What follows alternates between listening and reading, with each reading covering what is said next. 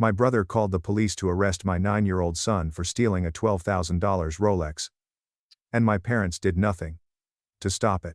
My brother contacted the cops on my 9-year-old son, alleging he stole a $12,000 Rolex. My parents backed him up. While I was saving someone's life in the hospital, the police handcuffed my child and took him away. When I discovered what had truly transpired, I made certain that everyone involved paid for it. Here's the full tale. I am Daniel, a 42-year-old male cardiologist at a prominent hospital in California. A decent career, a respectable suburban home, wife Emily, and 2 children. At the time, Ethan was 9 years old, and Lily was 6. We live quite calm lives. I work long hours at the hospital and come home to help with homework. Weekends are for family time. Nothing spectacular, just a comfortable middle-class existence doing what I enjoy while earning a good living. The journey to becoming a cardiologist was not simple. 5 years of undergraduate studies, 5 years of medical school, 2 years of internal medicine residency, and another 2 years of cardiology fellowship. By the time I finished training, I was 33 years old, had significant school debt, and was just beginning out in my job. But I liked the labor, the accuracy necessary, the direct impact on patient survival, and the satisfaction of repairing something so intricate as the human heart. At 42, I've been an attending cardiologist for 8 years. I specialize in interventional procedures, which involve threading catheters through arteries, performing treatments, and occasionally cracking open the chest when things go awry. It's high-pressure work that demands calm hands and clear thinking under duress. Life depends on you making the right decision in critical situations. That duty never gets lighter. But you learn to bear it. My hospital compensation is solid, over $350,000 per year, plus extra for being on call and conducting emergency procedures. Emily and I bought our 4-bedroom home 6 years ago, in a quiet neighborhood with decent schools. Nothing flashy, but quite pleasant. We aren't flamboyant people. Emily works part-time as a school nurse, primarily because she enjoys having her own career and contributing, not because we need the money. We save, invest, and live below our means. Financial stability is important to both of us. The medical profession is not for everyone. The hours are terrible. The stress is constant. And you literally have people's lives in your hands. But there's something tremendously rewarding about repairing a failing heart and returning someone to their family after they've reached the end of their life. That gratification is what keeps me going during the 60-hour work weeks and 3 a.m. emergency calls. My parents reside around 20 miles away, in a large Spanish-style mansion that they bought in the 1992. The property is on roughly half an acre and has a big backyard that is essentially a park. They have a patio with a built-in grill, a fire pit, and a little vegetable garden, which my mother tends to obsess over. The backyard has always been the main attraction for family gatherings. There was plenty of space for children to run around while adults talked inside. We still saw them on weekends because family matters, or so I thought back then. Sunday lunches were a ritual. My mother would prepare these extravagant dishes. If the weather was nice, my father would grill, and we'd all gather around their dining table like in a Norman Rockwell painting. Ethan adored going there. He would ask all week when we were going to see Grandma and Grandpa again. Lily was always quieter, more reserved. But I assumed that was simply her personality. She is naturally introverted. Or so I thought. My father has retired now. I spent 35 years working as an electrical engineer before retiring 6 years ago. Solid career, decent retirement package, and the house is owned outright. He's the pragmatic type. He fixes things himself. Has ideas on politics and sports. Pretty typical boomer dad. My mother stayed at home with Travis and me while we were growing up, then returned to work part-time as an administrator at a nearby community college. She retired 3 years ago, and now devotes her time to gardening, book club, and becoming unduly interested in everyone's affairs. Then there's my brother Travis, who is 4 years older than me, and is a successful attorney with his own firm. The guy created a name for himself in California legal circles, and he knows judges, prosecutors, and half of the police force, by first name. He enjoys reminding everyone about it too. Travis never fails to tell a story about winning a case, or networking with someone important during a family dinner. Travis opened his own practice approximately 10 years ago. After spending 5 years at a mid-size company building his name and client list, he now specializes in criminal defense, especially white-collar crimes such as embezzlement, fraud, and tax evasion, for which clients can afford to pay premium rates. His firm grew to approximately 7 personnel, including 3 other attorneys, 2 paralegals, and support staff. He earned at least $450,000 per year, if not more. He never provided exact figures, but he enjoyed giving hints about his performance. The guy drove a Tesla and wore Rolex watches. Yes, the irony. I lived in a McMansion in one of those gated communities where the HOA will locate you if your grass is more than half an inch long. Victoria, his wife, had a wealthy background. Her father operated a chain of car dealerships throughout Southern California. They sent their son Connor to private school, took European vacations every summer, and generally lived the lifestyle Travis thought would prove he'd made it. Travis never let anyone forget it. Every family gathering became his personal highlight reel.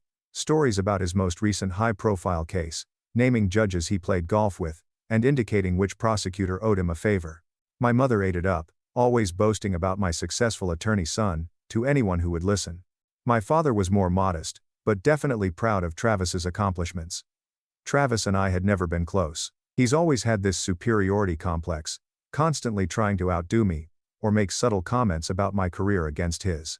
It must be wonderful working for someone else, he'd comment on my hospital job, casually ignoring the fact that I'm a specialist making good money, while he's drowning in business overhead and client acquisition costs. When do you plan to establish your own practice? He'd ask. As if working in a huge hospital was somehow settling. We have competed since we were children. Travis was the firstborn, the golden child, the one accepted to the greatest institution and then law school. My parents supported my decision to pursue medicine as a younger brother. But we never celebrated it together. When Travis passed the bar, my parents threw him a massive celebration, inviting half of the neighborhood. After I completed my cardiology fellowship, we had a family supper. That pretty much captures the scenario. What really bothered me was Travis's treatment of Emily and the children. He'd make snide comments about Emily's part-time job, implying that she was squandering her education by not seeking full-time employment. Never mind that Emily deliberately chose to provide more flexibility for our family. Travis couldn't understand anything that didn't fit his idea of success. Maximum income, prestige, and everything.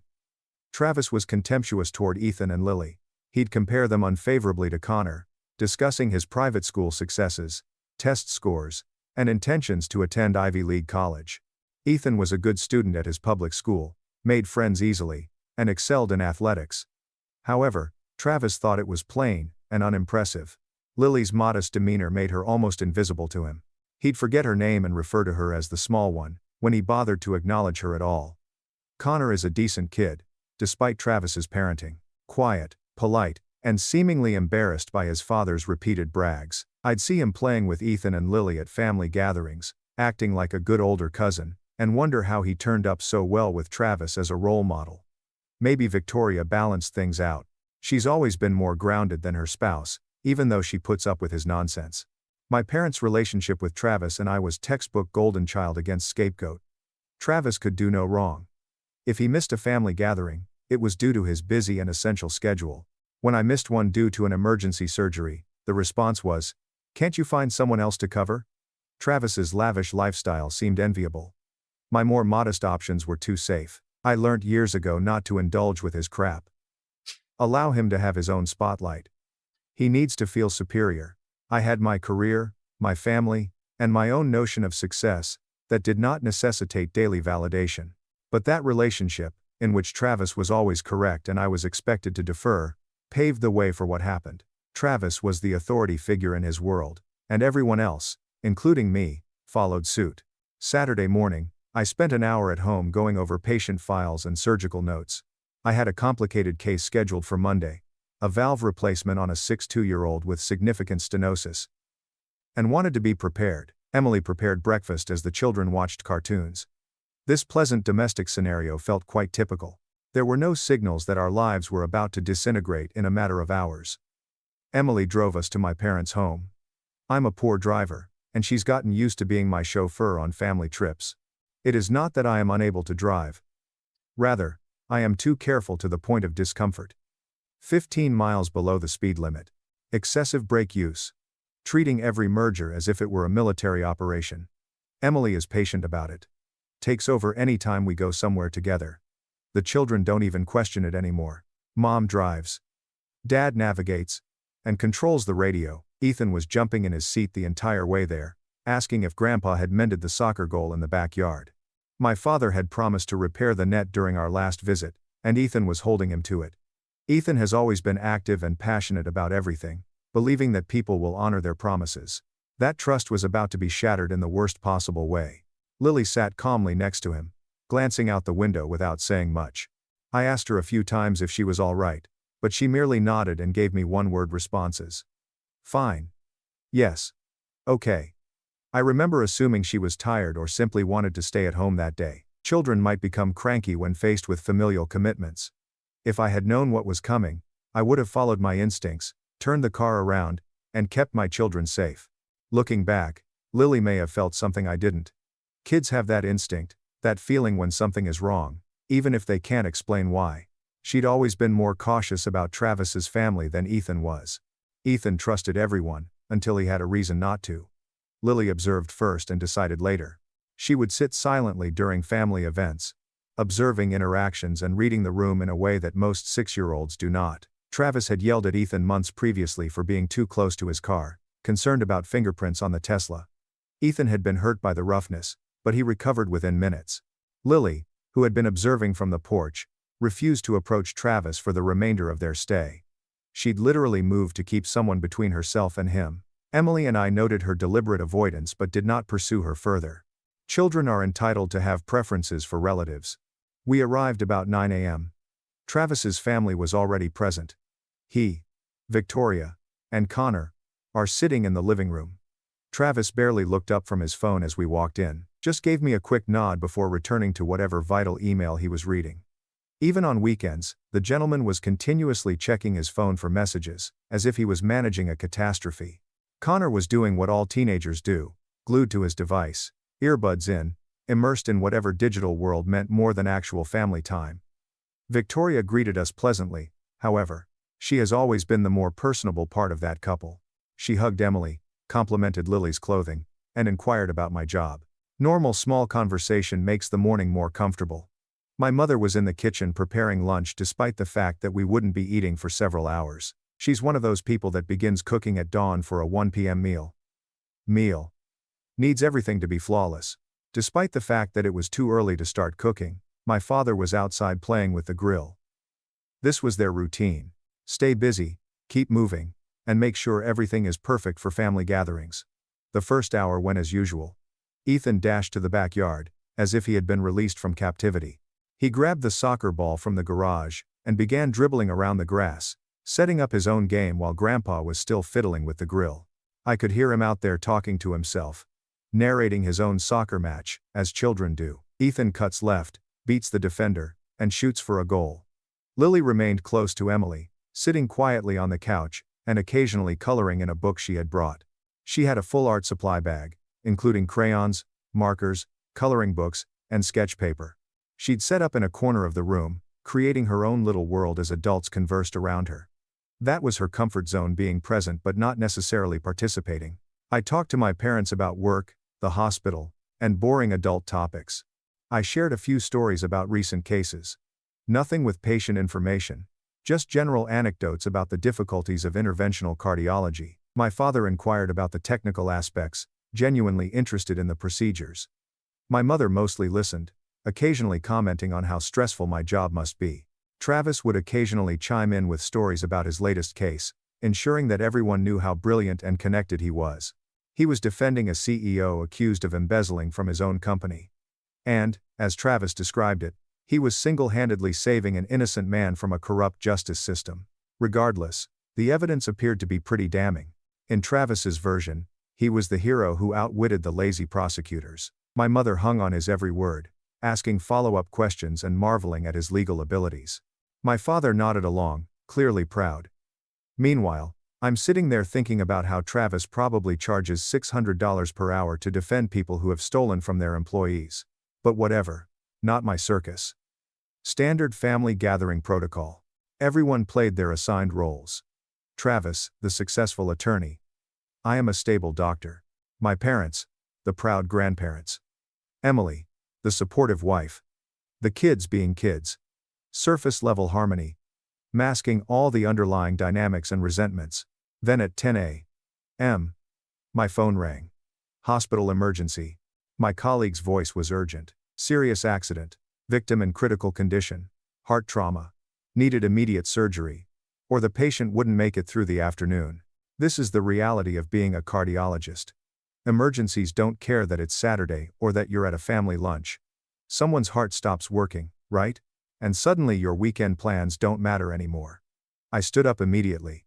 Emily volunteered to drive me. She knew in an emergency situation, having someone who could actually drive properly would save precious minutes. Before we left, I checked on the kids. Ethan was playing in the backyard, happy as could be. Lily was still on the couch with her coloring book. I found my mom in the kitchen and asked her to watch the kids, give them lunch when it was time. We'd be back as soon as the surgery was done. She agreed immediately. Why wouldn't she? These were her grandchildren. My parents had watched them dozens of times before without incident. I had zero reason to think this time would be any different. If I could go back to that moment, if I had any idea what was about to happen, I would have grabbed both kids and brought them to the hospital to sit in the waiting room. But you don't know these things. You trust your family to do the absolute bare minimum. Don't harm your grandchildren. Apparently, that was too much to ask. Emily and I got to the hospital in 20 minutes. The patient was already prepped for surgery, and the situation was worse than initially reported. Severe chest trauma. Damaged ventricles. Internal bleeding that was filling the pericardial cavity. We spent 3 intense hours in that operating room working to stabilize the heart, repair the damage, and get this person's cardiovascular system functioning again. The surgery was successful. By 1 p.m., the patient was stable, moved to ICU with a decent prognosis for recovery. I felt that familiar rush of satisfaction. Another life saved.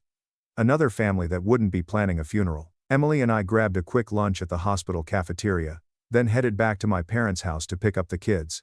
We arrived around 2 p.m. The second I walked through the door, I knew something was catastrophically wrong. Ethan wasn't there. His laughter, his constant energy, the sound of him running around, all absent. The living room was dead quiet. Lily was curled up on the couch, her face pale, looking smaller than her 6 years. My parents sat across from her, looking uncomfortable. Travis's whole family was there, also silent, with this weird tension in the air that made my stomach drop. As soon as Lily saw Emily, she jumped off the couch and ran over, grabbing onto Emily like she was drowning. And Emily was a life raft. Her little shoulders were shaking. Then she looked up at Emily and said in this tiny, scared voice, "Mom, the police took Ethan away." Time stopped. I literally couldn't process what she just said. Police? Ethan? My 9-year-old son who was supposed to be playing in the backyard. The words didn't make sense together, like hearing someone say, "The sun rose at midnight." I spun around to face my parents, then Travis. "Where is Ethan? What the hell does she mean?" The police apprehended him. Travis stood up slowly, with an infuriating calm expression on his face. He looked me in the eye and said, "Your son stole my Rolex, worth about $12,000. He refused to admit it and return it, so I called the cops." The room tilted. I had to brace myself against the wall because the rage and confusion hit me so hard I became dizzy. "You called the police on my 9-year-old son? Are you completely insane?" "He stole from me," Travis said, as if explaining basic math. "Actions have consequences. The cops will teach him how to behave properly." I couldn't believe what I heard. I turned to my parents, expecting them to explain that this was some kind of sick joke, that they had obviously intervened and stopped the madness. But they sat there silently, not meeting my gaze. My mother appeared uncomfortable. My father looked tired. Neither said anything to defend their grandson. "Dad," I said, my voice shaking with barely contained rage. "You let them take Ethan away? Your grandson? He's 9 years old." My father finally spoke, his voice quiet. "Travis claimed Ethan stole the watch. We asked Ethan several times if he did. He kept saying no, but Travis was convinced. The police arrived and took Ethan to the station for questioning." "For questioning?" I repeated slowly. "You let the police take my child for questioning without calling me first." "You were in surgery," she said weakly. "We didn't want to disturb you during an emergency operation." The logic was so twisted that I laughed.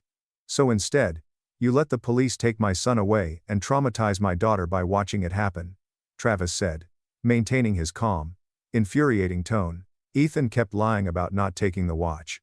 Sometimes kids need to learn the hard way that lying has consequences. That's when something inside me snapped. The protective parental instinct, the rage at this injustice, and the complete betrayal by my own family, all coalesced into a cold, focused fury. I took out my phone and called the police station, asking where my son was and requesting to speak with whoever was handling his case. They confirmed that Ethan was being questioned about theft. I told them that I was his father. I had never been notified, and I was on my way right away. Then I turned to Travis and said, "You just destroyed your own life. I hope that watch was worth it." He smirked. "Don't be dramatic. It's just a question." Emily and I left right away, taking Lily with us. Lily held Emily's hand throughout the drive to the station, silent tears running down her cheeks. When I asked her what happened, she said in hushed tones, "Ethan didn't take anything. I was with him the entire time. Uncle Travis is lying." At the police station, I found my son sitting in an interrogation room. A 9-year-old child is in a room intended to break adult criminals. The room was exactly as you'd imagined. Gray walls, a metal table bolted to the floor, and the ubiquitous two-way mirror. Ethan appeared so tiny in that chair, dwarfed by the institutional furniture. His eyes were red from crying. His entire body language communicated fear and confusion. When he saw me enter, his face crumpled. He jumped up from the chair and dashed over, wrapping his arms around me, his little body shaking with sobs he'd been suppressing. I could tell he was tense, filled with stress and fear. Children are not supposed to feel like this. They're supposed to feel safe, protected, and secure. But my son felt like a cornered animal. "Dad, I didn't take the watch," he sobbed, his voice muffled against my shirt. "I promise I didn't. I told them so many times, but nobody believed me. Uncle Travis keeps saying I'm lying, but I'm not, Dad. I swear I'm not." His desperate tone broke my heart. This was a kid who had never been in trouble, or lied about anything significant, and now he was being treated as if he were a criminal. I held him as my heart broke, and my rage grew. "I believe you, buddy. I know you didn't take anything. We're going to fix this." They kept asking me the same questions, Ethan continued, words spilling out now that he felt safe. "Where did you hide the watch? Why did you take it? What did you do with it?" I kept insisting that I did not take it, but they wouldn't listen. Uncle Travis was also there, and he told them I was lying. "Why would he say that, Dad? Why would he lie about me?" That was what hurt the most. Ethan didn't understand why an adult he trusted would falsely accuse him. His worldview was simplistic. Adults spoke the truth. Adults primarily protected children and their families. Travis had shattered the fundamental trust. The officer in charge of the case, a guy named Wright, came over with his report. He appeared to be in his early 40s, tired, and nearing the end of his shift. "The boy says he did not take the watch. We've been questioning him for about 60 minutes now, and without evidence, or an admission, we can't really proceed. We'll need to wait for the complainant to provide more proof of theft." "For 60 minutes, I repeated, keeping my voice level despite wanting to scream. "You questioned my 9-year-old son for 60 minutes without his parents present. Without even calling us first." Wright had the decency to appear uncomfortable, shifting his weight, and not quite meeting my gaze. "The complaint was filed by his uncle, a well-known local lawyer. Travis is well known in the department, and has worked with us on numerous cases. Since you were unavailable during surgery, your grandparents confirmed that they had legal guardianship. We followed protocol for questioning a minor in custodial supervision." Conventional wisdom? The word tasted bitter in my mouth. Did this protocol include checking if the watch was actually missing? Or did you just take my brother's word and drag my child away in handcuffs based on nothing but his accusation? Did you verify that anything was actually stolen before you traumatized a 9-year-old? Wright's facial expressions changed. Something flashed through their mind, possibly guilt, or the realization that they had made a mistake. "We operate on good faith when complaints come from attorneys and family members. Travis insisted the watch was taken during the visit and that your son was the only person who could have taken it. He was very convincing in his certainty." "I'm sure he was. My brother's very good at being convincing. That's literally his job. But being convincing doesn't make him right." I was struggling to keep my voice calm and professional, when all I wanted to do was start breaking things. "Was it also protocol to use handcuffs?" Wright inquired, his expression becoming increasingly uneasy. Handcuffs were not strictly necessary given the child's age, and the non-violent nature of the accusation. Travis, the uncle, insisted on standard arrest procedure. saying it was important for the boy to understand the seriousness of theft charges, and that sometimes children need to experience consequences to learn. Travis had not just called the cops. He had specifically requested that they traumatize Ethan, handcuff him, and treat him like a dangerous criminal. This sealed the deal. "I want to file a formal complaint," I said, my voice cold and precise, "against my brother for filing a false report and against whoever authorized questioning a minor for 60 minutes, without parental notification. This wasn't about a missing watch, but about Travis asserting dominance, and putting my kid in his place. I also need copies of everything. The report, the interrogation notes, the recordings if you have them. Everything. Every word. Every document. Every piece of evidence that will show exactly what happened here today." Wright nodded slowly, as if he realized the situation was about to become a major problem for everyone involved. "I can make that happen, but sir, I have to tell you that your brother has important connections with the department. Several officers here have worked with him professionally. The captain considers him a friend. If you pursue this, it may become complicated." "Let it get complicated," I said, meeting his gaze directly. "I don't care if he's best friends with the police chief or the governor. He traumatized my child for something she did not do. That will have consequences. And if those consequences make some people uncomfortable, they should have considered that before handcuffing a 9-year-old, on the word of his uncle." Wright nodded again, looking resigned.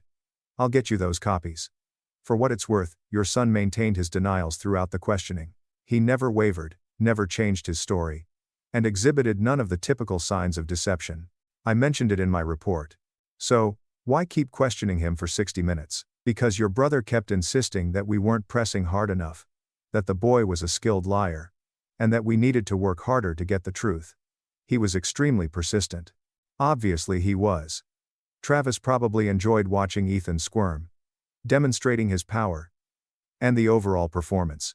We got Ethan and Lily home. Emily ordered pizza, because cooking was the last thing on anyone's mind, and Ethan sat on the couch between us, still shaking occasionally, and appearing smaller than he should.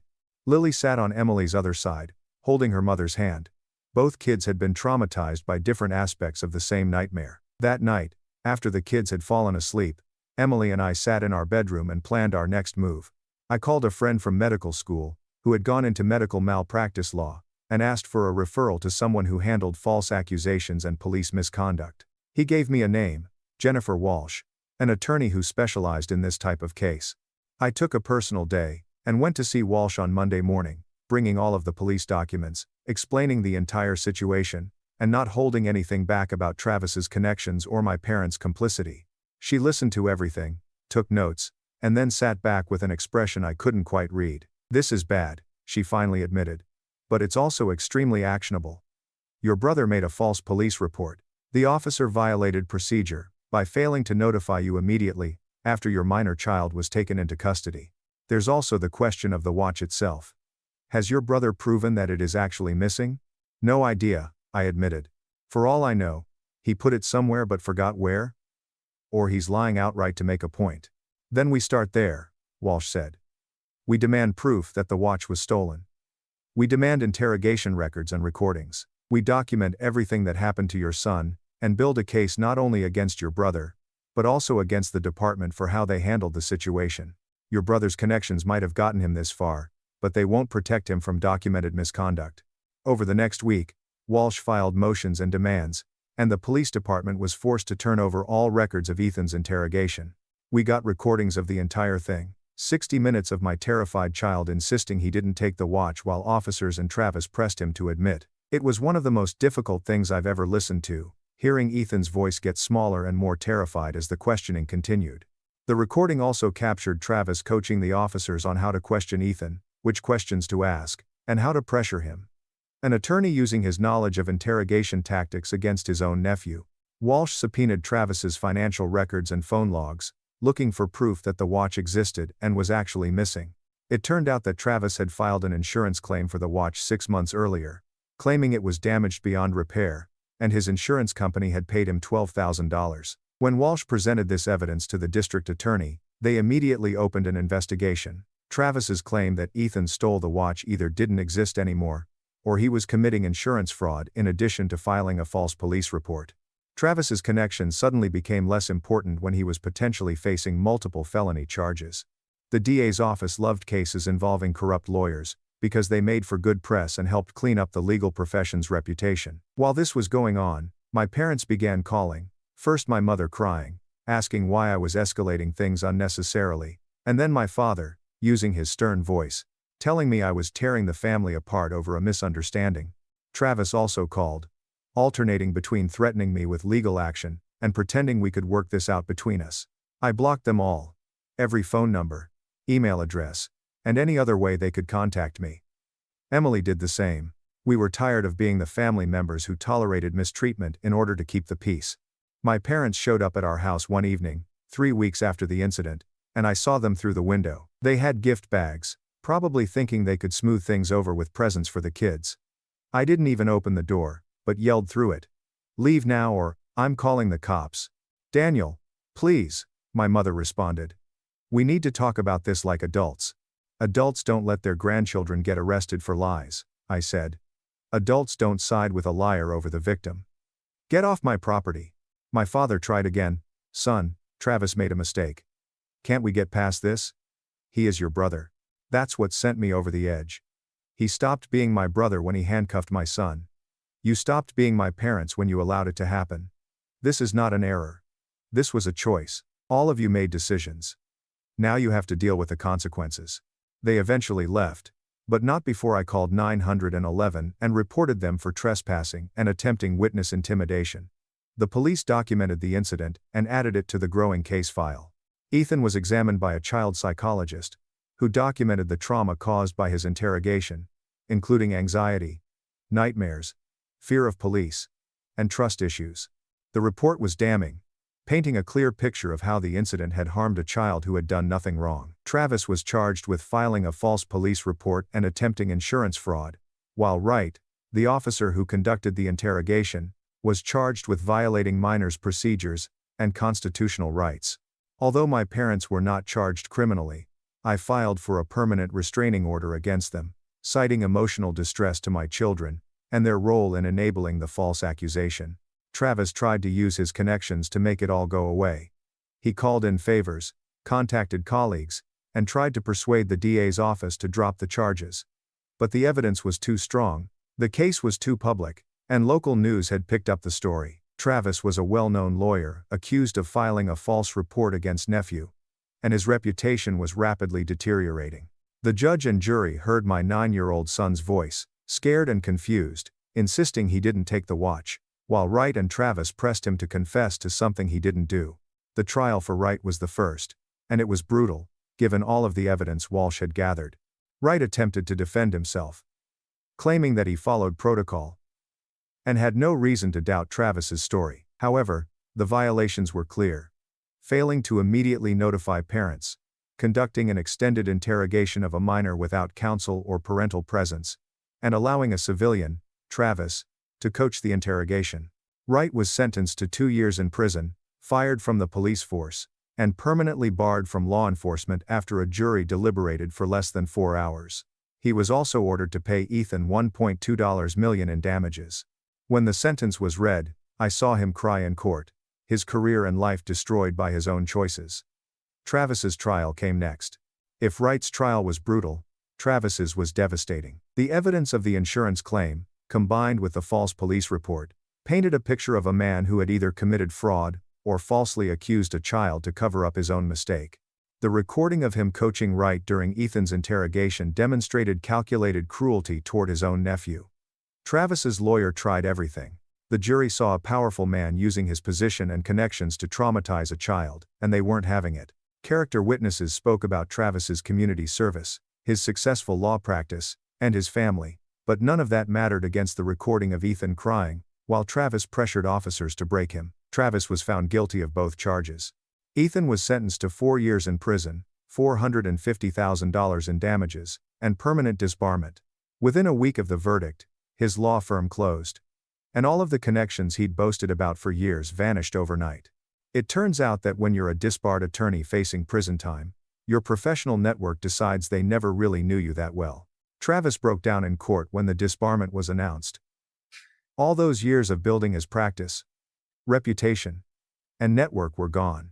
Victoria sat in the back row, devastated, probably calculating how to support Connor and herself with Travis in prison and no income. I felt bad for her and Connor.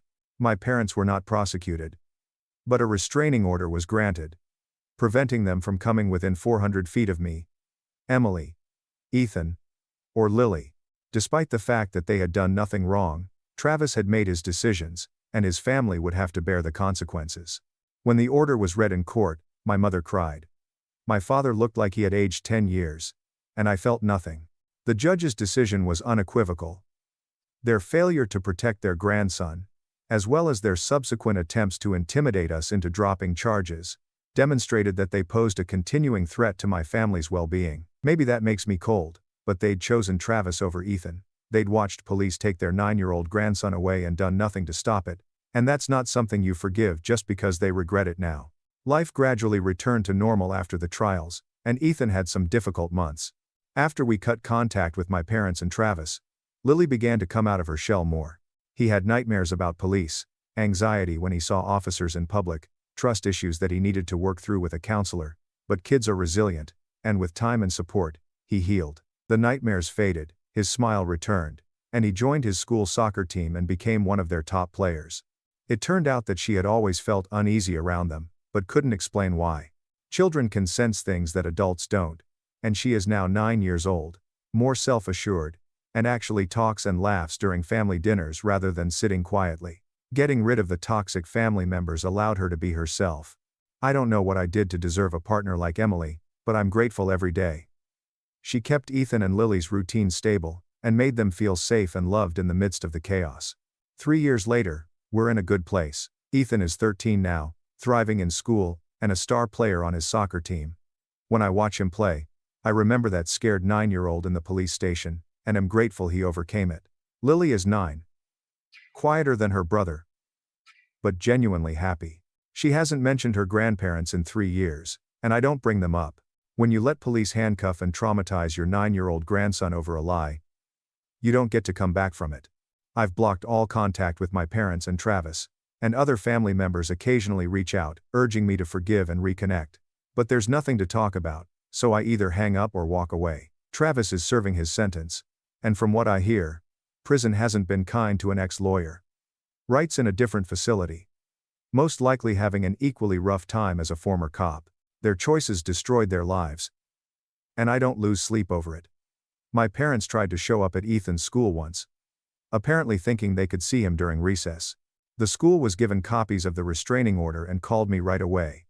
I called the police, who arrived and documented the violation. My parents haven't tried since, and they'll eventually realize that the relationship is over.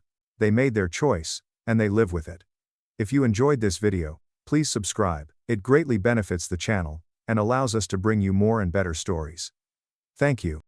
My husband thought he'd won the divorce until he realized the debt he just inherited. His attorney leaned in and whispered 5 words. Just 5. And Nathan's face, that smug, self-satisfied countenance I'd seen across the breakfast table for 17 years, turned absolutely white.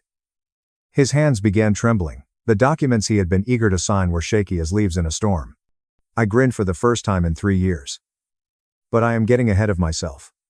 Let me start from the beginning, because you need to know how we got here. How a woman who everyone thought had lost her mind played the longest, most patient game of her life. My name is Grace Turner.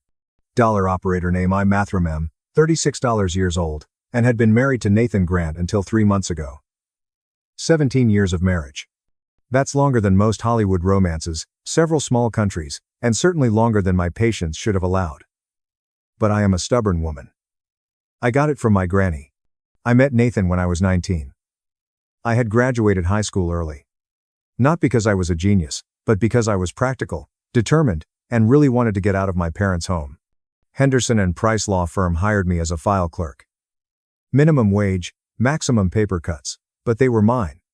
By the age of 20, I had advanced to the position of legal assistant. I was adept at details, arithmetic, and keeping my mouth shut and eyes open.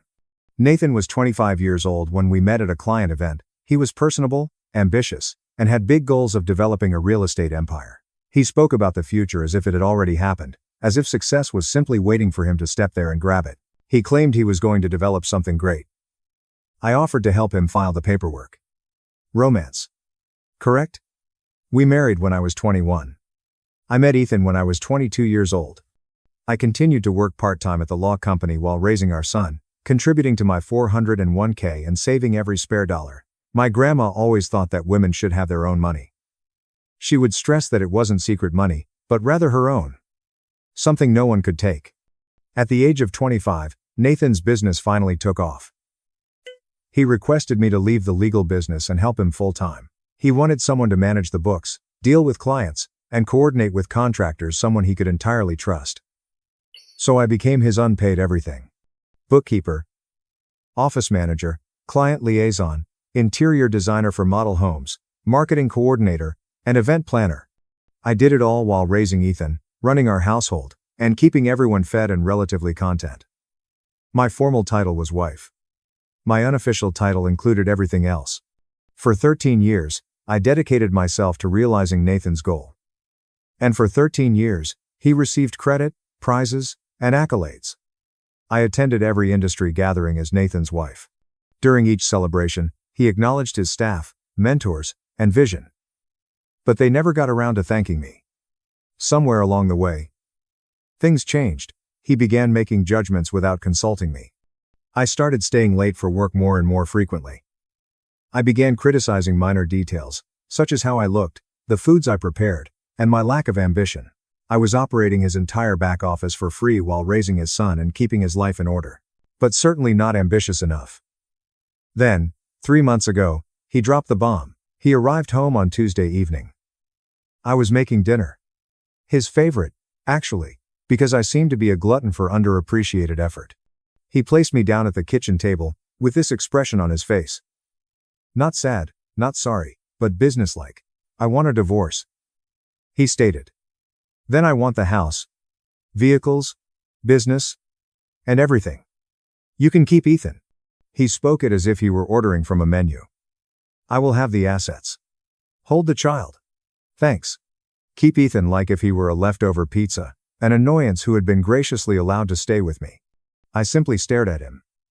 After 17 years of marriage, this is how it ended at our kitchen table, between the salt shaker and the butter dish, as if I were just another thing he was dumping. Nathan had been planning this for months, something I didn't realize at the time. He already had a lawyer, Samuel Brooks. Expensive and experienced. He'd been devising his getaway strategy while I was preparing meals and scheduled his dentist visits. I'd been taken aback by a man I'd trusted with everything. The next day, his mother arrived. Diana Grant, a woman who had treated me like a servant for 17 years, arrived with her neatly groomed hair and perfected sympathy face. She rubbed my hand and told me I should have worked more to keep him satisfied. Men have needs, dear, she murmured, as if she were explaining something complex to a sluggish kid.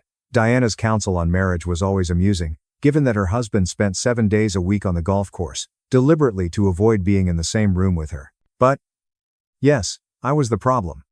The first week was a haze. Nathan moved me into the guest room. He had documents drafted, settlements proposed, and dates established. Everything was flowing so quickly that I felt I was drowning. Everyone saw a woman whose world had recently fallen. A wife is thrown aside after 17 years of service. A victim who was unprepared for what happened. But, here's the deal. Nathan had no idea, and no one else did, that I had discovered anything 3 years before. Something concealed in his own financial documents. He thought something had been concealed forever. And I had been silently and patiently preparing ever since. Before we continue, if you're enjoying this story, please subscribe and let me know where you're watching from and what time it is. I read every comment. Thank you. Return to the disaster. Within a week following the announcement, Nathan had entirely taken over. The guest room became my permanent residence in our former home. My closet went from walk-in to 2 small portions. He gladly let me keep. The message was plain. This is not your house anymore. Within 2 weeks, he began bringing her around. Megan Pierce, 27 years old, works for his company. Of course she did. She had the Instagram perfect appearance. Blonde highlights, flawless nails, and yoga trousers that cost more than my weekly groceries. She strode into my kitchen as if she owned it. I wore my grandmother's apron while preparing smoothies with my blender. She was younger than my marriage and my favorite purse, But she made delicious smoothies, so that's something. Nathan paraded her around like a prize. They would sit on my couch, watch TV, and eat from my plates. He wrapped his arm around her directly in front of me, as if I were furniture, and had already vanished. The shame became more severe with each passing day. First, he canceled my personal credit card. "We need to separate finances," he replied, seeming reasonable. Then the joint card. Then he advised that I find another place to stay while we straighten things out. I have my own home. And I was asked to leave. Diana came over to help me pack. And by help, I mean she sorted through my possessions and determined what I deserved to keep. Old clothing are fine. Some family photographs. My grandmother's recipe box. She hesitated on that one, as if she was pondering taking it for herself. What I was not permitted to take. Any jewelry Nathan had purchased for me over the course of 17 years. Any furnishings I had chosen. Anything with value. Diana emphasized that those were marital assets. And Nathan was entitled to them. She packed my belongings in trash bags, not in boxes. Garbage bags. I felt like I was being hauled away as trash. Through it all, I had one person I believed I could trust. Laura Bennett.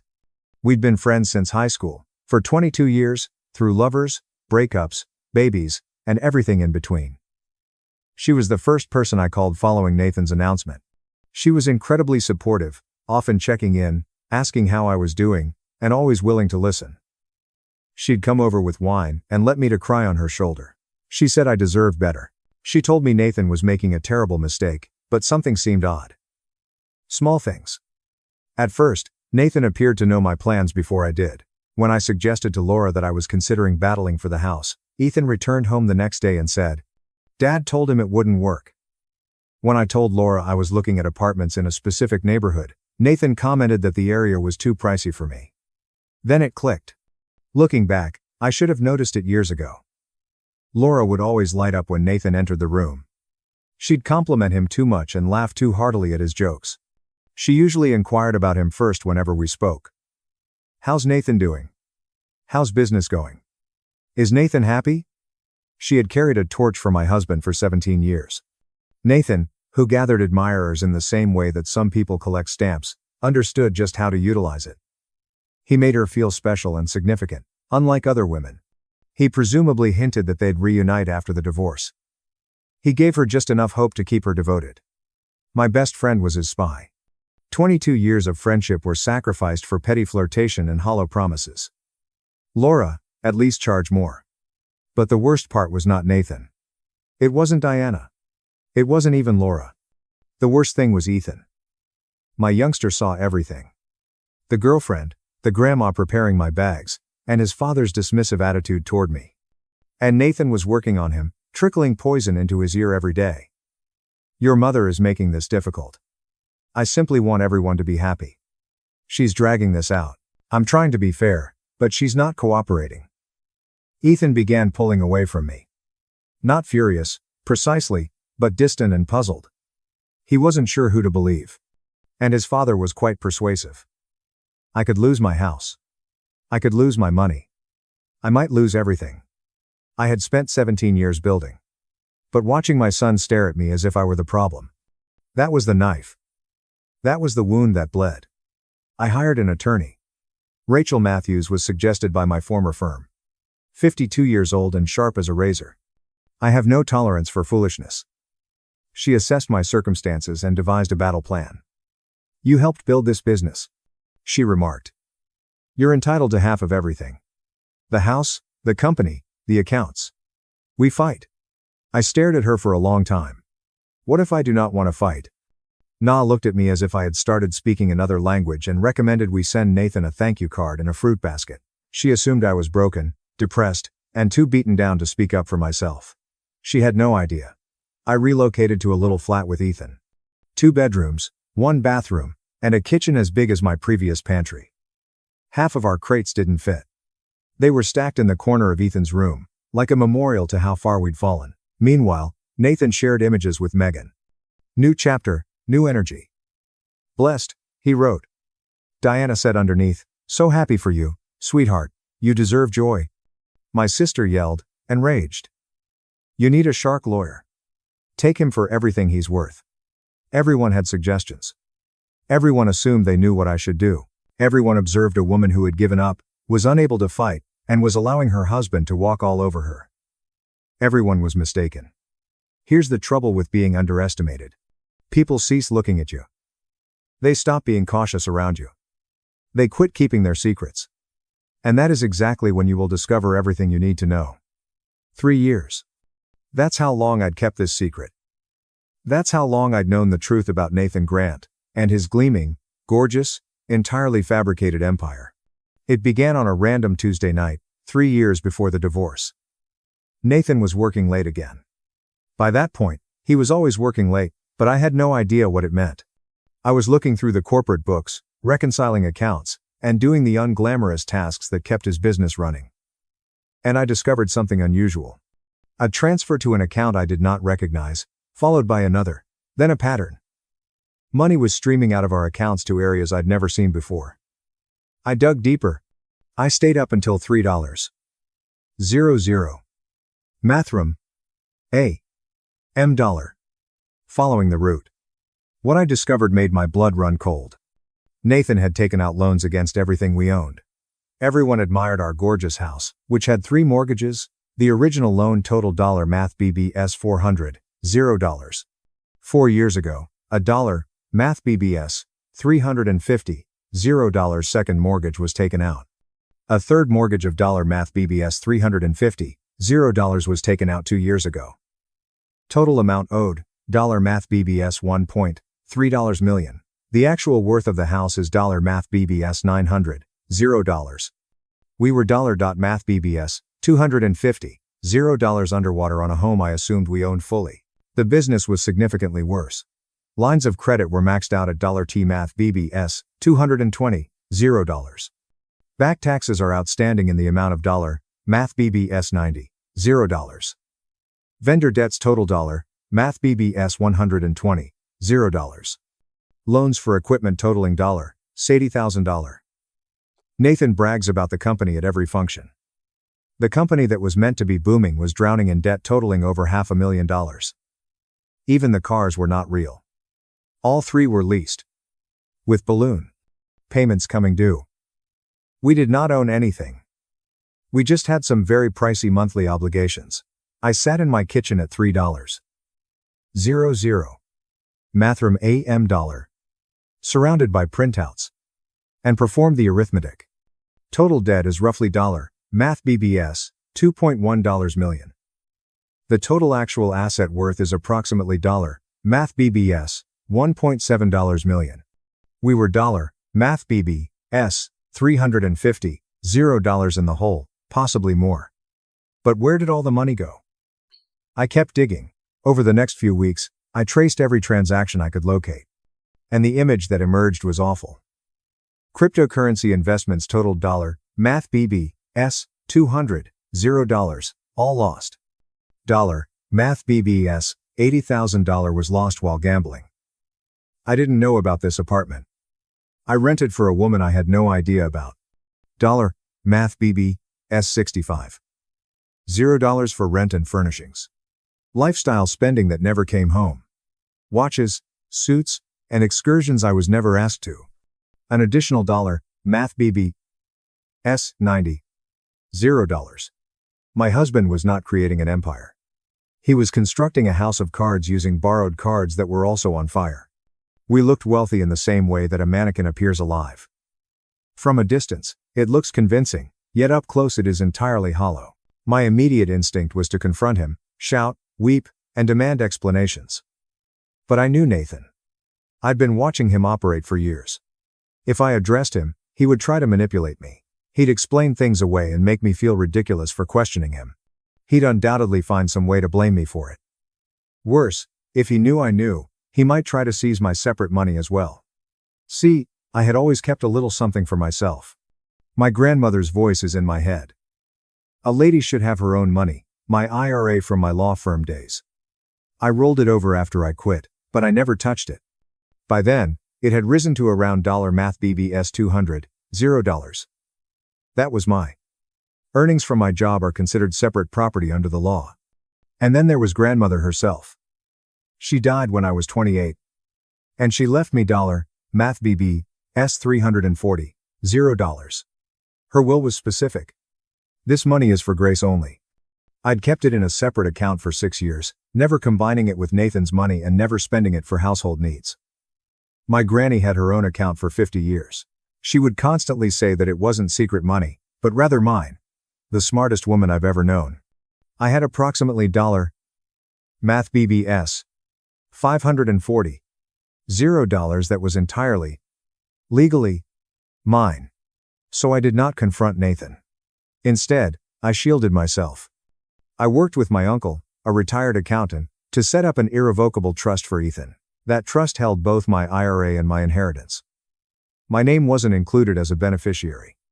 Nathan's name was obviously not on it. It was about Ethan's future. College, a first home, emergencies, and it remained untouchable. I then documented everything. Every mortgage document, hidden account, every suspicious transaction. I printed copies and stored them in my sister's home. I stored copies in a safe deposit box. I saved everything on an encrypted drive. Then I waited. I knew Nathan would go eventually. Men like him are always doing this. They become bored, meet someone younger, or realize they deserve more. I just needed to be ready when it happened. 3 years of waiting. 3 years of watching him dig a deeper hole. 3 years of smiling at dinner parties while realizing our entire life was constructed on quicksand. I became extremely excellent at waiting and pretending I didn't see my husband was financially drowning us both. When Nathan ultimately sought for a divorce and demanded the house, vehicles, business, and everything, I almost laughed out loud. He was not asking for any assets. He was demanding a debt. He just didn't realize it yet. Back in the present, I sat across from Rachel Matthews and put 3 binders on her desk. 3 years of evidence, including every mortgage document, loan statement, and hidden account. She read silently for almost an hour. When she looked up, her countenance had entirely changed. "You've known about this for 3 years." I waited for him to go. I knew he'd do it eventually. When he demanded everything, he demanded the entire debt. He just does not grasp it yet. Na reclined back in her seat. Her eyes lacked pity. The concern was gone. What replaced it was a sense of amazement. "So, when you sign over the assets, walk away clean. He gets the mortgages, the business debts, the lease obligations, all of it becomes his sole responsibility. And your inheritance, your retirement account, separate property, never commingled, legally protected, sitting safely in a trust for my son." Rachel was silent for a long time. Then she grinned. A lazy and dangerous smile. "Mrs. Turner," she began, "I believe I owe you an apology. I thought you'd given up." I smiled back. Everyone thinks that. That's kind of the point.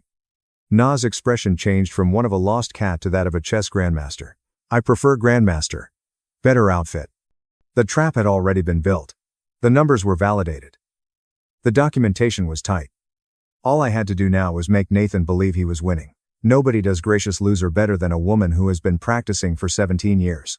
The following 3 months were a masterclass in acting. I became exactly who everyone expected me to be. Broken, dejected, and barely holding on. I arrived to mediation sessions with burning eyes and shaking hands. I talked softly and hesitantly, like a lady who had lost her confidence. I requested so little that even the mediator appeared uneasy. "I just want enough to start over," I explained during our second mediation. "I am not trying to be tough. I know the business is his life's work, and I know the house means everything to him. I don't want to further divide our family." I asked for $1, math BB, S, 55. $0 financial settlement. My personal items, and shared custody of Ethan. That was it. Nathan consented quickly. He undoubtedly expected me to battle for half of everything. That is what any reasonable lawyer would demand. Instead, I asked for crumbs. He gazed at me across the mediation table with almost pity, as if I were a wounded animal he was kindly putting out of its pain. I earned an Oscar or a Golden Globe for that performance. I was given the opportunity of a lifetime, and my only audience was my lying, cheating, soon-to-be bankrupt ex-husband. Nathan became more arrogant with each passing week. He stopped being cautious, stopped pretending to be the sensible one. He began informing everyone who would listen that I had not even fought. She just gave up. He informed his golf pals. Diana was much worse. I offered her a fair settlement, and she took it without a word. She brags at her book club, church group, and every social event she attends. Nathan is keeping everything. That woman received no monetary compensation. I'd always known she wasn't strong enough for my son. Nathan purchased a new watch for $math BBS 18, $0 to celebrate his imminent victory. I know because I noticed the charge on my company account. He was still spending business money for personal expenses. Still digging that hole deeper. He wore it to our next mediation session. Making certain I noticed. He also brought Megan to dinner at La Maison, the French restaurant where we had previously celebrated our 10th anniversary. He shared photographs on social media. He wrote, "Life is good when you're with the right person. The correct individual." He was referring to someone who was unaware of his obligation. Meanwhile, Megan had begun refurbishing my home, including new furnishings in the living room and new artwork on the walls. She even repainted my kitchen gray. She painted it gray. I spent 3 weeks selecting the sage green. 3 weeks of paint swatches, lighting tests, and drove myself insane trying to find the right hue. She then painted over it with builder-grade gray. Like it was nothing. Gray liked her personality and her future with Nathan after she discovered he was broke. It's actually quite apt. Laura continued to contact, posing as a friend and asking for information. I played along brilliantly. "How are you holding up?" She'd ask, her voice full of phony concern. "I just want it to be over," I'd tell her, my voice cracking slightly. "I can't fight anymore. I don't have the energy." Nathan would know within hours. I could almost see him relaxing, letting his guard down even more. Laura believed she was playing me.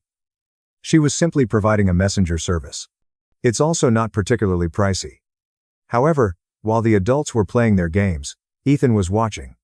And my son, my smart, perceptive, amazing son, began to see inconsistencies. He observed his father's new math BBS 18, $0 watch, but Nathan told him they couldn't afford the school trip to Washington, D.C. He also saw Megan's shopping bags piling up in the foyer, but Nathan complained about money being tight. He observed the contrast between the luxury his father projected and the justifications he kept making. Ethan came into my modest apartment one evening and sat at my second-hand kitchen table. He gazed at me with those serious eyes, so similar to his father's, but with something Nathan had long forgotten. Honesty. "Mama," he murmured quietly, "is Dad really wealthy?" I looked at my son for a long time. "What are your thoughts?"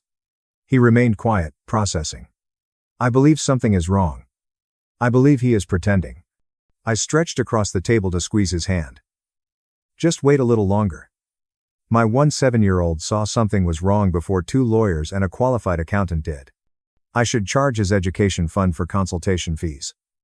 Behind the scenes, Rachel was meticulously planning our legal strategy. The main divorce agreement plainly stated that I was giving up all claims to marital property.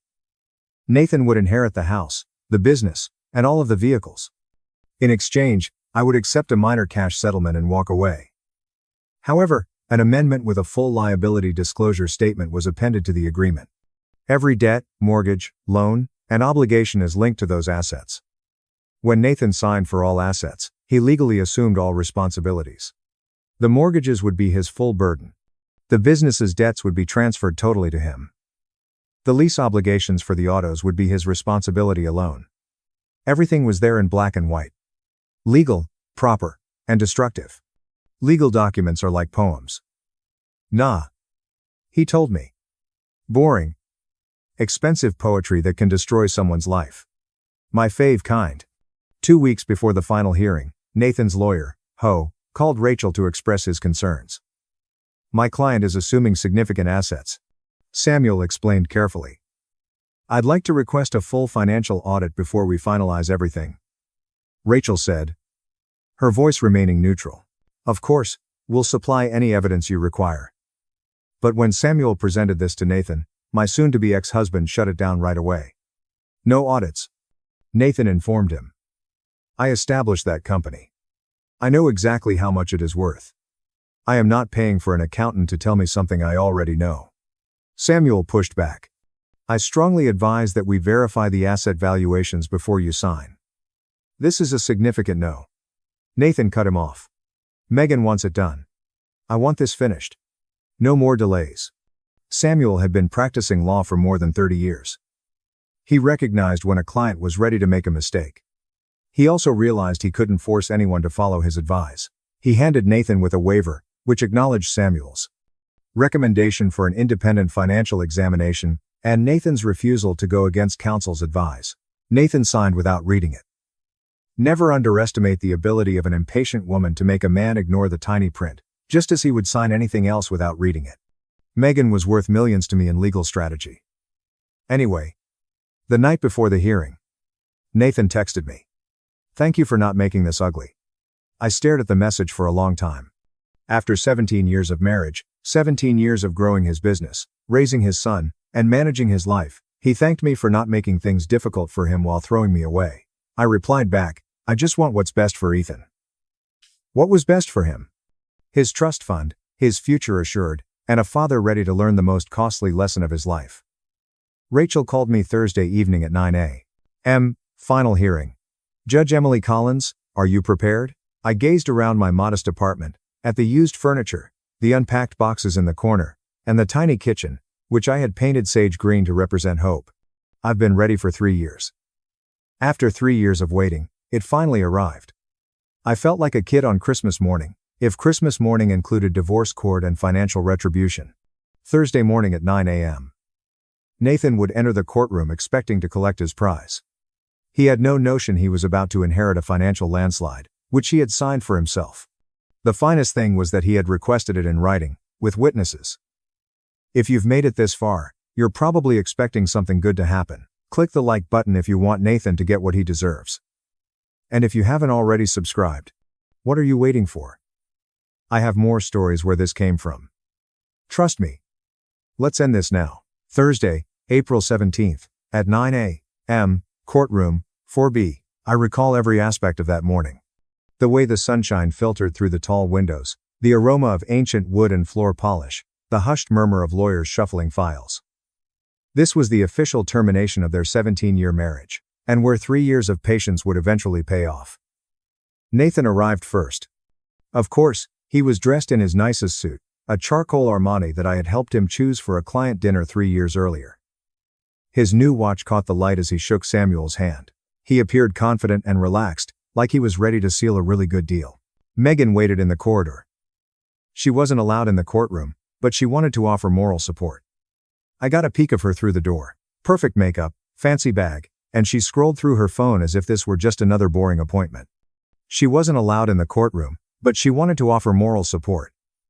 I got a peek of her through the door. Perfect makeup, fancy bag, and she scrolled through her phone as if this were just another boring appointment. Diana Grant was also present, seated in the gallery. She dressed up for the occasion, possibly intending to take Nathan to a celebratory lunch afterwards. When I stepped in, she gave me a small smile like you give someone you've already beaten. I arrived a few minutes after Nathan. Simple navy dress, no jewelry, and hair pulled back into a low bun. I appeared exhausted and beaten, like a woman with nothing left to fight for. Perfect. I looked like someone who had given up on both life and fashion. Very convincing. Judge Emily Collins entered. I should definitely teach acting classes. Everyone rose. She was in her early 60 seconds, with silver hair, reading spectacles perched on her nose, and had served on the family court bench for 30 years. She had witnessed every trick, manipulation, and lie that divorcing spouses could throw at each other. Nothing astonished her anymore. She quickly studied the case paperwork before looking up. Turner versus Grant. Final dissolution hearing. I understand that the parties have achieved an agreement. Samuel was the first to stand. Yes, Your Honor. My client Nathan Grant is taking over all marital assets, including the family home, the real estate development company, and all associated cars. In exchange, Mrs. Turner gets a cash settlement of $math BBS $55,000. Rachel rose alongside me. That is right, Your Honor. My client agrees to give up all claims to these assets and accepts the suggested settlement terms. Judge Collins' eyes shifted to mine. She looked at my face for a moment, looking for evidence of coercion. I envisioned signals that I was being coerced into a horrible agreement. Mrs. Turner, she said, I need to make sure you understand what you're agreeing to today. You are giving up your right to considerable property, such as the family home or the stot firm you helped develop. Are you sure this is what you want? I kept my voice mild and slightly wobbly. Yes, Your Honor, I do understand. And you are freely entering into this agreement? Is no one putting any pressure on you? No, Your Honor. I looked down at my hands and then up at her. I really want my husband to get everything he has asked for. I want it to be over. The judge gave me another long look. I could virtually feel her internal conflict about whether to push harder, order a continuance, or shield me from what appeared to be a bad decision. However, I was represented by counsel. I answered clearly. I was an adult lady making her own decision. Very well, she responded last. Let us proceed. The clerk issued the final documents, page after page of legal language, with signatures necessary on every third page. Nathan signed eagerly, scarcely looking at what he was consenting to. He wanted it done. He wanted to return to his new life with his new partner and his newfound independence. I signed slowly and deliberately. Every stroke of my pen was meticulous and exact. This was the moment I had waited 17 years for. I planned to savor it. Nathan smiled as he looked across the courtroom at Diana. She nodded in approval. In the corridor, his phone buzzed, most likely from Megan providing him support. He checked his phone in court throughout his divorce proceedings. That is the type of man he was. Meanwhile, Samuel Brooks was doing what good lawyers do, examining the entire document package one last time. The main agreements have been signed, as have the asset schedule and settlement terms. He then reached the addendum. Disclosure of liability declaration. I observed his face as he read. The perplexity flashing across his features, as he flipped back a page and then forward again, as if praying he had misinterpreted something. He had not. Samuel's face became pallid. He leaned in closer, Nathan, attempting to be subtle. Sir, he muttered. We need to talk, Nathan said, still ecstatic about his win. Sir Samuel's voice became more agitated. Not now. We're almost done. You're assuming all debt, Nathan said, turning to face him. What? The liability disclosure? Samuel said quietly, papers rustling as he pointed. The mortgages, the business liens, it's all here. You're assuming personal liability for everything. For the first time, Nathan read over what he'd signed. I watched his eyes search the figures, and the color faded from his face. House owes $math BBS, $1.3 million. Market value, $math BBS 900, $0. The business has a collective debt of $math BBS 500, $0. Vehicles with lease liabilities of $math BBS 120, $0. Math BBS 220, $0 in additional personal obligations. Total debt is roughly Math BBB S $2.1 million. The net value of all he just claimed. The amount is negative Math BB S 350, $0. He had not won the lottery. He had won the bill for it. Nathan rose hastily, his chair scrapping against the floor. This isn't correct. He looked at me, then at the judge, and finally back at the documents. She kept this from me. This is fraudulent. Judge Collins' voice was harsh. Mr. Grant, please sit down. These figures are false. Nathan insisted. His voice raised. She manipulated the paperwork. This is Mr. Grant. The judge's tone left no space for disagreement. He sat down, but his hands shook. His confident smile had vanished, replaced by something that looked like panic. Judge Collins examined the paperwork in front of her before looking at Nathan. Mr. Grant, I am reviewing the liability disclosure statement that is attached to this agreement. These are debts related with the assets you're claiming. Assets in your name, including your business and property. She fixed him with a steely look. Are you telling this court that you do not understand your own financial situation? Silence. Watching Nathan try to explain why he wasn't aware of his own debts was like watching a cat explain why there's a shattered vase on the floor. Fascinating, yet entirely unconvincing. Samuel cleared his throat. Your Honor, I should point out that I urged my client to perform an independent financial analysis prior to this hearing. He declined. I have documents. He showed the waiver Nathan had signed without reading, which stated in plain legal language that Samuel had advised a comprehensive audit, which Nathan had refused. Judge Collins reviewed it briefly. Mr. Grant was encouraged to verify these data. He decided not to. He signed a waiver recognizing his decision. She looked at Nathan. Is this correct? Nathan stared at the waiver, as if it were a snake that had just bitten him. Is this your signatu prolonged pause? I see yes. Then you took this danger freely. Judge Collins spoke in a straightforward tone. You were given the opportunity to explore. You decided not to. The deal stands.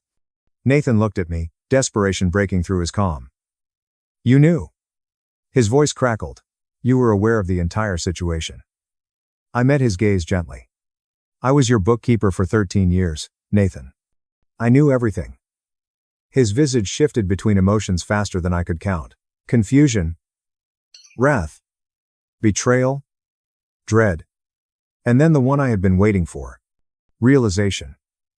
The realization that he had done this on himself. Nathan turned back to face the court and stated, I want to withdraw the agreement. I did not understand what I was signing. This is not fair. Judge Collins shook her head. Mr. Grant, you signed documents before this court indicating that you understood and agreed to all provisions. You were represented by a skilled attorney. You declined an extra review. Your wife didn't hide anything. These are your debts, mortgages, and responsibilities. She paused. The agreement is final. The gavel came down. Mrs. Turner, you have received your payout. Mr. Grant, you have the agreed upon assets and obligations. This marriage has been dissolved. I adjusted my outfit, and grabbed my handbag. Then I stared at Nathan one more time. He sat slumped in his chair, papers scattering in front of him, his entire world collapsing around him. You said you wanted everything except Ethan, I replied quietly. I gave you exactly what you asked for. I walked out of the courtroom, not looking back. In the corridor, Nathan's voice rose, yelling at Samuel, demanding to know how this happened, and threatening legal action. Samuel responded calmly. I advised you to seek an audit. I have it in writing. You refused. Megan's expression changed as I watched her listen through the glass doors. I saw her looking at Nathan. Really? Look at him. Look at him. And see anything different than the successful businessman she was expecting. She was gone before I got to the elevator, going quickly, heels clicking on the marble floor, and not looking back. Megan left faster than she entered my marriage. At least she remained constant. I strolled out into the April sunshine. The sky was blue. The air was warm. Behind me, my ex-husband was yelling at his lawyer about fairness and fraud, and how none of this was his fault. A fresh start awaited me, smaller than before, simpler, but entirely mine. The collapse occurred faster than I anticipated. Within 2 weeks, Megan had left the house, packed her belongings in the middle of the night, and left a note that said, "This isn't what I signed up for." The gray kitchen sat vacant. Within a month, Nathan attempted to sell the home. However, when you owe more than it is worth, there are no purchasers, only banks calling about missing payments and realtors recommending short sales. Within 2 months, the company began defaulting. Vendors filed suits. The line of credit was frozen. Nathan had spent the previous 17 years establishing this company. My 3-year-old company was falling into dust. Within 3 months, Nathan was meeting with bankruptcy attorneys. The man who had previously boasted about his empire was now considering which assets he could shield from creditors. The answer was practically nothing. Diana's perfect son was calling family members for loans and showing up at their homes with excuses and explanations. Nobody knew about the debt. Grace must have kept it hidden. I was deceived. But the documents revealed a different story. The mortgages were under his name. The loans, gambling debts, cryptocurrency losses, secret apartment, all of his choices, and signatures were in his name. Diana's Christmas newsletter that year was reportedly fairly short. Nathan is seeking new opportunities. Yes, opportunities exist in debt restructuring. Parallel conflicts end with beautiful symmetry. Laura called me approximately a week after the hearing. Her voice shook. I had no clue it was this nasty. I'm very sorry, Grace. I never meant for Nathan. And I didn't answer, reply, or provide her with the closure she sought. Certain bridges are not meant to be repaired. Some friendships aren't worth a second chance. 22 years of history were betrayed for a smile and bogus promises from a man who abused those around him. She called 3 more times before stopping. I guess she is still waiting for Nathan to notice her. She will be waiting a long time. Diana took a different method, going via Ethan. Tell your mother I was unaware of the financial troubles. Tell her I apologize for how I treated her. Tell her you want to discuss. Ethan glanced at his grandma, the woman who'd put his mother's possessions in rubbish bags, labeled his mother worthless, and blindly supported his father, and said, "Mom's busy establishing her life." Ethan, my wonderful, smart, observant son, finally understood everything, not because I explained it to him, but because he figured it out on his own. He saw the court documents, heard his father's excuses, and watched Megan leave. Diana wanted forgiveness, and I wanted peace. Watch Diana scramble. Watch the whole facade collapse. One evening, about a month after the divorce, he sat with me in my small apartment, the one with the sage green kitchen, the one with the second-hand furniture, and the boxes finally unpacked. "You waited 3 years, he said quietly. "You knew all along and you just waited. I wanted to make sure you were safe, and I told him that whatever happened between your father and me, I needed to know you'd be okay." He was quiet for a moment, then hugged me, the kind of hug I hadn't gotten from my 7-year-old son in months. The trust fund was $math BBS, $550, $0 safe and untouchable. The kind that said, "I understand." The kind that said, "I'm proud of you." 7-year-old boys don't usually hug their mothers voluntarily, so I knew I'd done something right. My math BBS 55, $0 settlement went toward getting established first month's rent, security deposit, basic furniture that wasn't falling apart. I enrolled in interior design courses at the community college, a dream I had put on hold when I was 25 to help Nathan build his empire. It wasn't luxury, but it was stability, and the trust fund remained intact. Ethan's future included college and possibly a first home, a safety net that no one could take away from him. My first genuine client was Sandra, a 52-year-old lady who had recently ended a 30-year marriage. She was standing in her empty new apartment, looking forlorn, when she asked me, "How do you start over?" I paused for a moment, thinking about it, one room, one color, one day at a time. We painted her kitchen sage green, and she cried when she saw it. "Happy tears," she said, "the color of new beginnings." About 3 months after the divorce was finalized, Nathan showed up at my apartment, and I barely recognized him. He'd lost weight, not the healthy kind, and had dark circles under his eyes. His suit was wrinkled. His watch was gone, and he looked like a man who had been through a war and lost. He stood in my doorway, and for a moment, I almost felt sorry for him. "I didn't know it was this bad," he said, his voice shaky. "I made mistakes, I know that now, but I didn't mean for anything to happen." I leaned against my doorframe and looked at him. "Can we talk?" he asked. "Maybe we can figure something out." I could. "I don't know. Maybe we could." He couldn't even finish the sentence. This man I'd loved for nearly half my life, this man who had thrown me away like garbage, this man who was now drowning in the consequences of his own choices. He couldn't bring himself to ask for what he really wanted. "Help. My help. After everything. You asked for everything except Ethan," I said calmly. "You got exactly what you wanted. Grace, please. Goodbye, Nathan." I closed the door. He stood in the hallway for 10 minutes. I know because I watched through the peephole while eating ice cream. It was the best show I had ever seen. That evening, after Ethan had gone to bed, I sat in my small living room and looked at my grandmother's photo on the shelf. The recipe box was next to it. The one thing Diana had almost taken, the one thing that mattered the most. "You were right about everything, Grandma," I said quietly. "Know your worth. And never let anyone make you feel small." The apartment was quiet.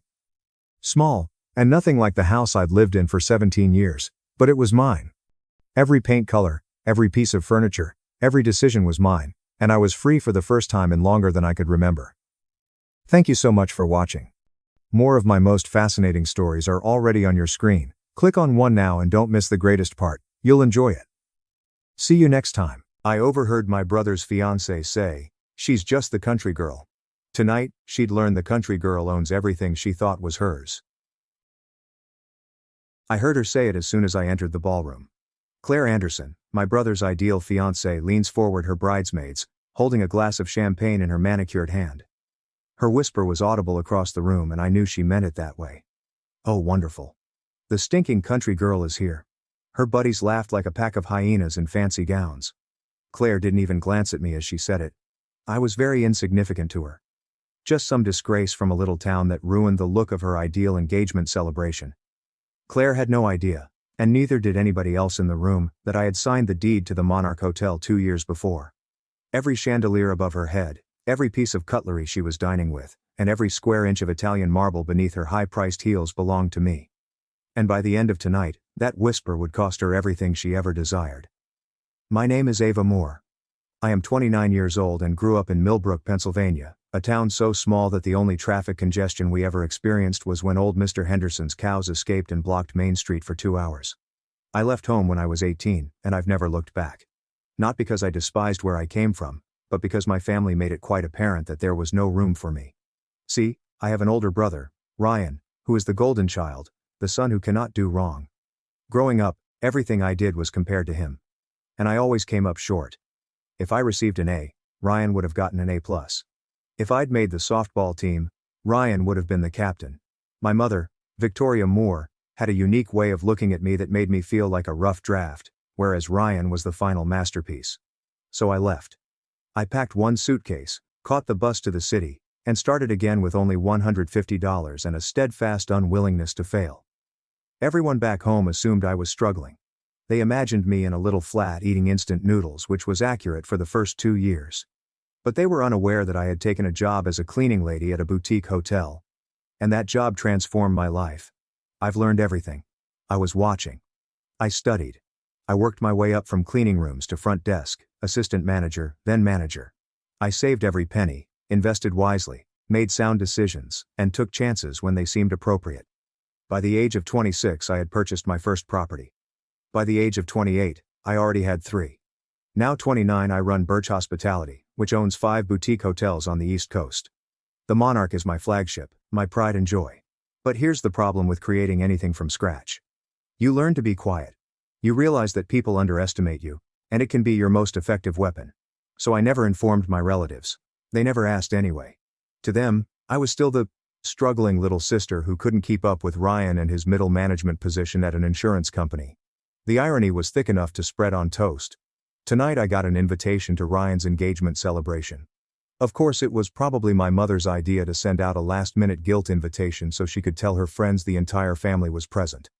I almost didn't come, but something dragged me in. Perhaps curiosity. Perhaps a little stubborn optimism that things had changed. They had not. I stood in the lobby of my own hotel, dressed in jeans and my favorite boots, my hair still smelling faintly of the countryside because I had traveled through Millbrook on my way here to remind myself of where I came from. My outfit certainly cost more than everything Claire was wearing combined. But you wouldn't know it from looking. That's the thing with real money. It does not need to yell. To be honest, you can take the girl out of the farm, but you can't take the farm out of her. However, you can take the farm girl's money directly to the bank. I noticed my mother across the room holding court with some of her friends, most likely talking about Ryan's lovely fiancée and their bright future together. Ryan stood next to Claire looking like he'd won the lotto. He had no idea that he was holding a losing ticket. Claire eventually glanced at me, her smile as keen as a paper cut. She didn't see me as anything more than an annoyance, a blemish on her ideal evening. It was fine. Allow her to believe I was nobody. Let them all think about it. I'd heard long ago that the best revenge is quiet. It is patient. It is quiet. It's watching people dig their own graves while looking down at you, without noticing the shovel in their hands. So I smiled at Claire, went to the bar, and got a drink. My employees understood not to acknowledge me. My general manager, Nathan Hayes, caught my eye from across the room and gave me a discreet gesture. Everything was running smoothly. Everything was well for the time being, since Claire Anderson would be learning a very important lesson in around 2 hours. Never underestimate a country girl, especially if she owns the land you are standing on. Before we continue, if you're enjoying this story, please subscribe and let me know where you're watching from and what time it is. I see every single comment, and it means everything to me. Thank you very much for your support. Now, return to the story. Claire's engagement celebration was everything you would expect from her. Extravagant, over the top, and intended to impress those who were already pleased with themselves. There were swan-shaped ice sculptures, an extravagant champagne fountain, and enough flowers to make a botanical garden jealous. My hotel staff had done an excellent job, which made me proud, even though I wanted to roll my eyes at Claire's decor choices. I took my drink and found a quiet spot to observe. That was when my mother discovered me. Victoria Moore approached as if she had detected a bad odor and was attempting to discover its source. She eyed me up and down, her gaze settling on my footwear with apparent displeasure. She remarked it was good that I was able to make it, but her tone suggested otherwise. Then she inquired why I couldn't have dressed more appropriately, noting that Claire's family was quite elegant. She emphasized the word refined, as if it were a language word I should learn. I told her I arrived straight from work and didn't have time to change, which was correct. I just didn't explain that work entailed running a multi-million-dollar hotel firm. My mother sighed in the same way she always did at me, as if I were a constant disappointment she had learned to accept. She told me to attempt to make a good impression on the Andersons before disappearing back into the crowd to complete her social commitments. So there it was. After only 20 seconds of talking, I felt like I was 12 again, failing to fulfill some unseen standard I had never been warned about. She was in the room when Grandma said that, but she handed it to Claire anyway. I looked across the room and saw it. There it was, dangling around Claire's neck as if it belonged. My grandmother's necklace, my inheritance, and my memory sparkled under the chandelier lights as Claire smiled at something someone said. The DJ turned up the music so loud that I felt my fillings vibrate. If I wanted my teeth rattled, I would have just gone to the dentist. At the very least, I would get a free toothbrush from the experience. I excused myself from Ryan and went to the restroom, needing a moment to breathe. That's when I saw Charles Anderson in the corridor, his phone clamped to his ear, his face tense with anxiety. He did not see me. He was overly concentrated in his conversation. I heard him remark they needed this wedding to happen and that the Moore family had enough money to cover their expenses. He paused to listen to whoever was on the other end. Then he stated they only needed to get through the ceremony. After that, everything would work out. He hung up and strolled back to the party. His salesman's smile slipped back into place, like a mask. I stood stopped in that corridor, my grandmother's necklace forgotten for the time being, replaced with something far more vital. The Moores had money. What about the money? My parents owned a nice house, but I knew there was a second mortgage on it since I had been discreetly paying it off for the previous 3 years. Ryan did a decent job. Nothing extraordinary, there was no family fortune. So, why did Charles Anderson believe there was? And more significantly, what was their situation that required coverage? I spent the next hour observing the Andersons like a hawk would a field mouse. Every smile, handshake, and perfectly timed laugh. Now that I knew something was wrong, I could identify the flaws in their performance. Charles kept checking his phone, his jaw tightening as he read each message.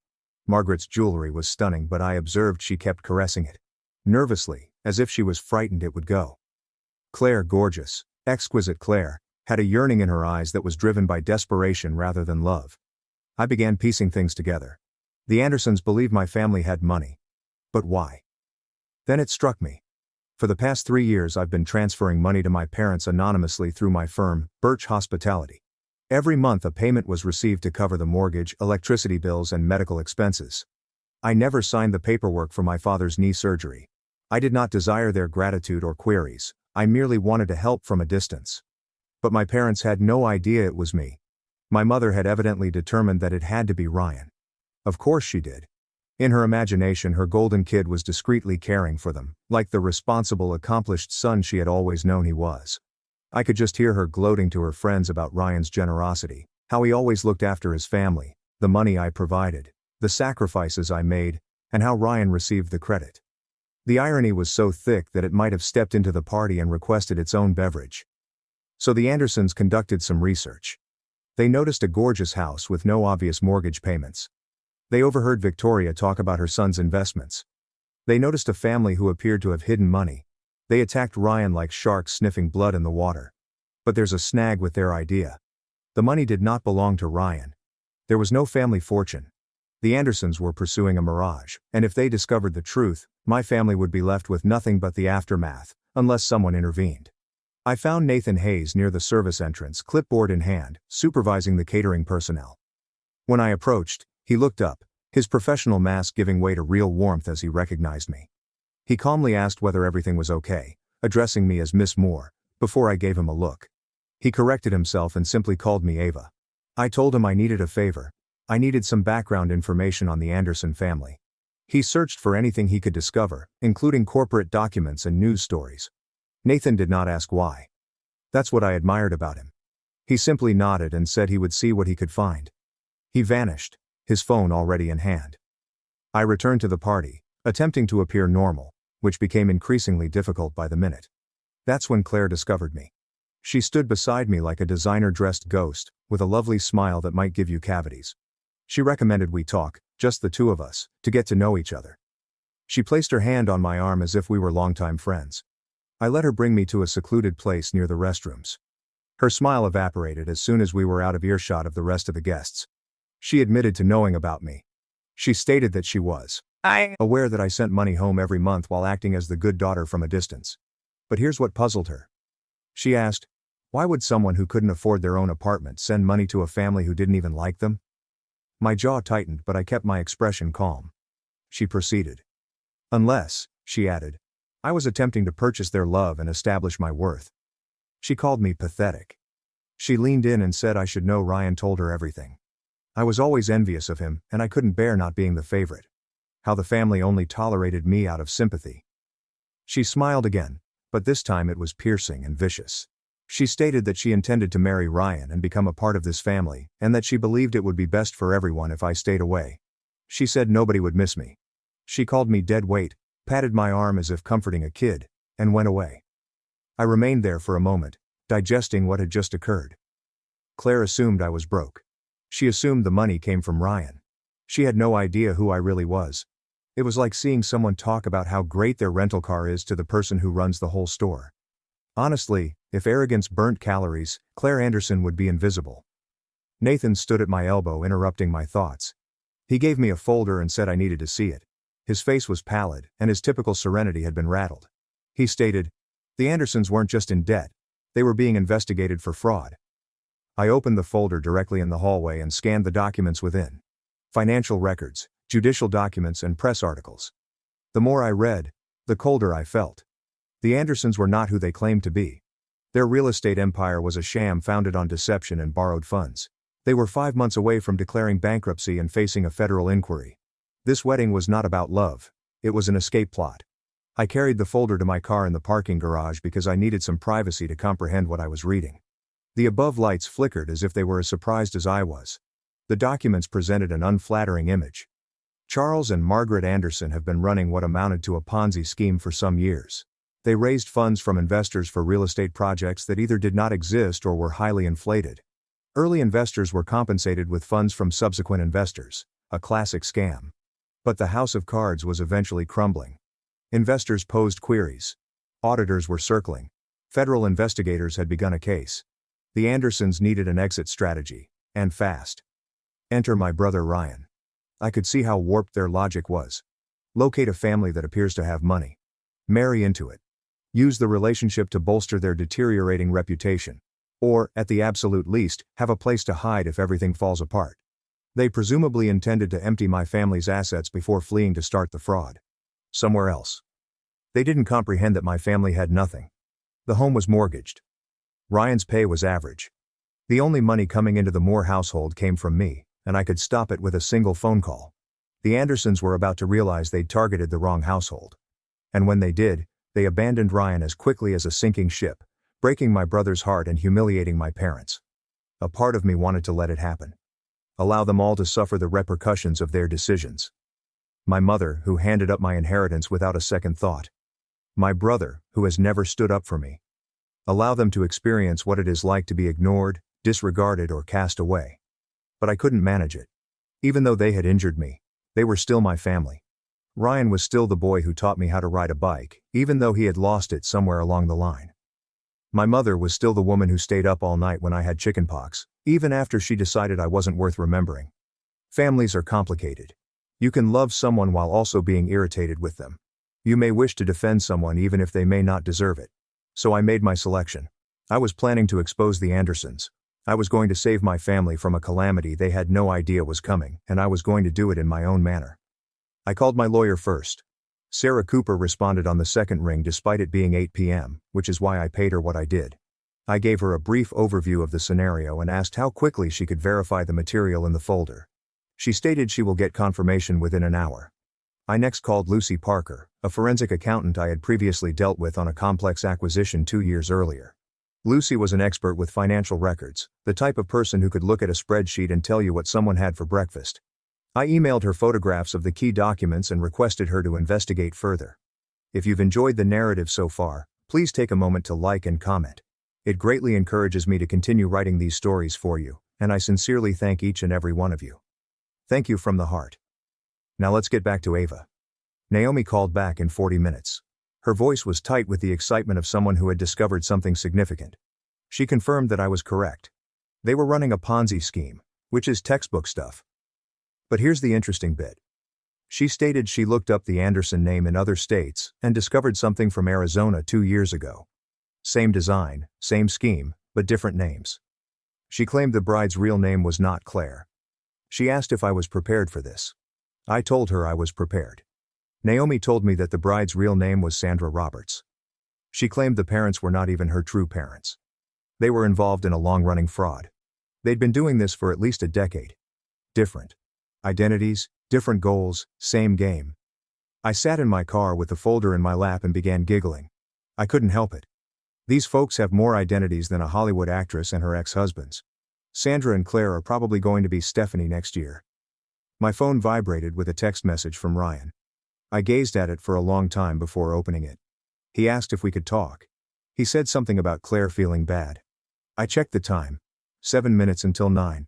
When Charles Anderson was set to deliver his grand welcome to the family toast. Too little. Too late, big brother. You should have believed that feeling an hour ago. You should have trusted me years ago. But it's better late than never. At least he was beginning to see through the mask. I got out of the car and walked back to the motel. Arizona's night air was warm. And somewhere within, a con artist dressed in white was about to suffer the worst night of her life. It's time to crash an engagement party. I returned to the Monarch Hotel with a different enthusiasm than when I left. Previously I was the invisible sister, the country girl who everyone looked down on. Now I was a lady with a plan. Nathan approached me near the service entrance. His expression reflected a mix of anxiety and fascination. He stated he had been observing the Andersons all evening and that something was clearly wrong with them.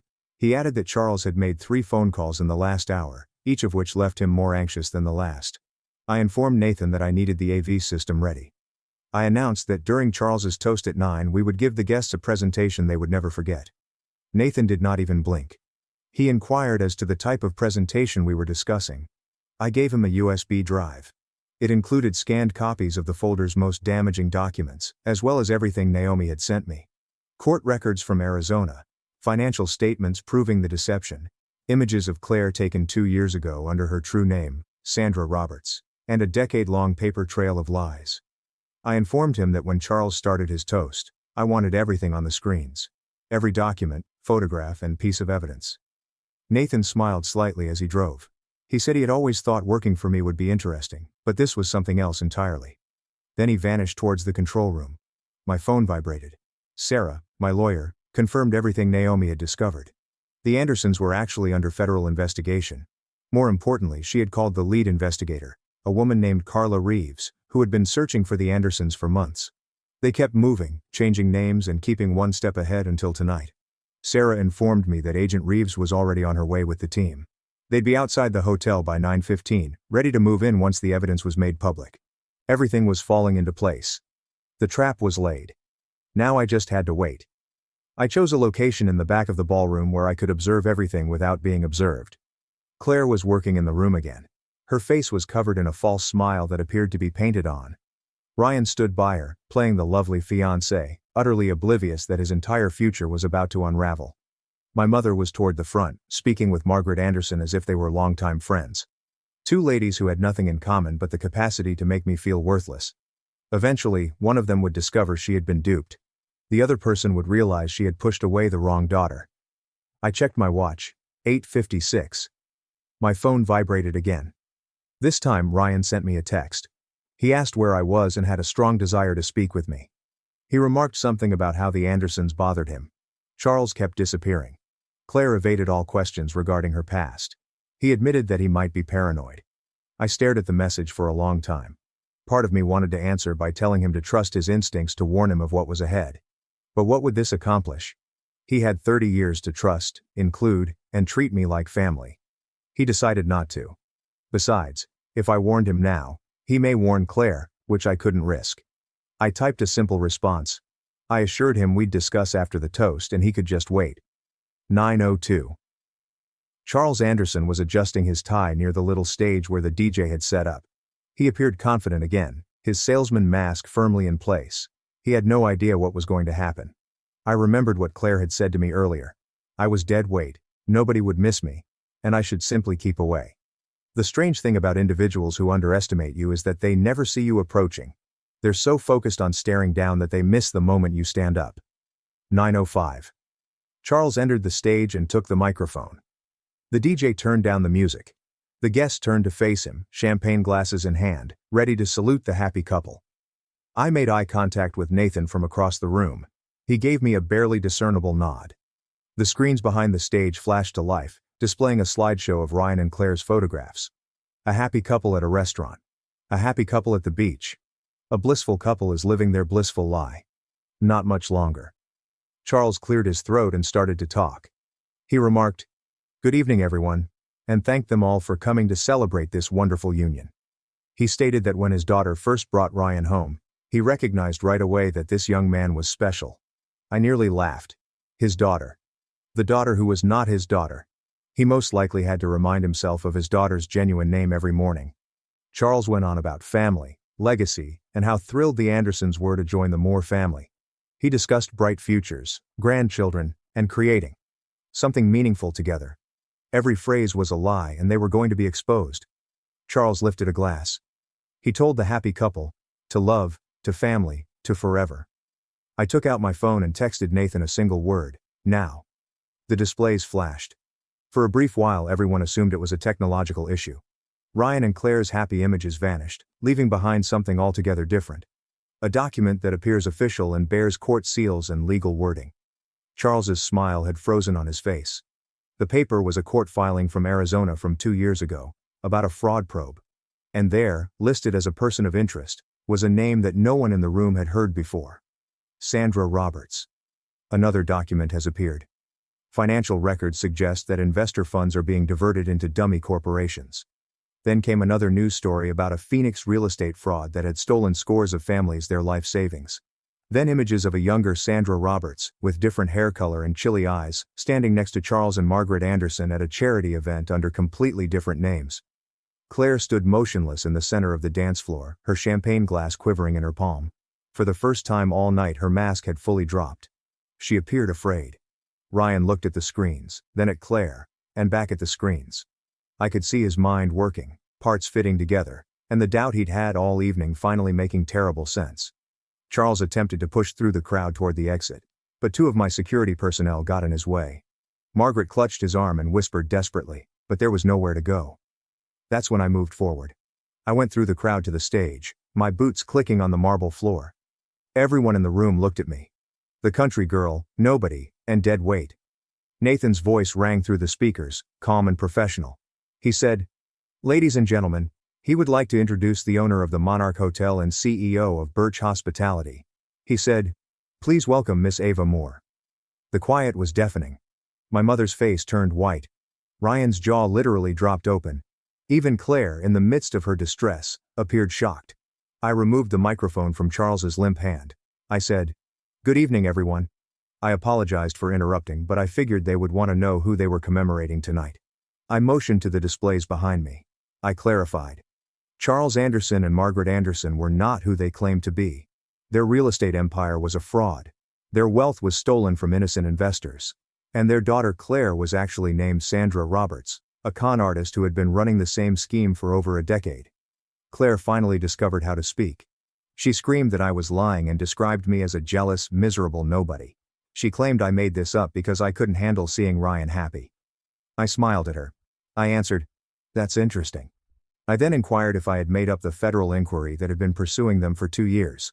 I highlighted the arrest warrants issued in Arizona last month and asked how I could have fabricated the fact that Agent Carla Reeves and her crew were currently waiting outside this motel.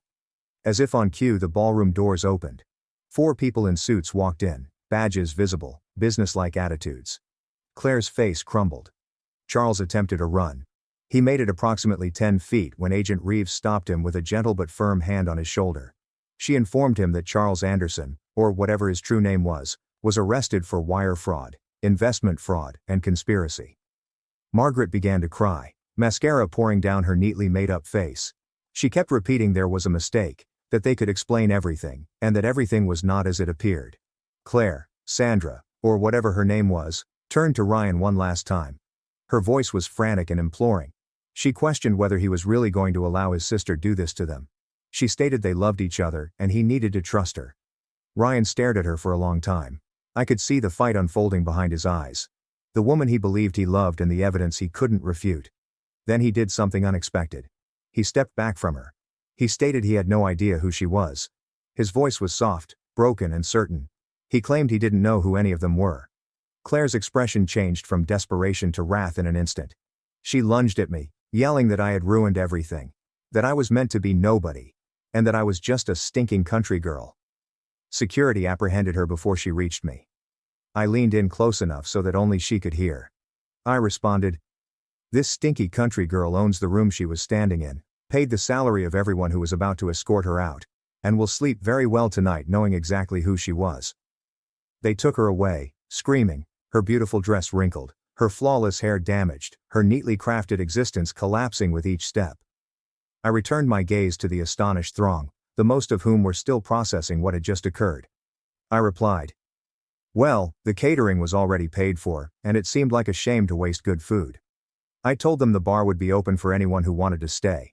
Nervous laughter echoed around the room. The DJ, bless his heart, began playing something uplifting. The engagement celebration had ended, but the night had only begun. The following hour felt like something out of a fever dream. The Andersons, all three, were led out in handcuffs while the remaining guests watched in stunned silence. Claire, Sandra, or whatever she would be in her next life, was still screaming threats as they loaded her into the back of an unmarked vehicle. Something about attorneys, lawsuits, vengeance, and hollow words from an empty individual. She went from future Mrs. Moore to future prison inmate in less than 15 minutes. That had to be a record, even for a trained con artist. Inside the ballroom, the atmosphere had changed from shock to something else. Curiosity, perhaps interest. Several attendees were immediately on their phones, most likely sharing what had just transpired with everyone they knew. By daybreak, this narrative would have spread throughout the town. Ryan found me near the bar. He resembled a man who had just awoken from a nightmare, only to discover he was still dreaming. His eyes were crimson, his hands trembling, and his entire worldview was destroyed. He inquired how I knew. His voice cracked with the words. He inquired as to how I had arrived at my conclusion. I told him I listened. I stated I was watching. I paid attentive. Everything I'd done my whole life while everyone else disregarded me. He was silent for a moment. Then he apologized. He admitted that didn't cover it. That it did not address years of treating me as an afterthought.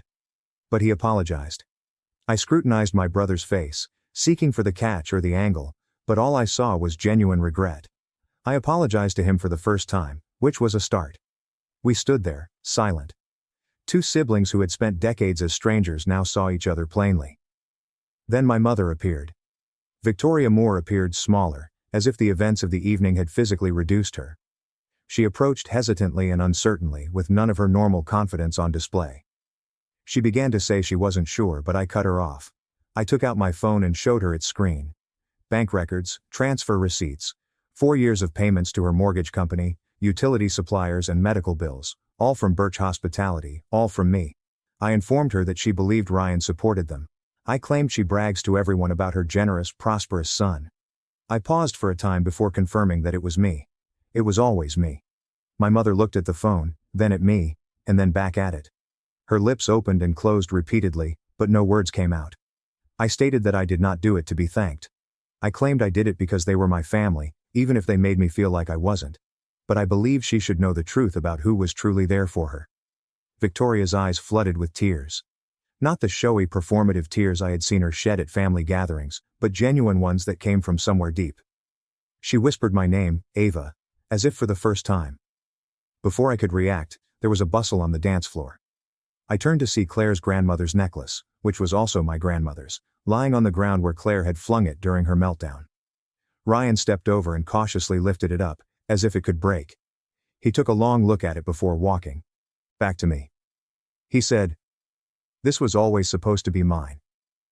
His voice was full of emotion. He said that he had no idea Mom had given it away and expressed regret. He placed the jewelry in my hands. The weight felt appropriate, as if something lost for years had now returned to its rightful place. My mother cried as she observed the discussion. She claimed she had been completely mistaken about everything. I didn't disagree with her, but I also didn't go overboard. There would be time for unpleasant discussions later. Right now, I was just tired. A person approached and inquired if the celebration was still going on, looking bewildered yet hopeful. I gazed around the room. Ice sculptures were melting. The champagne fountain was still going. Half of the visitors had left, but the remaining half were determined to get their money's worth from the open bar. I shrugged and directed the DJ to continue playing. Might as well. The night had already been strange enough. Was a little dancing going to hurt? 3 weeks later I was sitting in my office at the Monarch Hotel, gazing out at the metropolitan skyline. The morning sun was shining through the windows, and for the first time in years, I felt calm. The Andersons were finished. Federal prosecutors found sufficient evidence to charge them with various charges of fraud, money laundering and conspiracy. Sandra Roberts, the woman who had referred to me as a stinking country girl, was in detention and awaiting trial. Her bail had been set so expensive that even her ostensibly wealthy parents could not afford it. It turns out that if you spend decades taking from others, you don't have many friends who are eager to help when things go wrong. The story dominated local news for nearly a week. A hotel mogul exposes con artist during a family engagement party. One article even described me as the stinking rural girl who controlled the room. I have that one framed. It currently hangs in my office, where I view it every morning.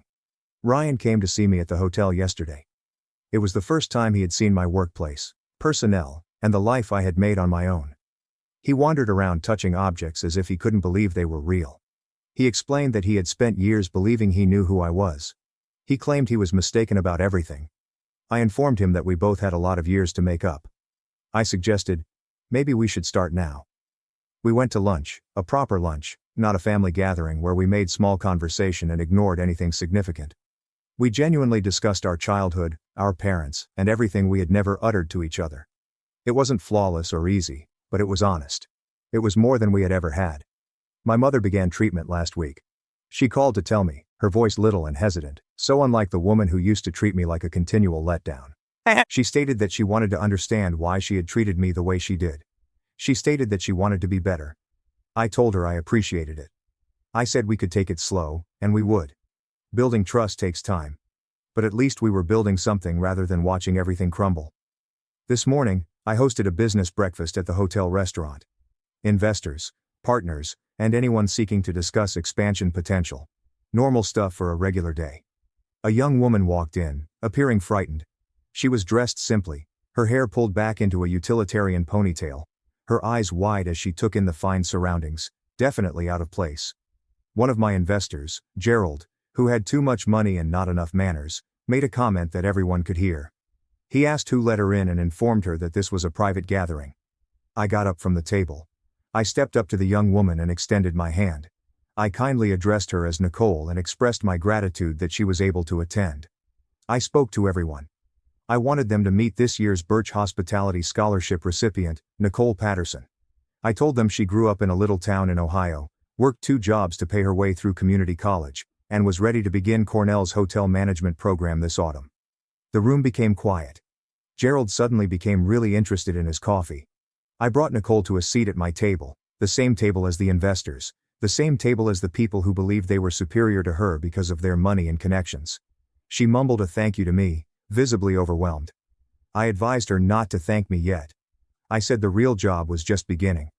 But I told her that if she ever felt like she didn't fit in, she should remember that the individuals who constructed the most beautiful things frequently began with nothing but determination and dreams.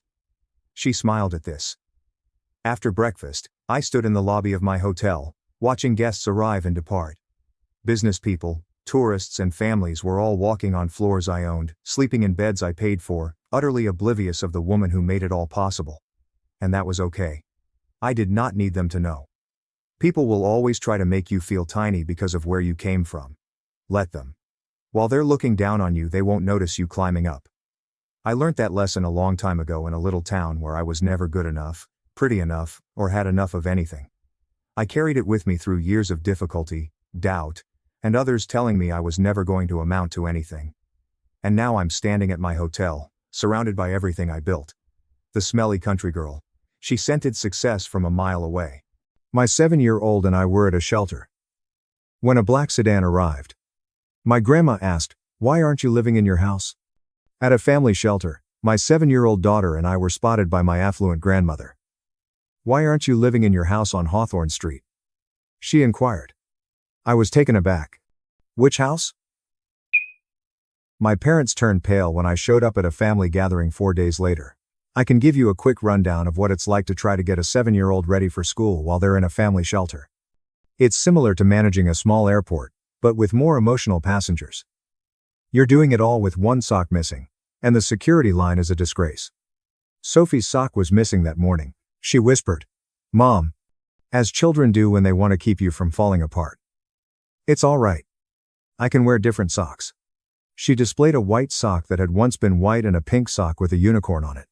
I gazed at them as if they were forensic evidence. I remarked, "It's a bold fashion choice." Sophie grinned and said, "Yes. I do what I want." And then, in an instant, I lost track of our location. The cold snapped me back to reality as the shelter door opened behind us. We were outside the Street Bridge family shelter. 6:28 a.m.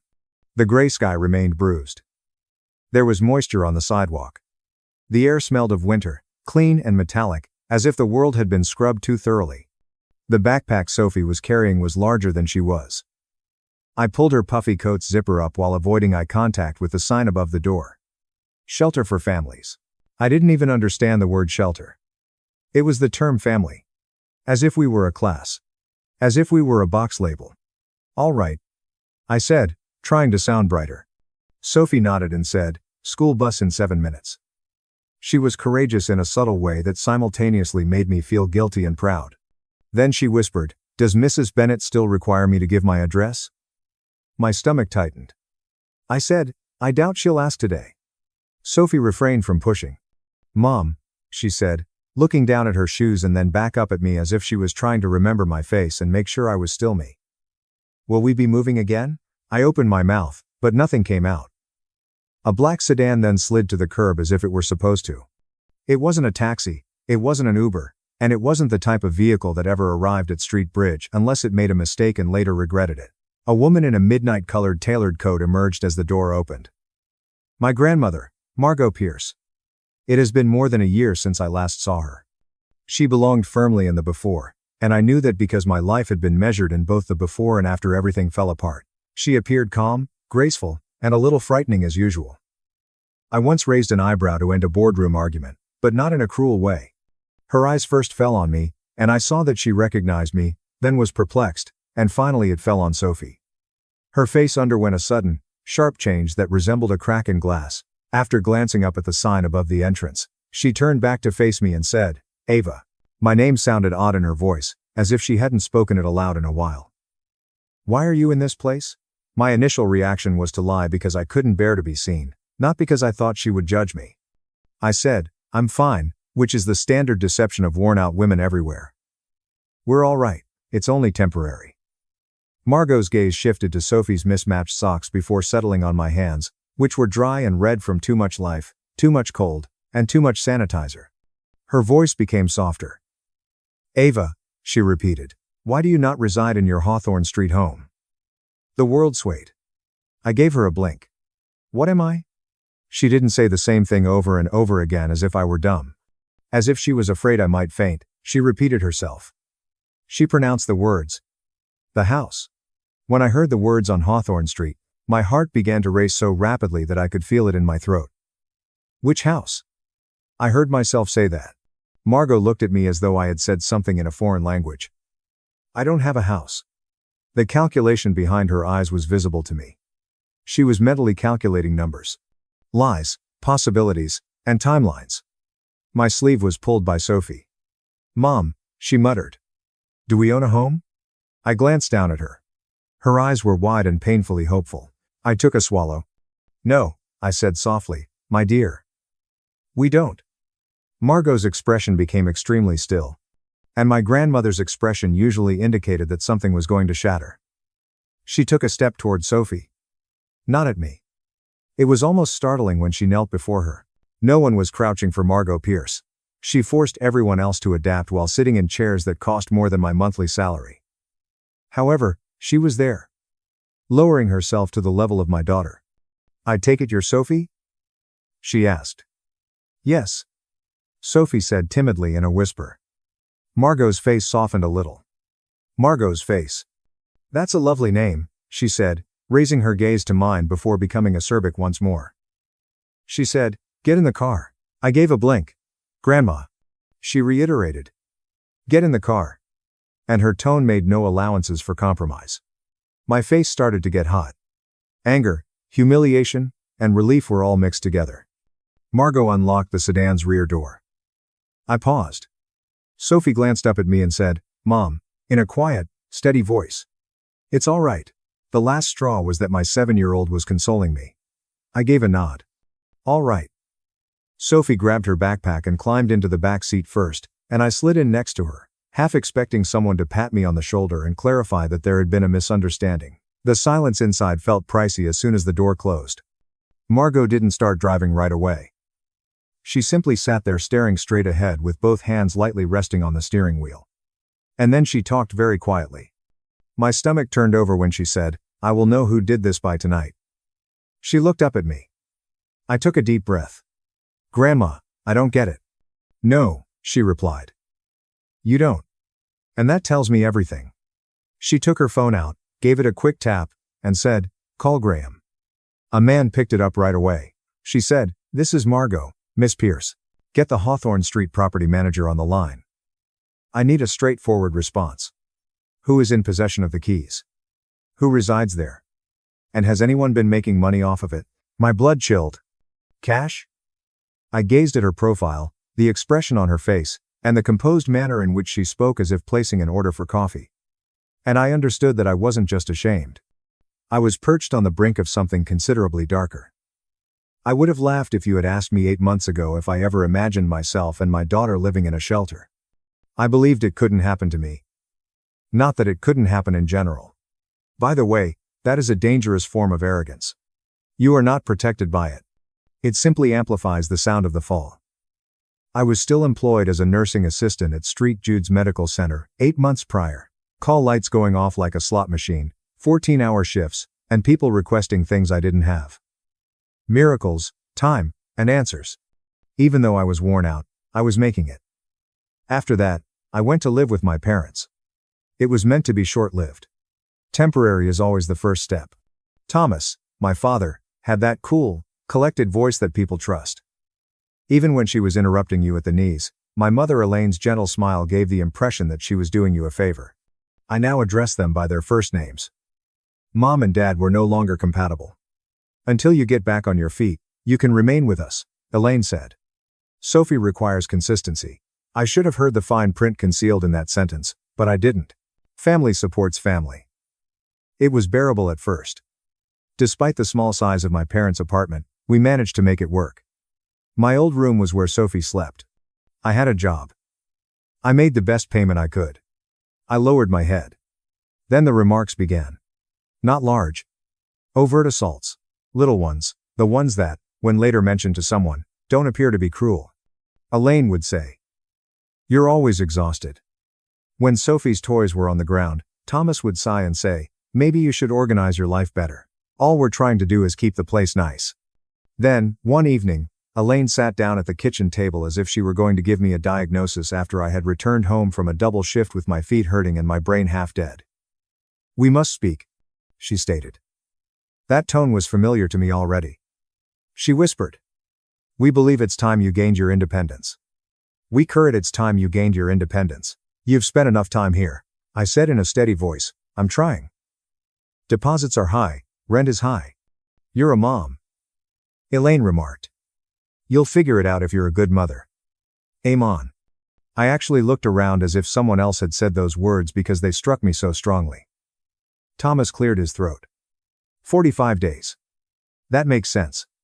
We are not beasts. I wanted to scream, but in that apartment, it never worked. It merely provided them with a point of reference. I nodded as a result. All right, and I made an effort. During my hospital breaks, I browsed listings with my thumbs while downing cafeteria coffee. I made phone calls. I repeatedly heard the same thing. The first and final month. Credit check. Proof of income. And deposit. We apologize. We selected a different applicant. With Sophie on my back, I felt like I was running uphill every day. Then came the evening when they concluded that 45 days was, in fact, a suggestion. After a late shift. That is. I had cleaned up a spilled tray, helped a bewildered old man back into bed 3 times, and held a woman's hand as she sobbed because she was afraid of surgery. After midnight, I returned home. Outside my parents' apartment, the hallway light was on. Immediately, my stomach constricted. Outside the door were 2 cardboard boxes. My boxes. For a long moment, I stared at them as if my brain couldn't comprehend the shape of what I was seeing. I tried the doorknob next. Locked. I knocked. Quiet. I knocked once more forcefully. The door cracked open at last. Elaine's expression seemed composed, as though this were just another Tuesday. You should speak more quietly, she said sharply. Neighbors, why are my belongings outside? I made a demand. Bored, Thomas's voice came from behind her. Ava, we told you. Autonomy. I trembled as I said. It hasn't been 45 days. Elaine's face became slightly sterner. Plans are subject to change. I looked into the doorway over her shoulder. Sophie was half asleep on the floor near the shoe rack, with her shoes still on and her little jacket folded under her head like a pillow. It seemed as though they had placed her there hours earlier so I could pick her up and leave without waking the entire apartment. Where should we go? I growled. A thin, contented smile returned to Elaine's face. You'll work it out. You always do. Then she added. Don't make a scene. As if she were helping me. The air was buzzing in my ears as I stood in the hallway with my boxes. I barely made it inside before crouching and slipping my arms beneath Sophie. With a little drowsiness, she instinctively put her arms around my neck. Elaine's hand was already on the door as I retreated into the hallway. The door shut. Sophie stirred. Mom. She muttered. I automatically lied and said, it's okay. There will be a sleepover. I loaded the boxes into my vehicle and got behind the wheel. Most of that night is lost in my memory. Streetlights are something I recall. My hands trembled on the steering wheel, as I recall. Sophie was sleeping across the back seat of the car when I was sitting there, her little body curled up like a question mark. I recall repeatedly asking myself, how did this happen? I tried to fix it the following day because that's what I do. I make things right. I clean up the mess. I help those who are unable to help themselves.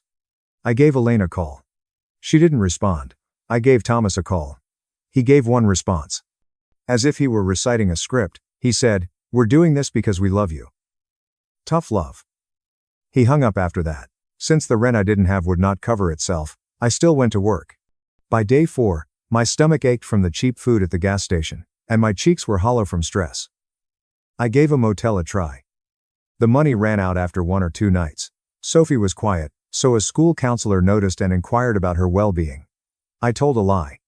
Then the counselor gently asked again, and I noticed Sophie observing me with those large eyes, picking up survival skills from me by lying. After telling the truth, Sophie sat next to me and swung her legs as I filled out shelter intake forms 3 days later.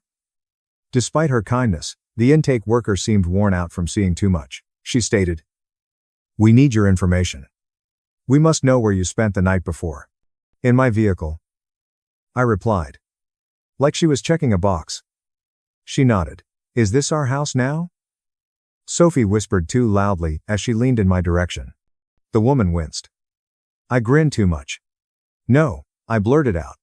I wanted to add that this is only temporary, but the word sounded like a joke. No, sweetheart.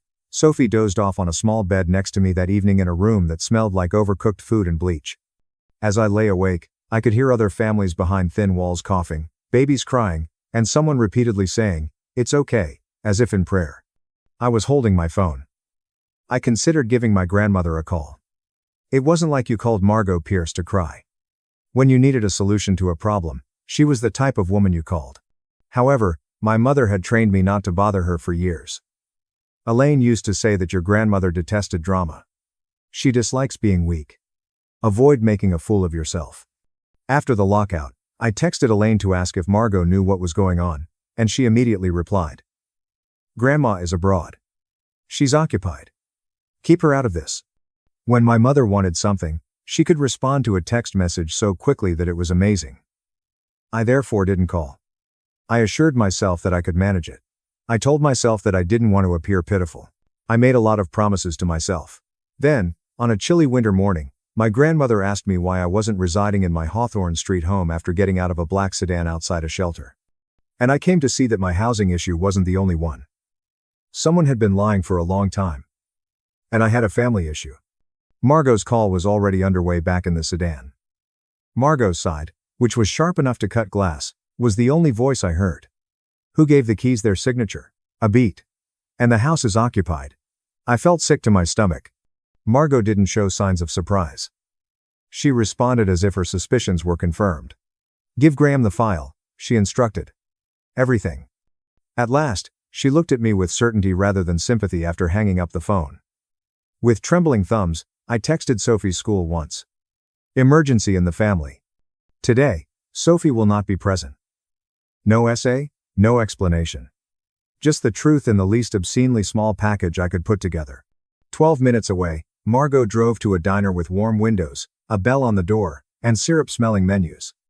I nearly sobbed from the shock of being warm after the heater inside blasted my face so intensely. A booth was slid into place. Sophie went straight to the children's menu and began coloring a cartoon pancake as if it were a personal slight. Without asking Sophie, Margot placed an order for hot chocolate. I experienced an odd wave of rage as I watched her do it. Not at the universe. Not at Margot. Because my parents had chosen everything else, and it was that simple to be nice. Once more, Margot raised her phone. I started to say, Grandma, but stopped because I didn't know what I was even requesting. Which home? You're here, but why? How did my life turn into a sign for a shelter? Margot didn't respond to my inquiries in the sequence that my panic demanded. I'm going to make another call, she said coolly. You'll pay attention and refrain from interjecting. I gave a nod. When you're on the operating table, you nod to the surgeon in that manner. She put the phone on speaker and tapped the screen. 2 rings later, my mother's voice could be heard. Sweet and intelligent, Elaine seemed to be trying out for the part of a devoted parent in a community theater play. Oh my God, what a surprise, Margot. How are you doing? Margot's voice remained soft and pleasant. She remarked, I was thinking about Ava. How is she doing? My stomach dropped into my shoes. There was a microsecond of silence, the minuscule moment when a liar chooses which version of events is most helpful. Elaine then gave a confident, fluid response, as if she had been rehearsing the phrase in front of a mirror. She remarked, Oh, she's doing great. She resides in the home. She has made her home. She adores it. We didn't bother you because, as you are aware, Ava wanted her space. I looked at the sticky table as though it would burst open and engulf me. Sophie was humming to herself, and coloring quietly across from me. Although she couldn't understand the words, she could understand the tone. After glancing up once to see my face, she immediately resumed coloring more vigorously, as if she could erase the issue with a single stroke. Elaine continued to talk, brimming the pause with happy platitudes about how busy she had been, how proud she was, and how important family is. Margot gave her permission. Margot was not a hasty liar. She allowed them space to properly hang themselves. Margot said, That's good to hear, at the end, and abruptly ended the call. No conflict, no charges, no gotcha. My throat constricted. It wasn't confusion that Margot said in a low voice. I laughed until it sounded like a cough. I said, So she knew. She was aware the entire time. Margot maintained a steady, piercing gaze on me. She claimed, she knew enough to lie without thinking. That provides me with the information I require. Look, Mom. Sophie said, sliding her coloring page in my direction. I forced a quick smile that probably looked painful. I made the pancake purple. I exclaimed, Wow. That pancake is really brave. Sophie laughed, and my chest briefly relaxed. Then Margot lowered her voice, leaned in, and uttered the straightforward phrase that I ought to have heard months ago. She said, I set up a house for you. Hawthorne Street. Your parents were expected to handle everything, including the move-in, keys, and handoff. My mind attempted to comprehend what they had told me was finished. My parents had been living their lives as if that sentence didn't exist. And they had a house for us. I clutched the booth's edge until my knuckles turned white. Why don't you tell me straight out? I felt foolish as soon as I heard myself ask, as if I was placing the blame on the lone person who had arrived. Margot did not recoil. She explained. Because I trusted your parents. That was my error. Not yours. She then got up, moved a short distance away to avoid Sophie's ears, and made 2 brief phone calls. Clipped. Low voice. Effective. I only managed to catch fragments. Tenant payments. Listing history, key log, Hawthorne, file, and clean summary.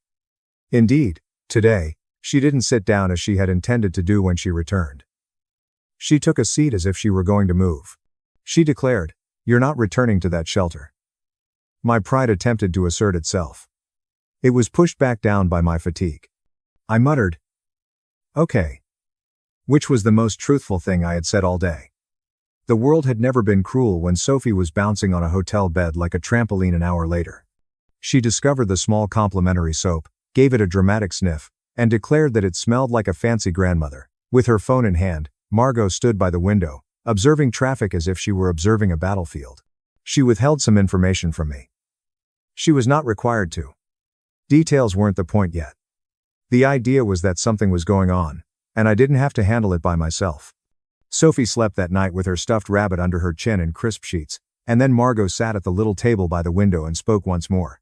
She said, "Your parents are throwing an event. A location, family, speeches, the entire performance, all of these are important to them." My stomach clenched. When? Margot's eyes remained fixed on the city lights. "Soon," she said. "We'll be there, too." It wasn't a threat when she said it. She spoke as if she had already made up her mind.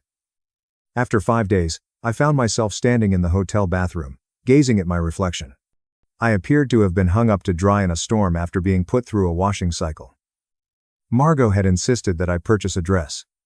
It's a simple, clean, and inexpensive one. She had said, "You don't need armor. You need dignity." I liked the sentiment, but I wasn't sure dignity could be found in polyester. Sophie was dressed in tights and a small blue dress. "I look like a princess," she said after twirling once in the hotel room. "Do you agree?" My throat constricted as I spoke. My stomach twisted so much during the ride that I felt like throwing up. "What happens if I get cold?" Silently, I asked. Margot avoided eye contact with me. "I'll talk after that." "What if everything is denied?" "They will," Margot remarked. "What if I didn't even have a word for it, and everyone assumed I was stopped?" Then Margot looked at me, her eyes steady but piercing.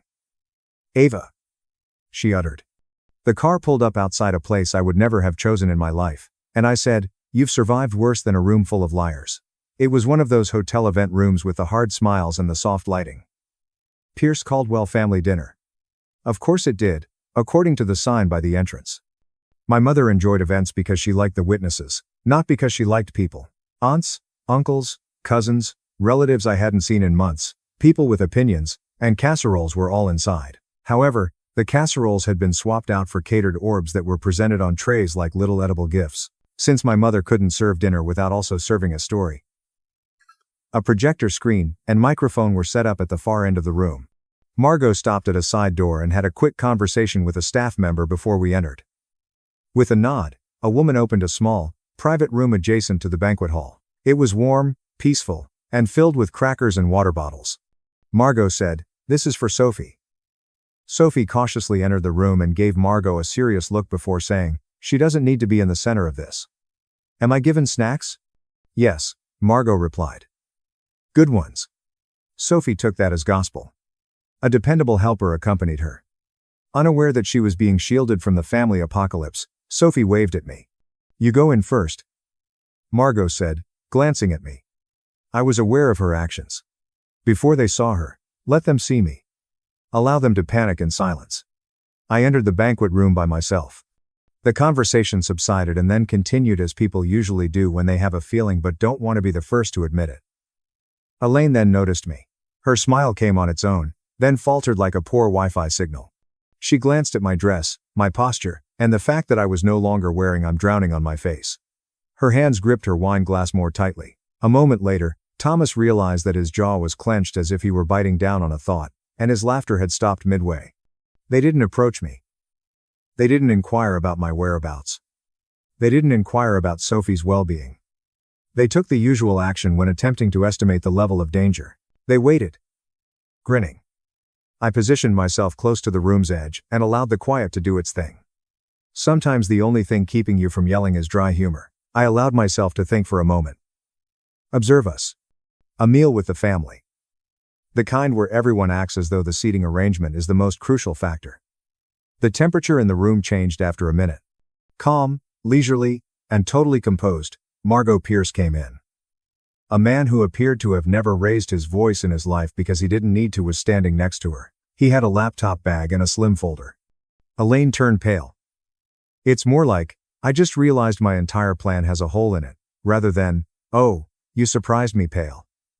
When Thomas wanted to look like the victim before he was accused of anything, he straightened his shoulders in that manner. Margot gave a few relatives a nod as if she were just there for dinner. She then turned to face my mom. Elaine, said Margot breezily.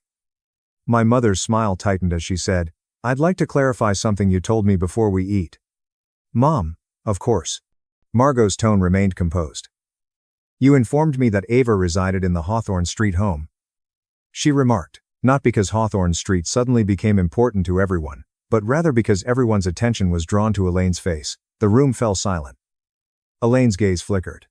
As though her glass had grown heavy, she put it down. She laughed too quickly and said, well, yes, Margot raised a hand. We shouldn't use guesswork for this. Margot stated. She nodded to the man with the laptop and said, let's do it with facts. Like he had done it 1,000 times before, he moved forward and plugged into the projector at the venue. The first slide showed up. Street Hawthorne. An overview. There was a whisper in the room. Elaine's jaw dropped. Nothing emerged. Margot didn't sound like she was delivering a speech in court. She talked as if she could read the weather. The screen displayed a straightforward line to correspond with her statement that this house was arranged for Ava and Sophie. Next slide. Elaine Pierce Caldwell was given the keys. July. For a moment, Margot let that sit. Next, another slide. A screenshot of the listing. The Hawthorne house was advertised as a rental property with furnishings. Pictures of the bedroom, kitchen, and living room. Individuals leaned forward.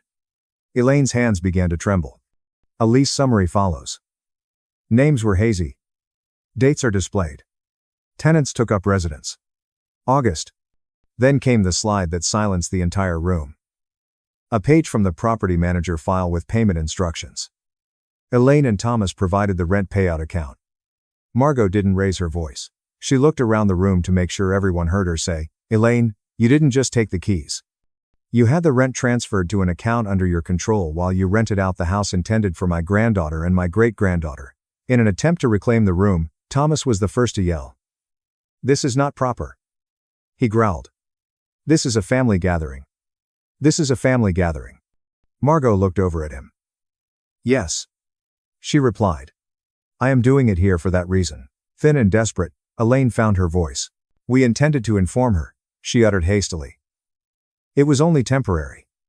We required. Temporary, Margot said again.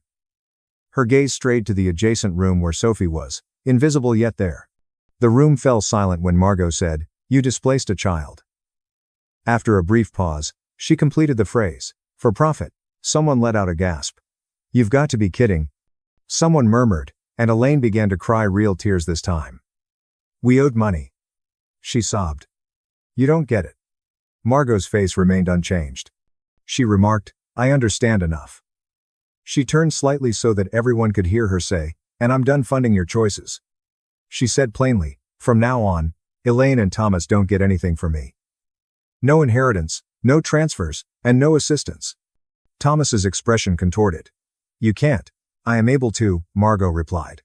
And I did already. Calmly, the man with the folder moved forward. Elaine Caldwell. He said courteously, Thomas Caldwell. A uniformed officer stood close by and said, These documents are for you. Just being there, without being dramatic or combative. Because scenes like this were not a gamble for Margot. Like they were radioactive. Elaine gazed at the papers. After taking them with trembling hands, Thomas glanced around the room and realized the worst part. This was no longer a fight. It was a public reputation collapse. Margot's tone remained steady. She said, You won't get in touch with Ava. You'll cooperate and take responsibility for your actions. With wild eyes, Elaine turned to face me. Ava. She pleaded. Tell her to stop. Something inside of me became very clear. We are family. You ought to have kept that in mind, I muttered. Elaine's face twisted as she said, before you turned my daughter's house into a business. I wasn't particularly happy. I was relieved. It was a relief to finally hear the truth. I was relieved I wasn't insane. I was relieved that Sophie would never have to experience the same humiliation that I had in order to learn how to smile. I left before the fallout. I opened the door to the private room after leaving the banquet area and going down the hallway. With her cheeks full of crackers, Sophie looked up. Are we finished, Mom? I knelt down and gave her a tight hug that made her squeak. Yes, I muttered. We're done, she said, leaning back and closely examining my face as if she were looking for storms. Then, she said quietly, is it okay if we go home? I forcefully swallowed. Yes. I replied. Margot met us in the hallway and said, we can. She didn't turn to face the room. She didn't have to. Sophie slept in the car, leaning against my shoulder.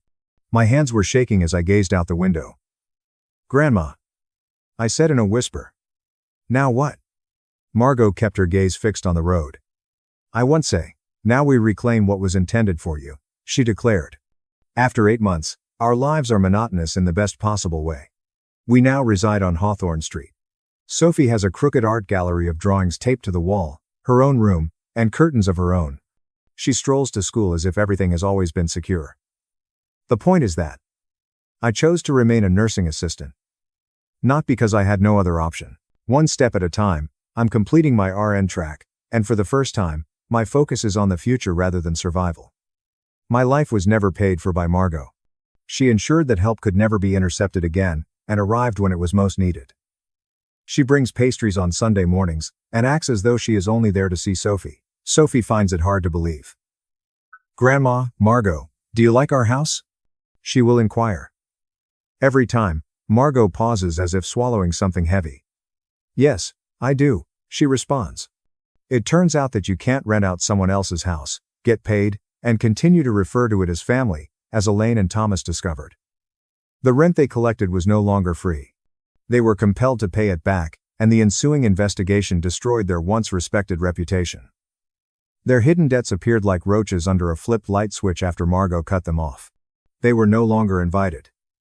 Calls were no longer returned. My mother attempted to get in touch with me to negotiate rather than to apologize. I'm done negotiating for basic decency, so I blocked the number. What do you think, then? Did Margot make the correct decision, or did she overreact? Tell me in the comments and sign up for. At Thanksgiving, my brother claimed the family business. But I revealed I had secretly gained control, silencing the room, as I took charge. At Thanksgiving dinner, my brother Maxwell stood up with his champagne glass lifted like a scepter and declared to 30 members of our extended family. Mom and Dad have formally chosen to hand over the company to me. Little sister gets nothing. The room erupted with applause. Aunts I hadn't seen in years raised their glasses. The uncles whistled and cheered. The cousins applauded as if they were watching history. My mother wiped her eyes with a linen napkin, filled with pride. My father sat at the head of the table, his demeanor content, as if he had secured his legacy. And Maxwell, the golden boy, firstborn son, the heir apparent who'd been nurtured for this moment since he was 12 years old, stood there like a king getting his crown. That arrogant grin pasted across his face as he basked in the admiration. I didn't applaud. I carefully and deliberately laid my wine glass down, allowing the crystal base to click against the mahogany table my grandfather had built himself 60 years ago. Then I stared directly at my father. Dad, I replied, my voice piercing the applause like a blade. Should I tell them now, or do you want to? The room became quiet. Not gradually, but all at once, as if reality had been turned off.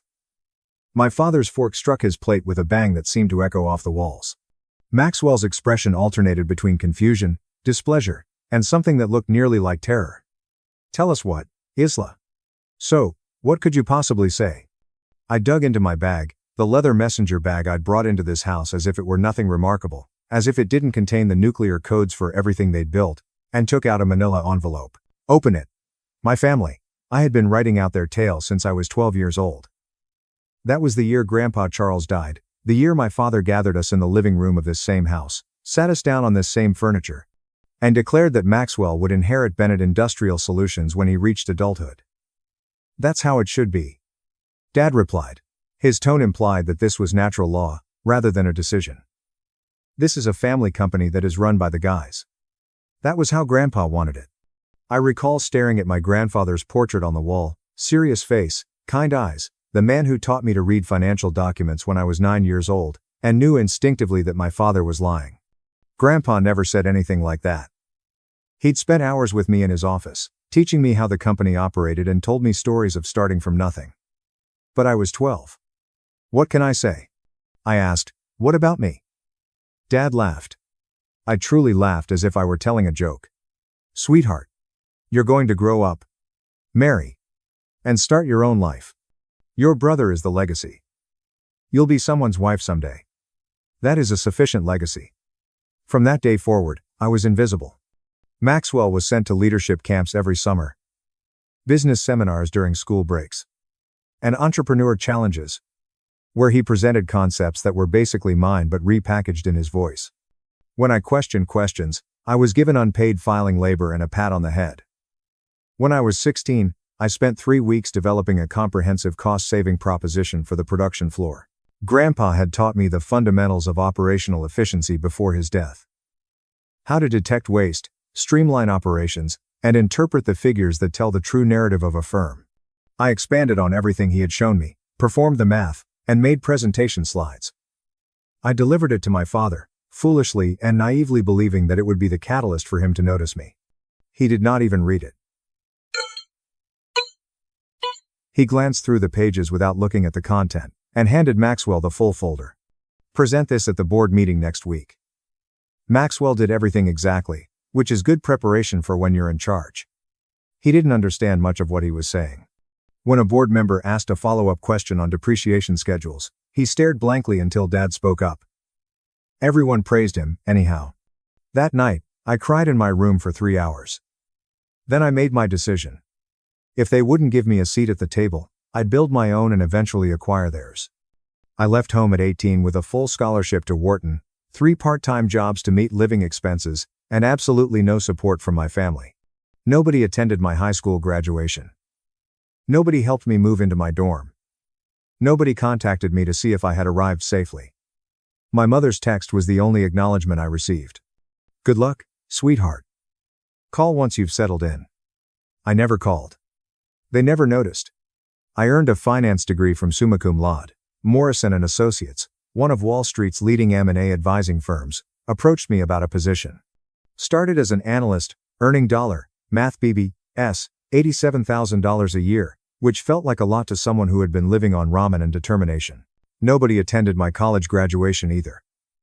But by that point, I no longer needed them. My job entailed identifying undervalued companies before others saw the flaws, reviewing balance sheets, identifying distressed assets, and detecting the moment when a business shifted from struggling to salvageable. I was quite excellent at it. By the age of 28, I had advanced to senior associate status. By 31, I was a director overseeing a staff of 12 analysts. And then, 3 years ago, I noticed a familiar name on a client's acquisition target list. Bennett Industrial Solutions, my family's business, is described as a potential sell-off opportunity, troubled, suffering, and vulnerable. The report was nasty. Revenue fell 34% over 5 years, market share was lost to competitors, and the debt-to-equity ratio worried our risk assessment team. My grandfather's company, which my father had worked so hard to pass on to his son, was dying, and no one had told me. That night, I called my father and asked what was going on with the business. His response was swift and contemptuous. "This is men's business, Isla. You would not grasp the difficulties involved." I messaged Maxwell. His response arrived 12 hours later. LOL. "Stay in your lane, little sister. We've handled it." They did not have things under control. The stats definitely showed this.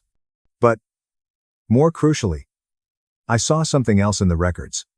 Something that altered everything.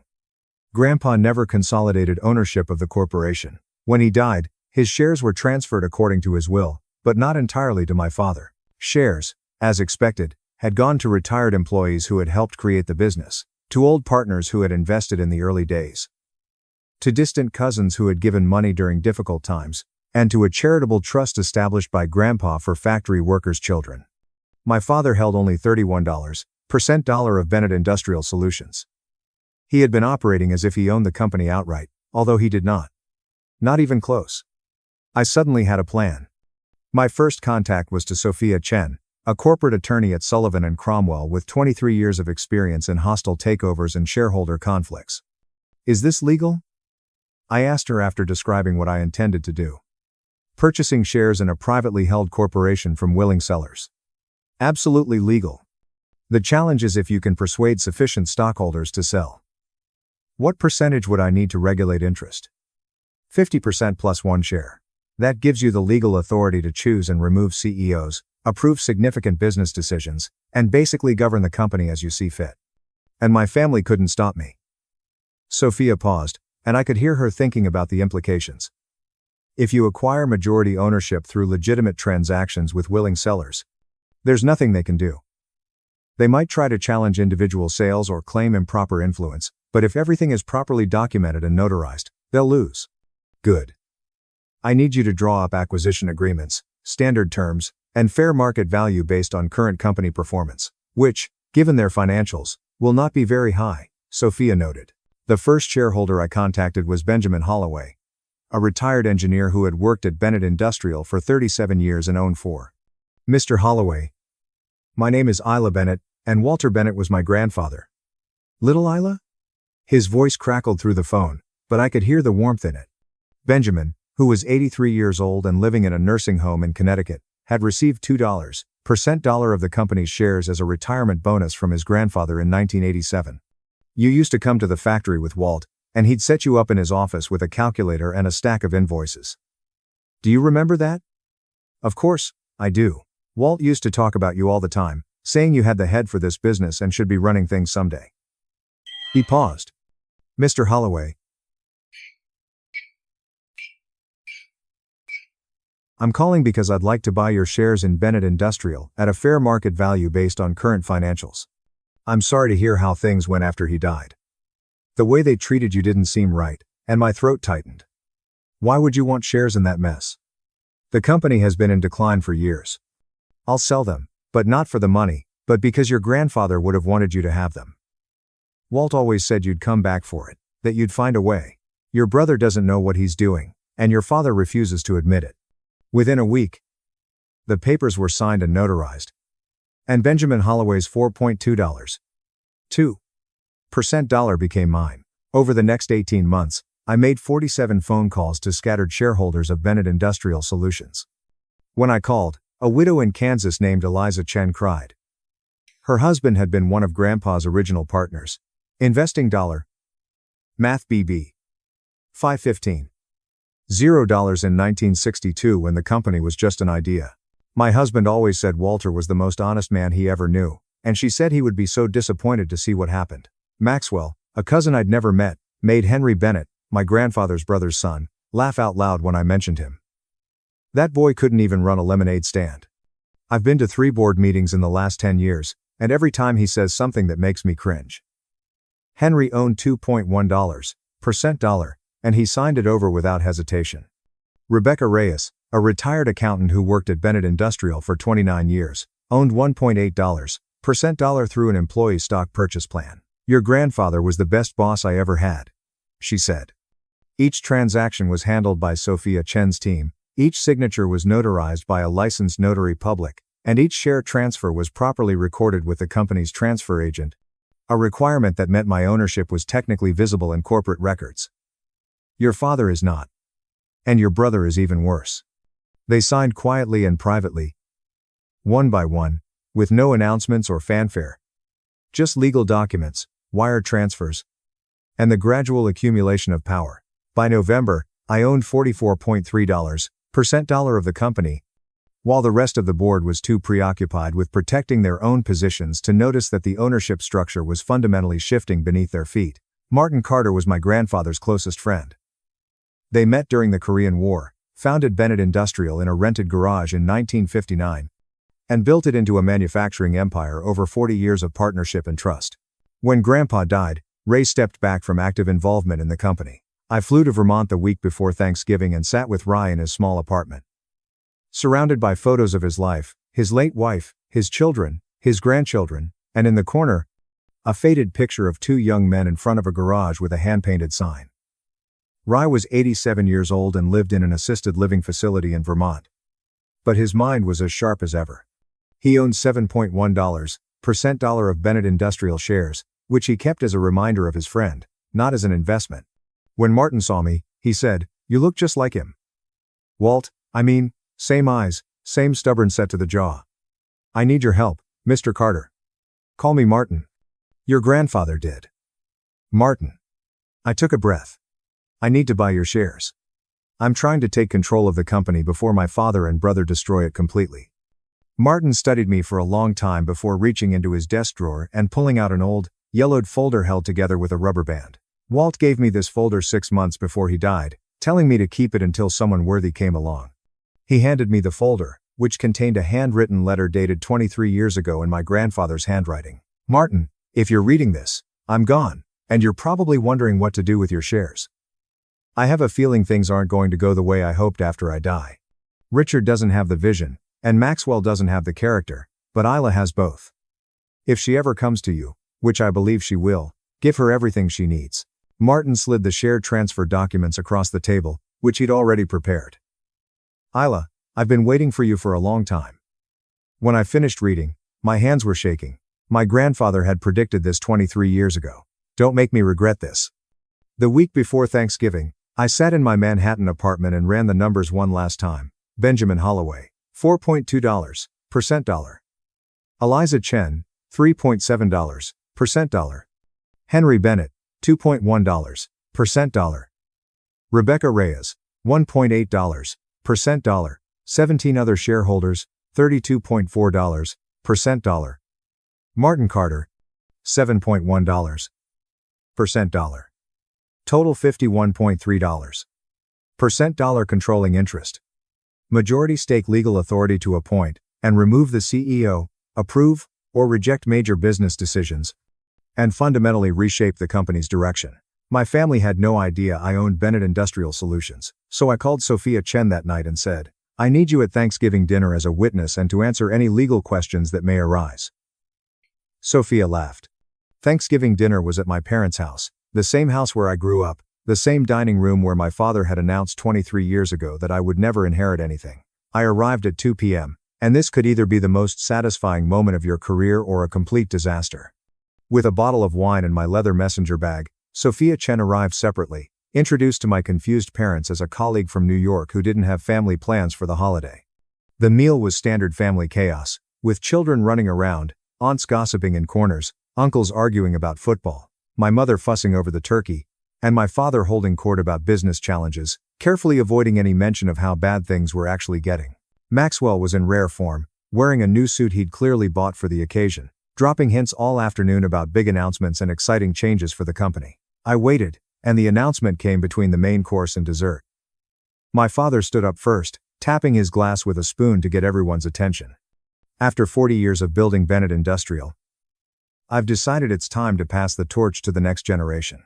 With grateful murmurs from the assembled relatives, I'm pleased to announce that on January 1st, I'll sign over my shares and position as CEO to my son Maxwell. That's when Maxwell stood up, glass raised, crown descending. "Mom and Dad have officially decided to sign the company over to me. Little sis gets nothing." The room erupted in applause. I set my wine glass down. "Dad, should I tell them now or do you want to?" Maxwell ripped open the envelope with his characteristic arrogance, expecting something trivial, a complaint, a protest, nothing important. Then he began reading, and I watched his face change from confusion to disbelief. And then to a dawning horror that spread like ink in water. "What? What is this?" "The company isn't being signed over to you," I said, standing slowly, "because Dad doesn't own enough shares to sign over anything." I walked around the table, spreading documents as I went.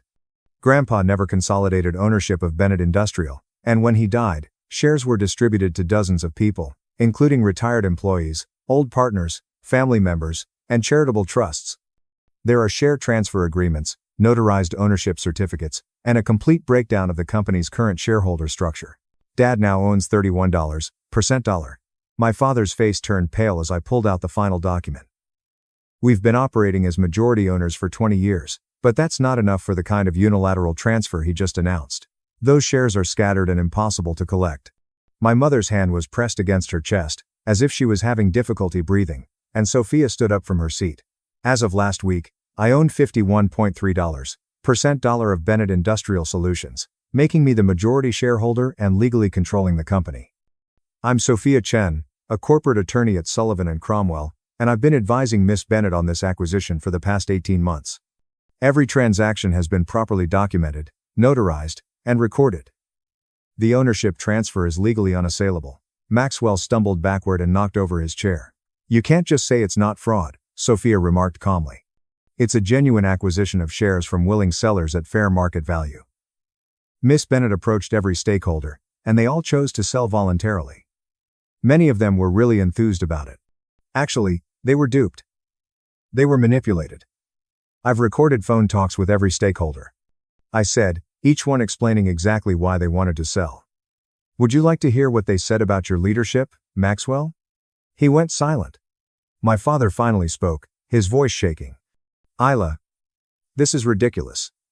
The company is mine. I built it. Grandpa built it. I interrupted. You inherited it. And you've been running it into the ground for 20 years. Since you took over, revenue has dropped 34%, market share has been cut in half, and debt levels would make any investor scream. You didn't build anything, Dad.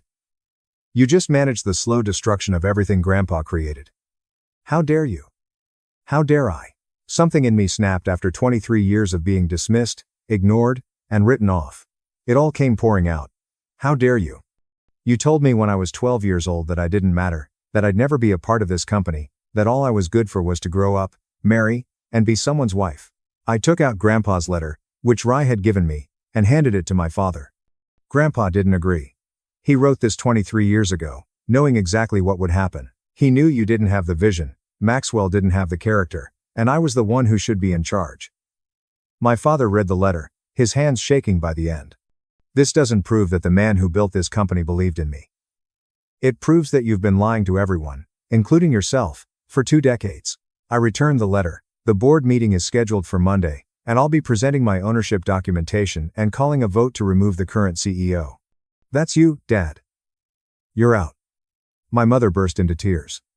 My aunts and uncles sat frozen in their seats. Cousins exchanged shocked looks. Maxwell finally found his voice. You can't do this. This company is supposed to be mine. I've been preparing my whole life. You've been coasting your whole life. I said, every idea you've ever presented was stolen from someone else. Every success you've claimed was earned by other people.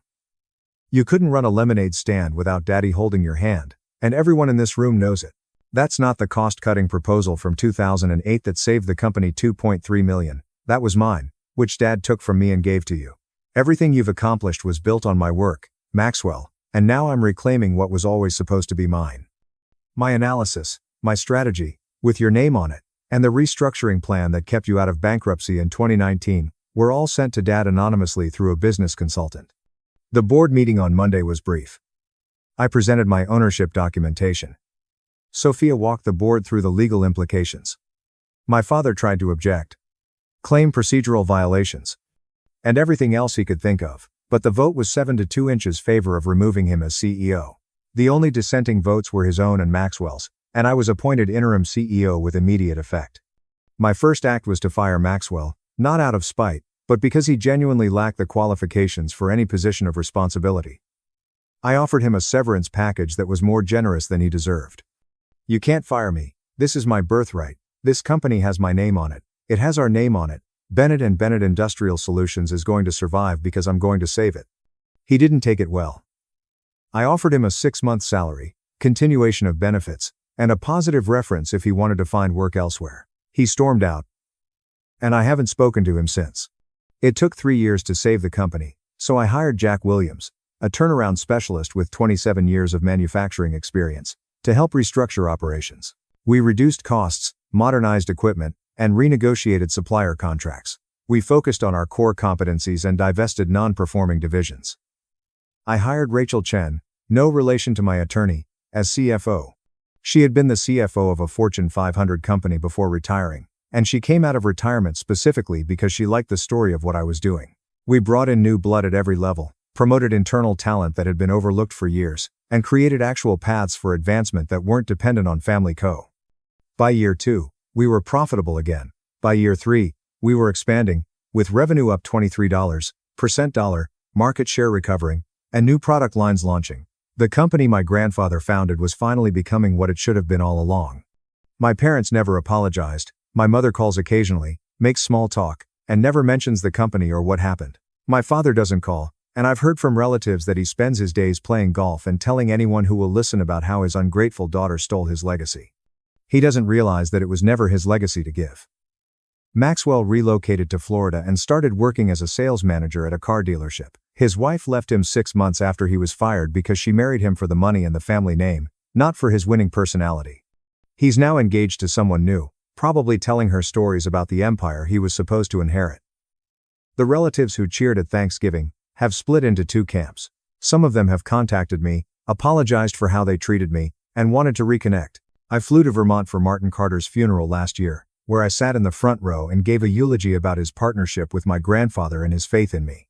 Others have completely cut me off, but I'm fine with both. Martin Carter died last year at the age of 91, and his daughter approached me later. She handed me a small box containing a faded photograph of 2 young men in front of a garage from Martin's apartment. Dad talked about you all the time in his final months, saying that giving you those shares was the best decision he ever made. He gave me more than just shares, I said. He gave me permission to believe I was worthy. The beginning of everything, 1959, is written on the back in my grandfather's handwriting, and I have it framed on my desk now, next to my grandfather's letter. Last month, I was named to Forbes 50 over 50 list, which recognizes business leaders who achieved significant success later in life. The article described me as the woman who reclaimed her birthright through patience, strategy, and an unwavering belief in herself. A reporter asked me what I would say to young women who felt forgotten in their homes or workplaces, and I advised her, don't wait for anyone to give you a seat at the table. Build your own talents, expertise, and leverage so that when the time comes, you have the ability to change things. Do not hesitate. Take what's yours. The story went viral, and I received thousands of letters from women who had been told they weren't good enough, clever enough, or male enough to thrive, and that they should stay in their lane while less qualified brothers and sons were given opportunities they hadn't earned. I couldn't respond to all of them, but I read every single one.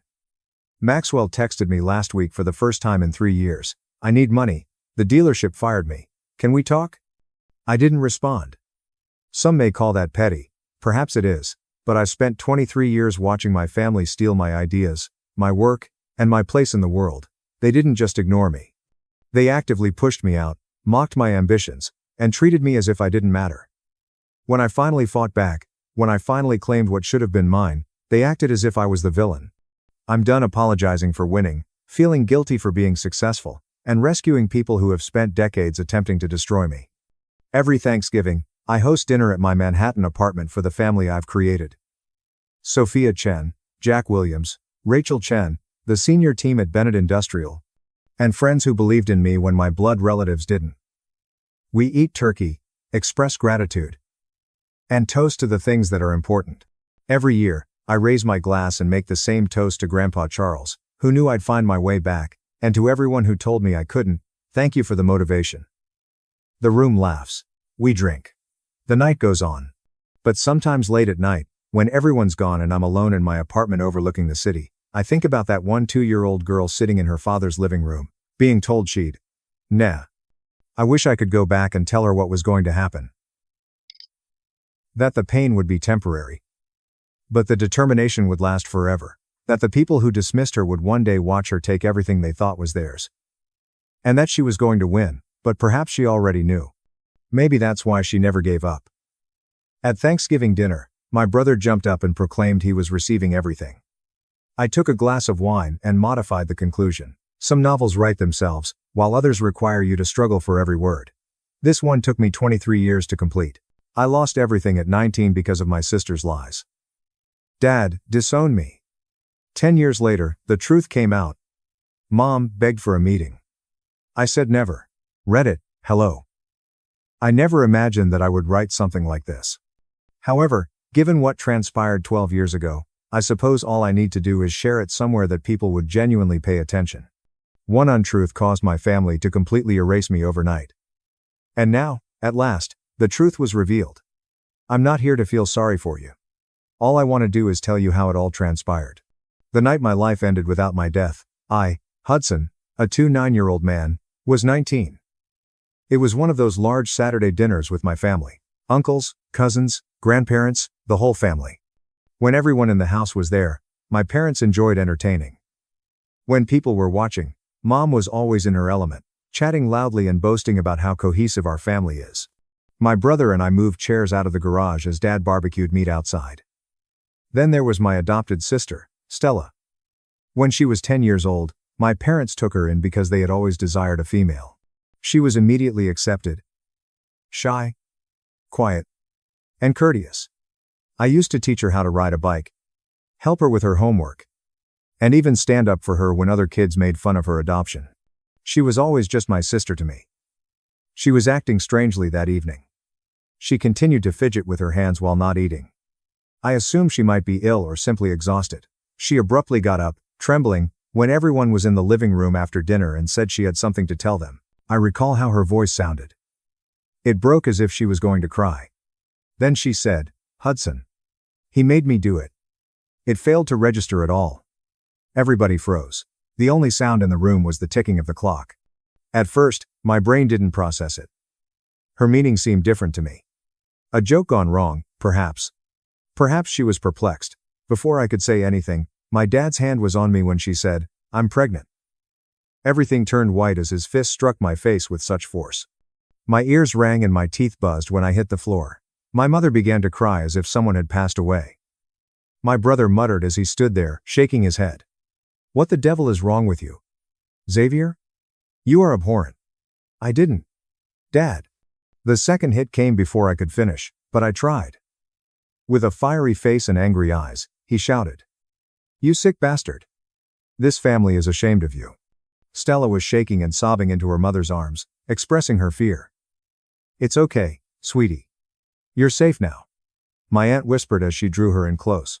Xavier, my brother, moved forward and spat right next to my shoe. "Get out," he growled. I glanced at everyone's faces and said, "You don't deserve to breathe the same air as us. I have known them all my life." No longer did any of them see me as family. Simply repulsed. My voice broke as I said, "She's lying. She is lying. I swear on my life." Nobody gave a damn. Someone, I believe my uncle, contacted the police when my mother yelled, "Don't even say her name. Don't talk to her." I was sitting on the porch, bleeding from my mouth, when the policeman arrived. My dad nodded without looking at me when one of them inquired if I was the suspect. I wasn't even rough-cuffed by them. They could see that I was just a half-dead youngster. Even so, it seemed like being buried alive when sitting in the rear seat while the sirens were blaring. They asked me questions at the station that I could hardly comprehend. What time did it occur? What did you do that evening? Did she refuse? I kept saying that it never occurred. Not a bit.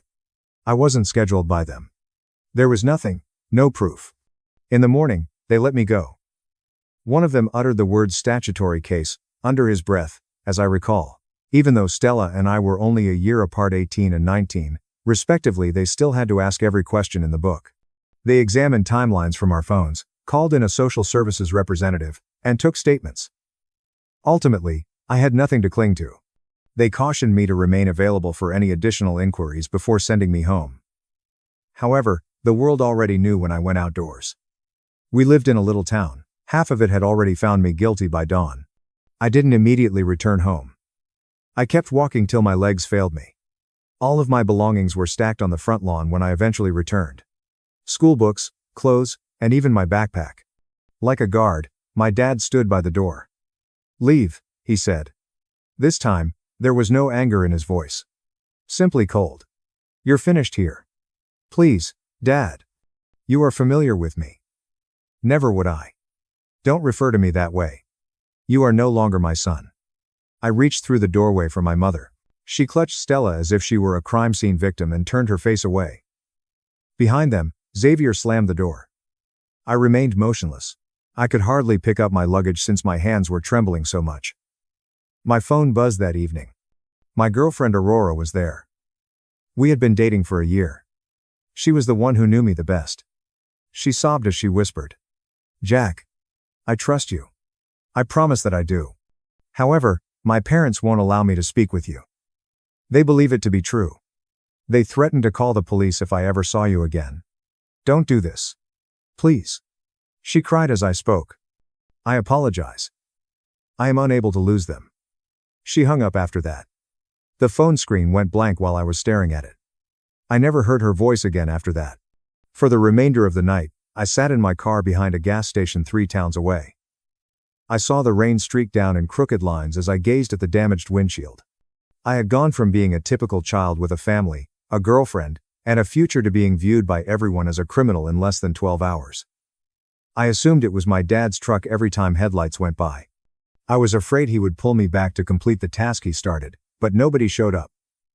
I glanced at myself in the rearview mirror, when the sun finally rose. I had bruises on my face. There was still blood on my clothes.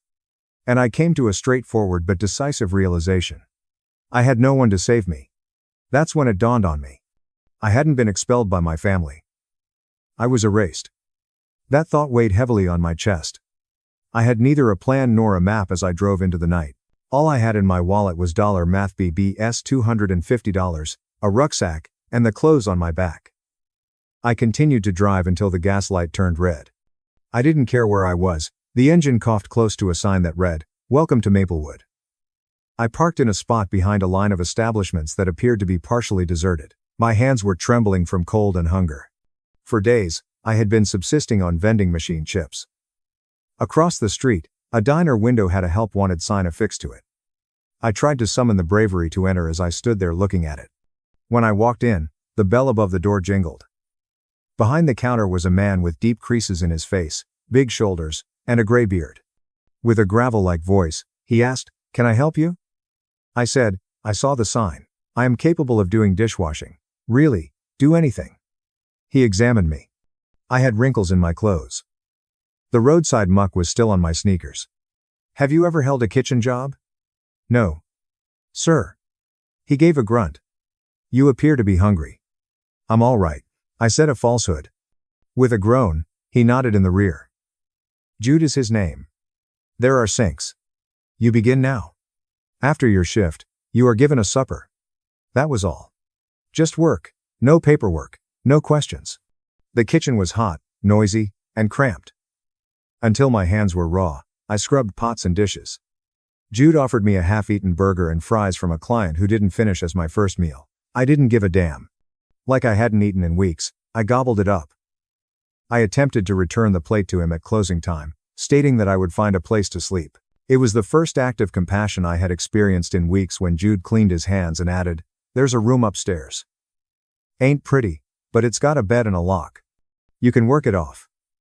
Although the room was tiny, perhaps 12 feet across with a soiled mattress, a flickering light bulb, and peeling wallpaper from the corners, it had a roof and the floor remained stationary.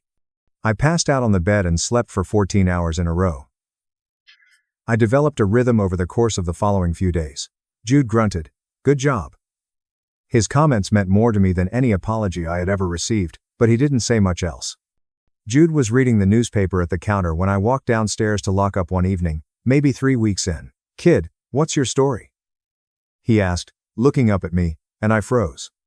"What do you mean?" "Got a customer in here today. Some trucker passing through. Said he saw your picture in a paper a couple towns over. Some family thing." My stomach sank. I began to tremble. "It doesn't appear that way. It's untrue. My adopted sister. My sibling. She invented it.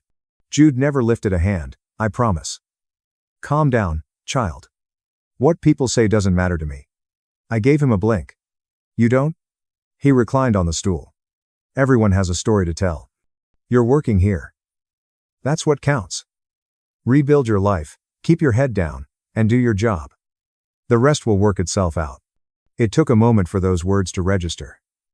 I didn't felt like a monster for the first time since that evening. I sat on the side of the bed that night and stared at the cracked wall, trying to take it all in. Jude gave me a chance even though he didn't know me. That's not something my own family could do. I was using my phone's contact list one evening. I needed to hear my mother's voice, but I was hesitant to phone home. Perhaps enough time had gone by. Perhaps they had come to the realization. On the third ring, she answered, silently, "Mom, it's me," I said. Quiet. "Hudson? Yeah, I just wanted you to know I'm okay. I found a job. Don't call here again," she said. Her voice broke. She hung up after saying, "Your father doesn't even want your name spoken in this house." I kept my eyes on the phone until the screen went dark. I never tried again after that. Months passed after weeks. I saved what little I could, while working double shifts. Jude began to teach me little lessons. How to check a thermostat, patch a vent, and repair a leaky pipe. Child, learn to fix things. He would argue it's the only way to survive. Curiosity got the better of me one evening after closing. I looked up Stella's name. My mother stood proudly next to her, holding a cake shaped like a baby carriage, and there she was, grinning in photos, her tummy round, surrounded by family, and clutching pink balloons that said, "It's a girl." In the corner of the picture, my brother was grinning as if nothing had happened. My throat ached. I had to shut down the laptop because my stomach was so upset. I then made the decision that I would never again be Hudson Winter. Something in me turned off after that night. Give up, attempting to explain. Don't wait for someone to approach you. The version of myself they buried was over. At the diner, I poured myself into my work. I would arrive before the sun came up, and go long after it closed. I learned how to change the filters in the ancient air vents, cleaned grease traps, and replaced leaking faucets. Jude saw. He asked, "You ever thought about learning this stuff for real?" That's Ludfon. As I was unclogging the sink one afternoon with half of my arm down the drain, I looked up in confusion. Similar to plumbing? He laughed. No, larger. HVAC, air systems, heating, and cooling. Kids, people are always in need of heat or cold. That ability keeps you going indefinitely. I remembered the way he said it. I was sick of cleaning dishes. I was looking for something that would last and be irreplaceable. Jude gave me a leaflet from the community college across the highway a few weeks later. He said, "Night classes," and slid it over the counter. I looked at the document for a while before saying, "You'd be good at it. You pay what you can. I'll cover the rest until you're on your feet." I had never before received such an offer of assistance. Not even my actual family. The next day, I registered. The initial months were harsh. After working 12-hour shifts at the diner, I would take the bus to night school and struggle to remain awake while listening to lectures about coils and compressors. I felt as though I was mending myself piece by piece every time I fixed something, when chilly air emerged from a vent, or when a broken item roared back to life. Jude continued to shove me. He said, "Don't just get good. They can't ignore you if you get so good." I had completed half of the HVAC program by the time I received my GED. On the side, I began performing little repairs. Jude's home, the vents in the diner, and a few frequent patrons. Jude hung the certificate in the diner's doorway as if it were his own child's diploma when it arrived in the mail. "Not bad for a runaway," he added, giving me a shoulder pat. Even if hearing that term still hurt, I laughed. I saved enough money with Jude's assistance to purchase a used pickup and some used tools. I left the diner to take a full-time job at a nearby HVAC firm. Derek, a co-worker, was accused of taking money from a client's kitchen counter one summer afternoon. The supervisor was prepared to terminate him immediately. I intervened because of Derek's expression, which was the identical panic I had seen in the mirror 12 years prior. "Check the vent," I suggested. Everyone looked at me. After climbing up and removing the cover, I saw that the envelope had been drawn halfway into the duct by the return air. Most likely, the client placed it too near the vent. Derek nearly burst into tears. The client received an apology from the boss. Derek then shook my hand as if I had just saved his life. Jude called me that evening after learning about it from a source. "Good job, kid," he remarked. "You cleaned up a mess. Not simply air. That's what makes men different from mechanics." I found that to be quite memorable. That's how the years went by. Work, rest, eat, and then work some more. It was safe, easy, and predictable. But occasionally, when I returned home at night, I would feel as though there was a whole other life still buried somewhere within of me. I opened an old account that I hadn't touched in years one evening while preparing invoices. When I opened social media, my hands trembled. I ought not to have done it. My family and her daughter, who appeared to be around 12, were standing in front of a birthday cake, grinning and laughing. My dad's arm wrapped over them as if nothing had occurred, and my mother was there to embrace her. In the background, my brother is smiling, as if he never spat at my feet. I went through the pictures until my chest ached, reading the caption, "Happy birthday to our miracle girl. Family is everything. Family." And appeared content, glowing, and as though they had never destroyed anyone's life. I shut down the laptop and sat trembling in the dark. I had envisioned them disintegrating without me for years. However, they didn't. They simply took my place. After my shift that evening, I sat in my truck in the parking lot and decided what to do. After returning home, I erased all previous accounts and any mention of the name Winter. Like severing a loose cable, I sever my connections to the past. I submitted the paperwork for a formal name change, Hudson Winter, by morning. Before all of this, the only person who ever truly shown me kindness was my grandmother, whose maiden name it was. Weeks later, the new ID arrived, and I gazed at it for a while. In some way, the image had changed. It was no longer a boy, and it appeared tougher and harder. On that day, I began creating something they could never destroy and stopped fleeing from what they had done to me. 12 years later, Winter Heating and Air was my own business. Just a few vans, 4 workers, and a consistent roster of clients who have faith in my abilities. We were dependable, but we weren't elegant. At last, life had reached a level. Early summer was when things started to fall apart once more. Sweat was streaming down my back as I worked on an ancient air unit behind a bakery when my phone began to vibrate constantly in my pocket. Hometown area code, unknown number. Twice, I disregarded it. On the third occasion, it continued. After wiping my hands, I replied, "Yeah, this is Winter." After a little period of stillness, I heard a voice I hadn't heard in more than 10 years. "Hudson." My chest constricted. "Who's this?" "I'm Aurora." For a moment, I froze. Everything in my immediate vicinity. The sounds of the street and the fan vanished. "How did you, Aurora?" She let out a sigh. "I thought you should hear this from someone who genuinely believes you, even though I know I shouldn't call."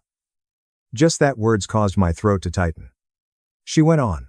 "Stella has been taken into custody." I blinked. For what reason was he arrested? She accused him of lying. For accusing another man in the same manner that she accused you. Feeling lightheaded, I leaned against the van. She what? This time, the man she accused retaliated. He hired an attorney. Everything. It turns out that she fabricated the entire tale once more. She also admitted to the first one to you throughout the investigation.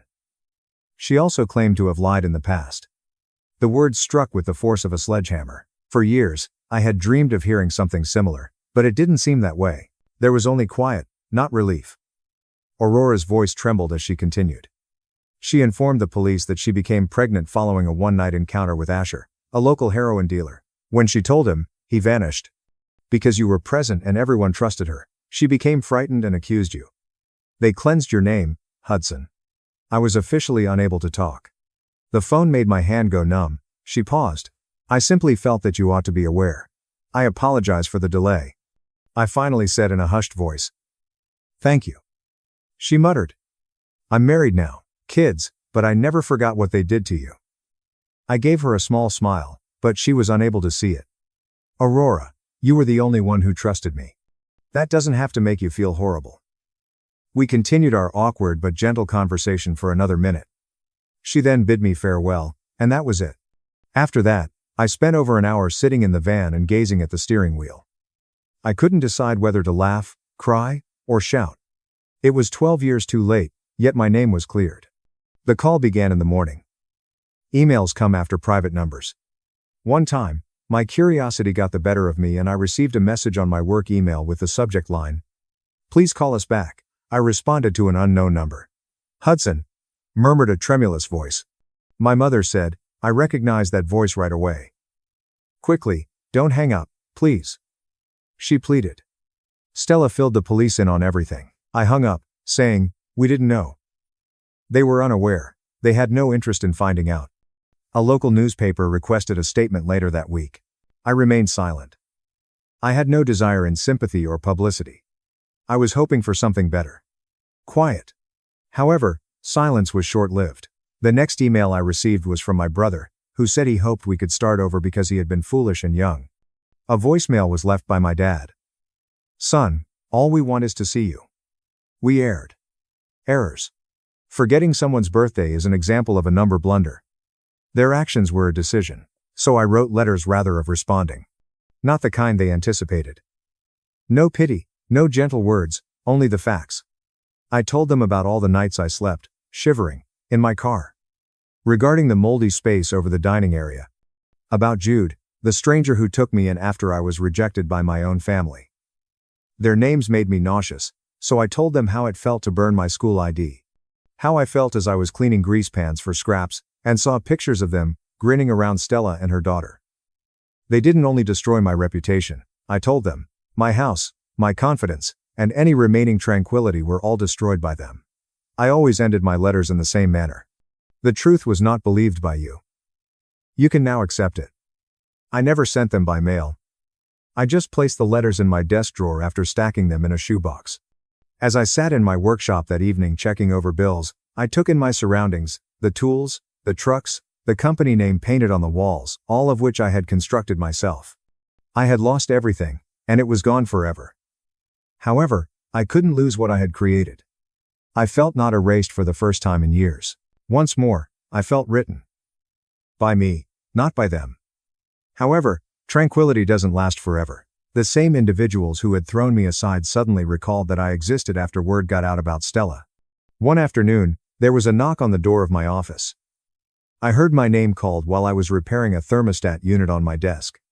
Hudson. I froze. My mother was there when I turned. She appeared older and smaller, like if someone had taken the life out of her. Her hands were trembling, as she held a foil-covered casserole dish, and her hair was gray at the roots. I made your favorite, she whispered. I was immobile for a moment. Chicken and rice. You used to love it. My stomach turned when I smelled it. I recalled the last time Mom had prepared it. The night before it all went haywire. I slowly got to my feet. Why are you here? Her eyes welled with tears. I leaned against the counter and said, I just want to see you to say sorry. We were wrong. Stella lied. We know that now. She dried her nose and said, You're 12 years too late.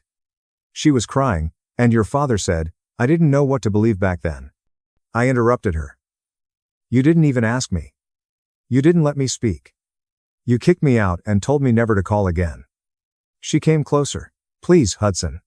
I yelled. Don't call me that. She recoiled when the words struck her like a physical blow. You lost that right. I gestured toward the door. She put the casserole on the counter and paused before saying, You should go. I looked at it and said, At least eat this, please. Throw it out when you leave. I felt nothing as the door shut behind her. Not sadness, not rage, just nothing. My dad arrived 2 days later.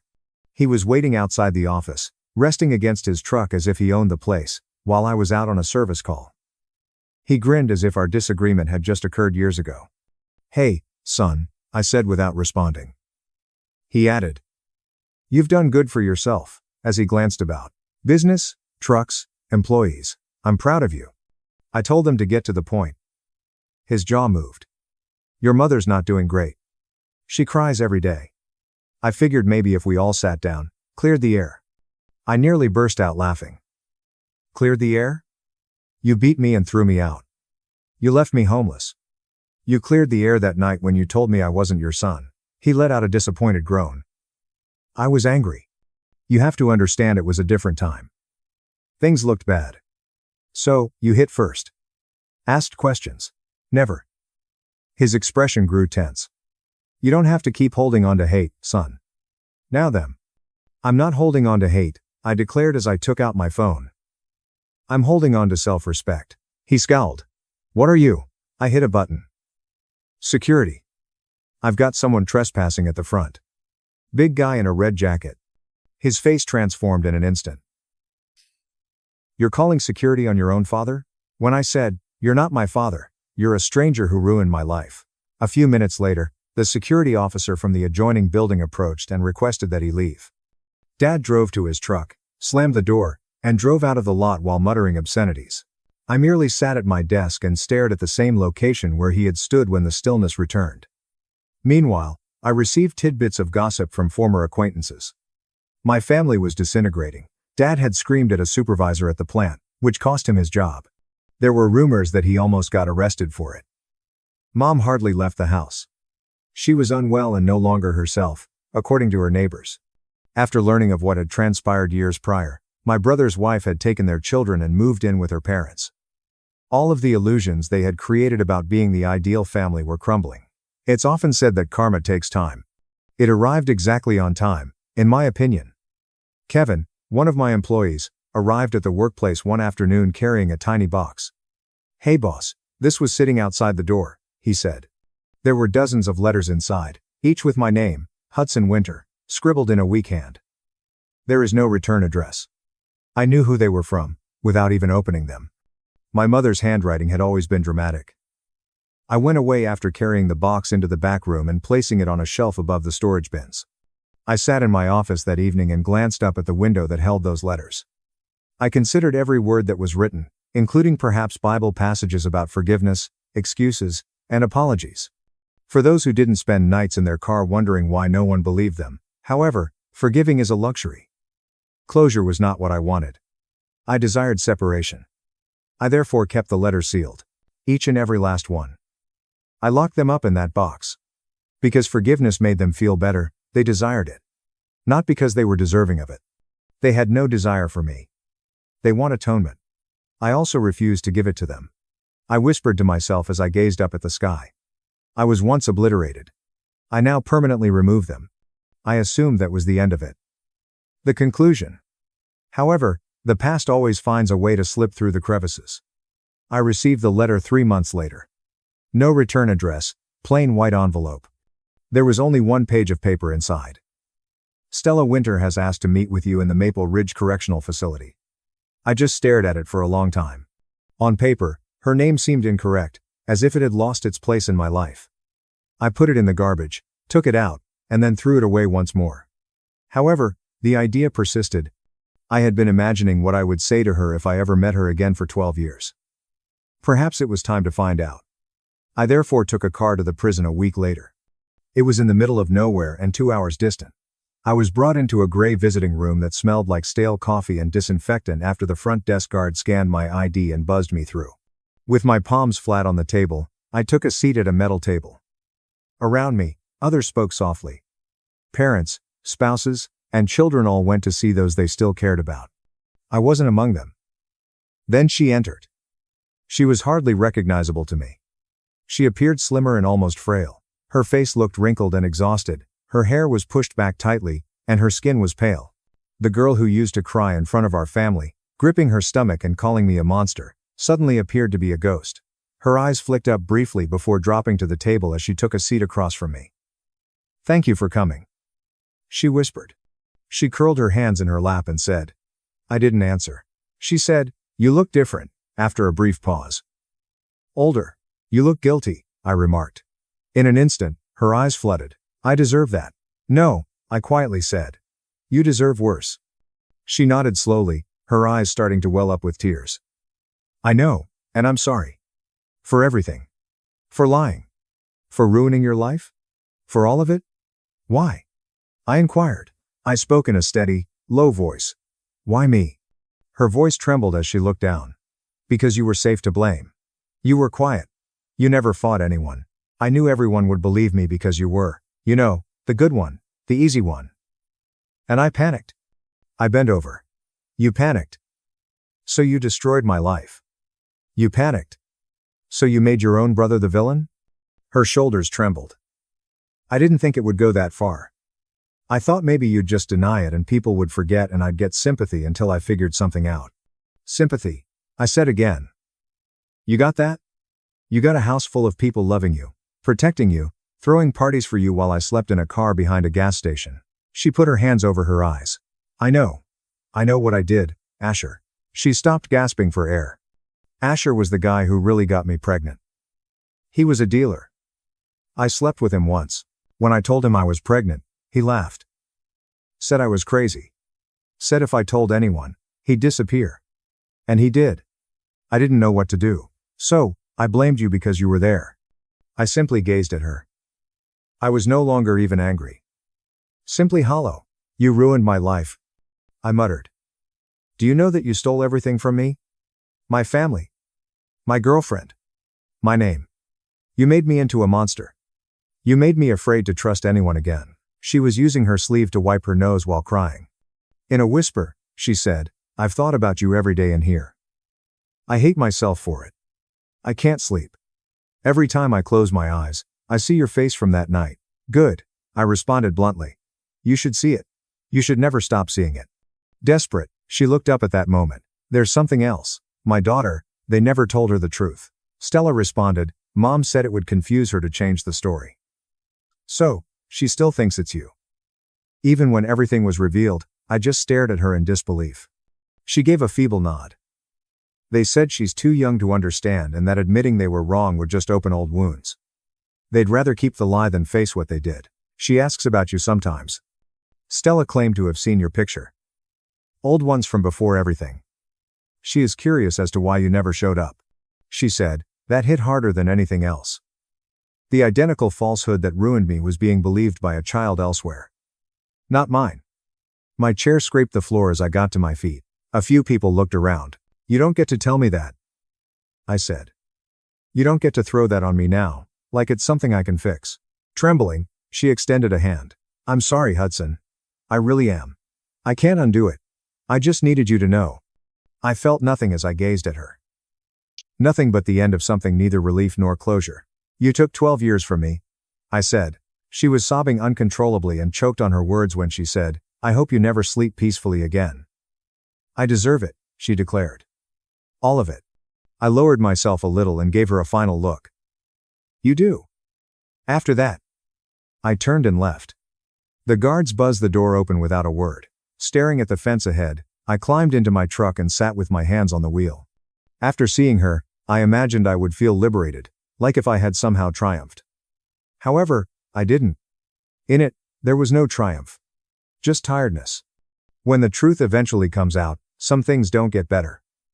When you stop caring, certain things continue to be cracked. However, I became aware of something when I turned on the motor and started to drive away.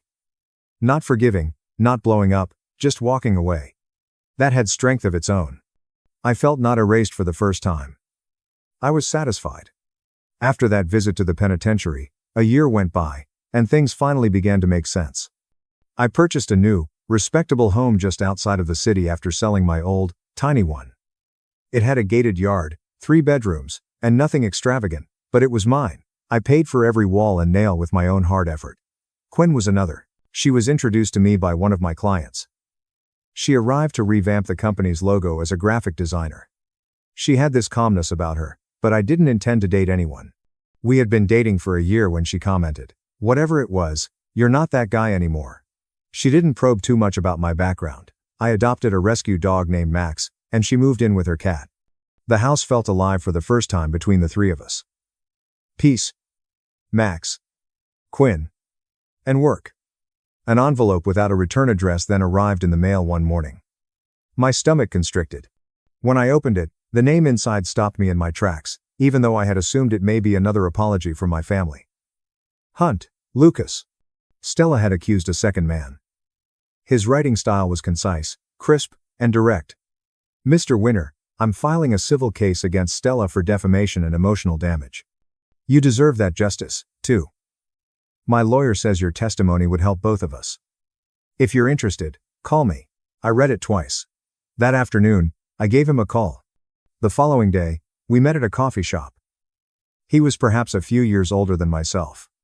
He shook my hand as if we had been friends for ages. Feels weird. Doesn't it? Number 4, he asked.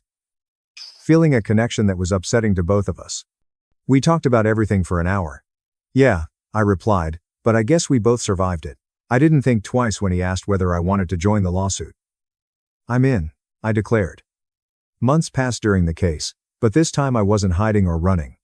I appeared in court, took a seat across from Stella, and spoke the truth in a cool, collected manner. When I spoke, I didn't even glance at them. The attorneys explained everything. The deception, the emotional harm, the bogus allegations, and the evidence that she had done it twice. The courtroom fell hushed as the judge's decision was made. I felt lighter than ever when I left the courthouse. Officially, I had a spotless reputation. However, it went beyond that. I felt as though a ghost had at last ceased to pursue me. My name wasn't buried in shame for once. It was next to phrases like vindication, justice, and truth. The voicemail then arrived. It was getting close to midnight. My phone buzzed while I was completing bills in my workplace. Hometown area code, unknown number. I was on the verge of ignoring it, but something forced me to listen when it went to voicemail. Your mother found this number online, son. I'm not sure if it's still correct.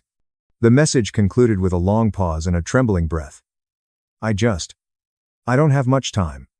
The doctors say it's cancer. Stage 4. I don't want anything. I swear.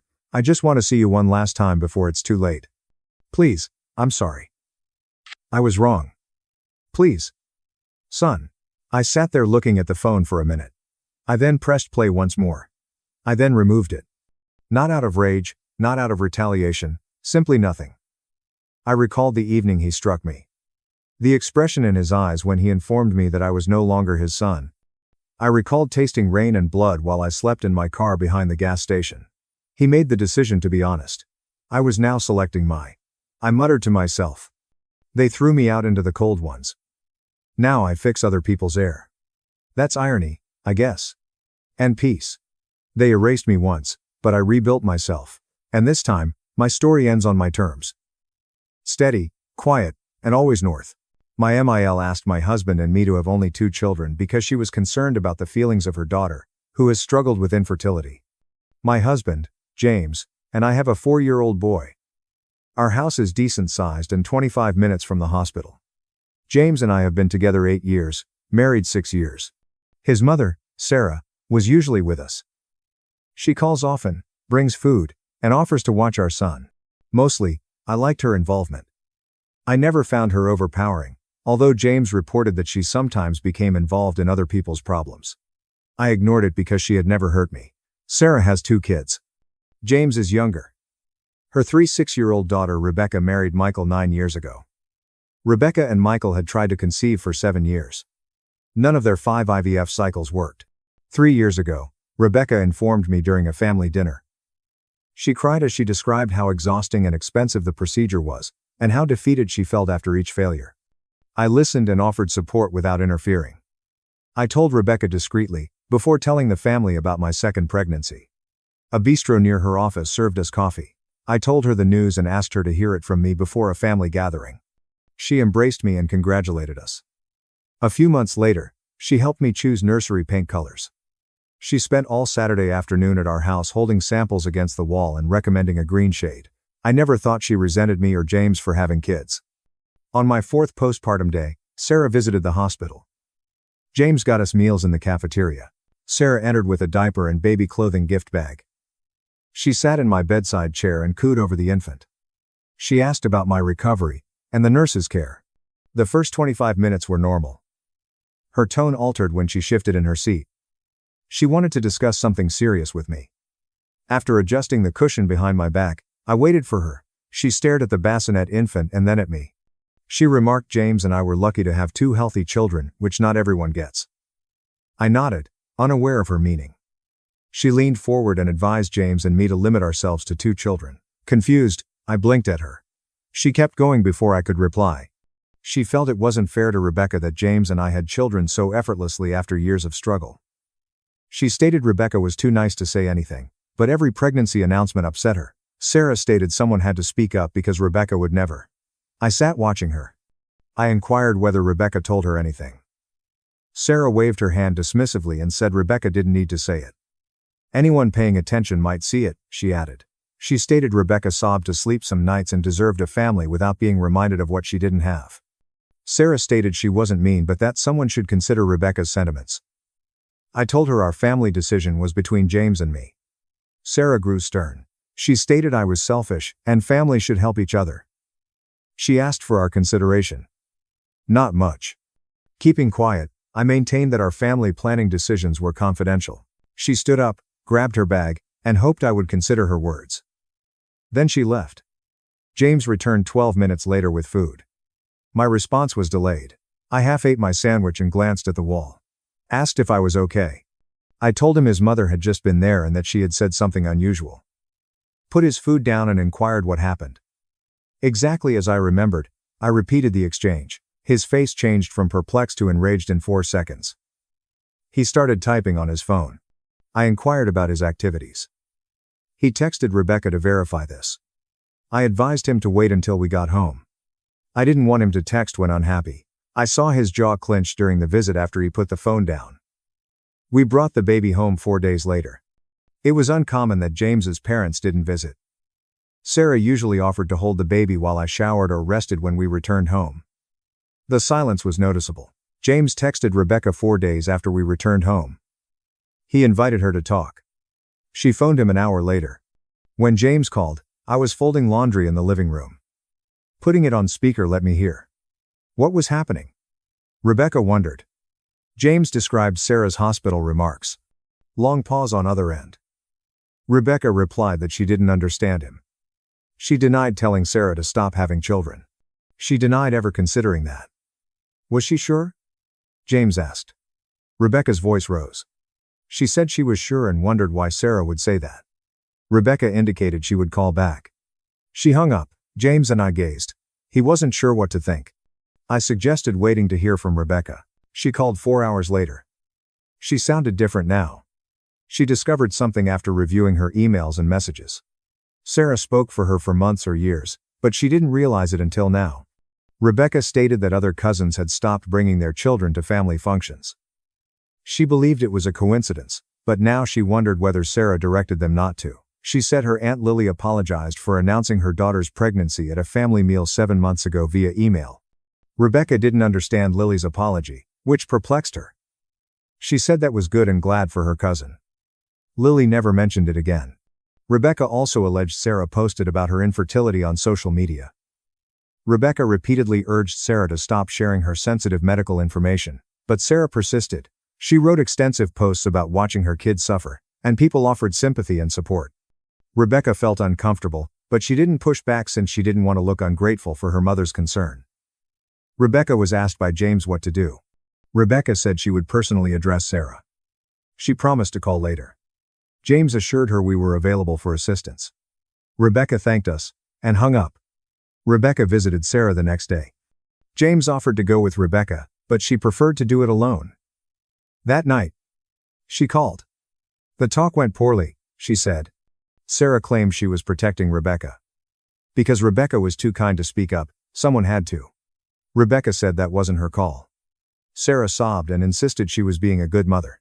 Rebecca stated a decent mother would respect her limits and not post about her misery on Facebook. Rebecca was ungrateful, Sarah said. After sacrificing so much to assist Rebecca through IVF, she believed Rebecca was turning on her. Rebecca said she never requested such support. Sarah said we were influencing Rebecca and trying to turn her against her mother. Rebecca ended the call. Next day, James called his mother. Sarah didn't reply. He left a voicemail for her to call him. She didn't. A text was sent. No reply. This lasted 4 days. Finally, Sarah texted that she wanted space, and that we heard her. James said they needed to discuss what happened. Sarah didn't reply. A week passed. Where was Grandma? Asked our son. James said she was busy. I received James's Aunt Elizabeth's mails. She wondered if Sarah was okay after posting vaguely on Facebook about being betrayed by her children. I emailed James the post screenshot. It said mothers give everything to their children and get nothing in return. The comments were full with folks sorry she was struggling and asking what happened. Elizabeth called me 3 days later. She wanted to tell me something. She stated Sarah had done this before. Elizabeth said Sarah would create problems where none existed so she could fix them. Elizabeth stated it lasted decades. She recalled 16 years ago when Sarah told Elizabeth's family her son was troubled and needed help. A family member unexpectedly visited his flat to check on him. He wasn't sad.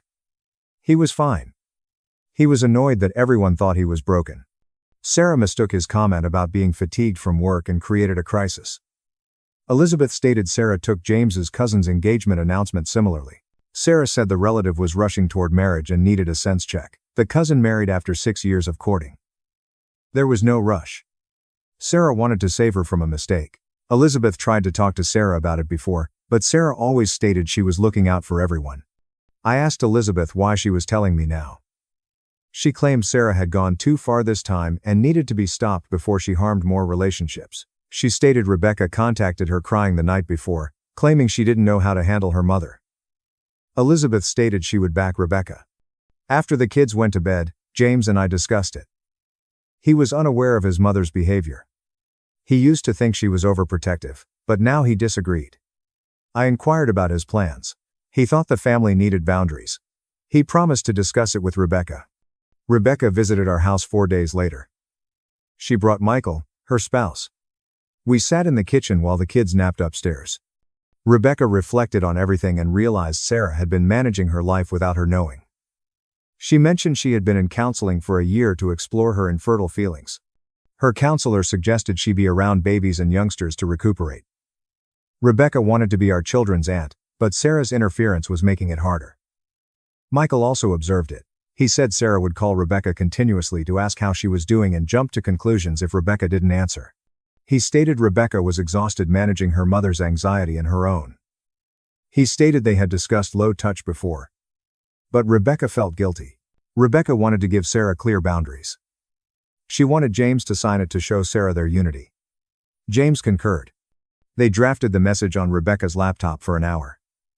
Sarah was no longer authorized to represent Rebecca to anyone. Sarah was instructed to delete Rebecca's medical posts on social media. Sarah was barred from family functions until she respected these rules. The note suggested they would stop talking if Sarah broke these rules. The message was sent overnight. Sarah responded in $12, Mathram, Min, $. She said they were cruel and she didn't deserve it. She claimed they punished her for helping. Rebecca didn't reply. James didn't reply. Sarah sent 4 more urgent messages in the next hour. She threatened to never talk to them again if this was how they treated her. Then she claimed she couldn't believe they left her. She said she was erasing Rebecca's baby photos from her residence because Rebecca didn't like her. James turned off his phone. Rebecca followed suit. We sat silently for another hour while Michael was at our place. He stated Rebecca had prepared for this, but it still hurt. He promised to look after her. That night, they left at 12. Update 1. After sending the boundaries message, Sarah didn't contact James or Rebecca for 3 weeks. She then texted the family that James and Rebecca were unfairly excluding her from her grandchildren's life. She requested that her family contact us to stop disciplining her. Jim's uncle called the next day. Sarah seemed upset, but he didn't know what was going on. This was explained by James. His uncle paused, then stated he wasn't surprised. He stated he'd noticed Sarah's behavior for years but never spoke out because it wasn't his place. He claimed he'd tell the family what was going on. Elizabeth called a family gathering without Sarah. It happened Saturday afternoon at Elizabeth's house. I watched the kids while James went. He returned 4 hours later, saying it was eye-opening. Sarah overstepping or speaking for them without permission was a common story. The incident began when James's cousin Olivia falsely claimed Sarah had told her boyfriend's parents that Olivia was breaking up with him. Another cousin stated Sarah informed his employer that he was seeking for a new job when he wasn't, almost getting him fired. Family members sent Sarah a unifying message. They felt her actions were detrimental and she should accept responsibility. They adored her but couldn't keep going. They gave her 2 options. Accept her interactions with individuals would be restricted or cease speaking for them and respect their boundaries. Sarah replied again on Facebook. This time, she wrote about how her children had turned the family against her, and how she was blamed for caring too much. She stated mothers were constantly blamed for problems and she was weary of being villainized for protecting her loved ones. Over 150 people commented, most of whom didn't know the story. They advised her to keep tough, and that her kids would regret this.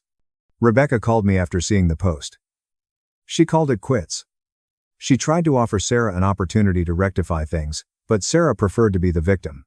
Rebecca blocked her mother on all social media and stopped replying. She admitted it was difficult, but she needed to protect herself, as did James. He unfriended Sarah on Facebook and blocked her number. He found it bizarre but necessary. He waited for her to apologize or confess her wrongdoing, but she never did. She always talked about how hurt she was, not how her actions hurt others. Sarah came to our house 3 weeks following the family gathering. I was home alone with kids. James worked. I watched her automobile enter the driveway through the glass. She exited and approached the front door. I didn't answer her knock. Again, she knocked louder. She called out to me to open the door. Just to see her grandchildren, she said. Telling James what was going by SMS. He said not to open the door and left work early. Sarah waited 25 minutes on the porch. She continued knocking and calling. She stated she knew I was inside and being ridiculous.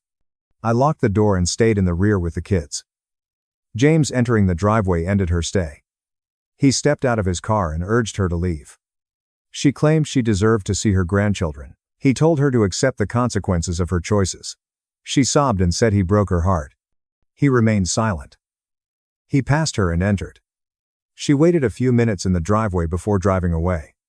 James explained the scenario to police non-emergency line. While the officer suggested we could file a report if she returned, she fled when asked, so they couldn't do much. James wanted it recorded in case it escalated. The officer noted the information and advised her to call back. That night, Sarah emailed James. She didn't comprehend his treatment of her. She stated she was rewarded for always putting her children first. She prayed he would realize his mistake before it was too late. She didn't mention Rebecca. In the following week, Rebecca altered her locks. She mentioned Sarah had her house key, and she distrusted her. A camera was mounted on their front porch by Michael. Rebecca felt silly taking safeguards against her mother. But she didn't know what else to do. Elizabeth informed James that Sarah had been phoning her daily to get James and Rebecca to forgive her. Elizabeth told Sarah that wasn't her job, but Sarah didn't listen. Elizabeth considered barring Sarah since the calls were too much. James and I debated recontacting. I doubted it would alter anything. He agreed.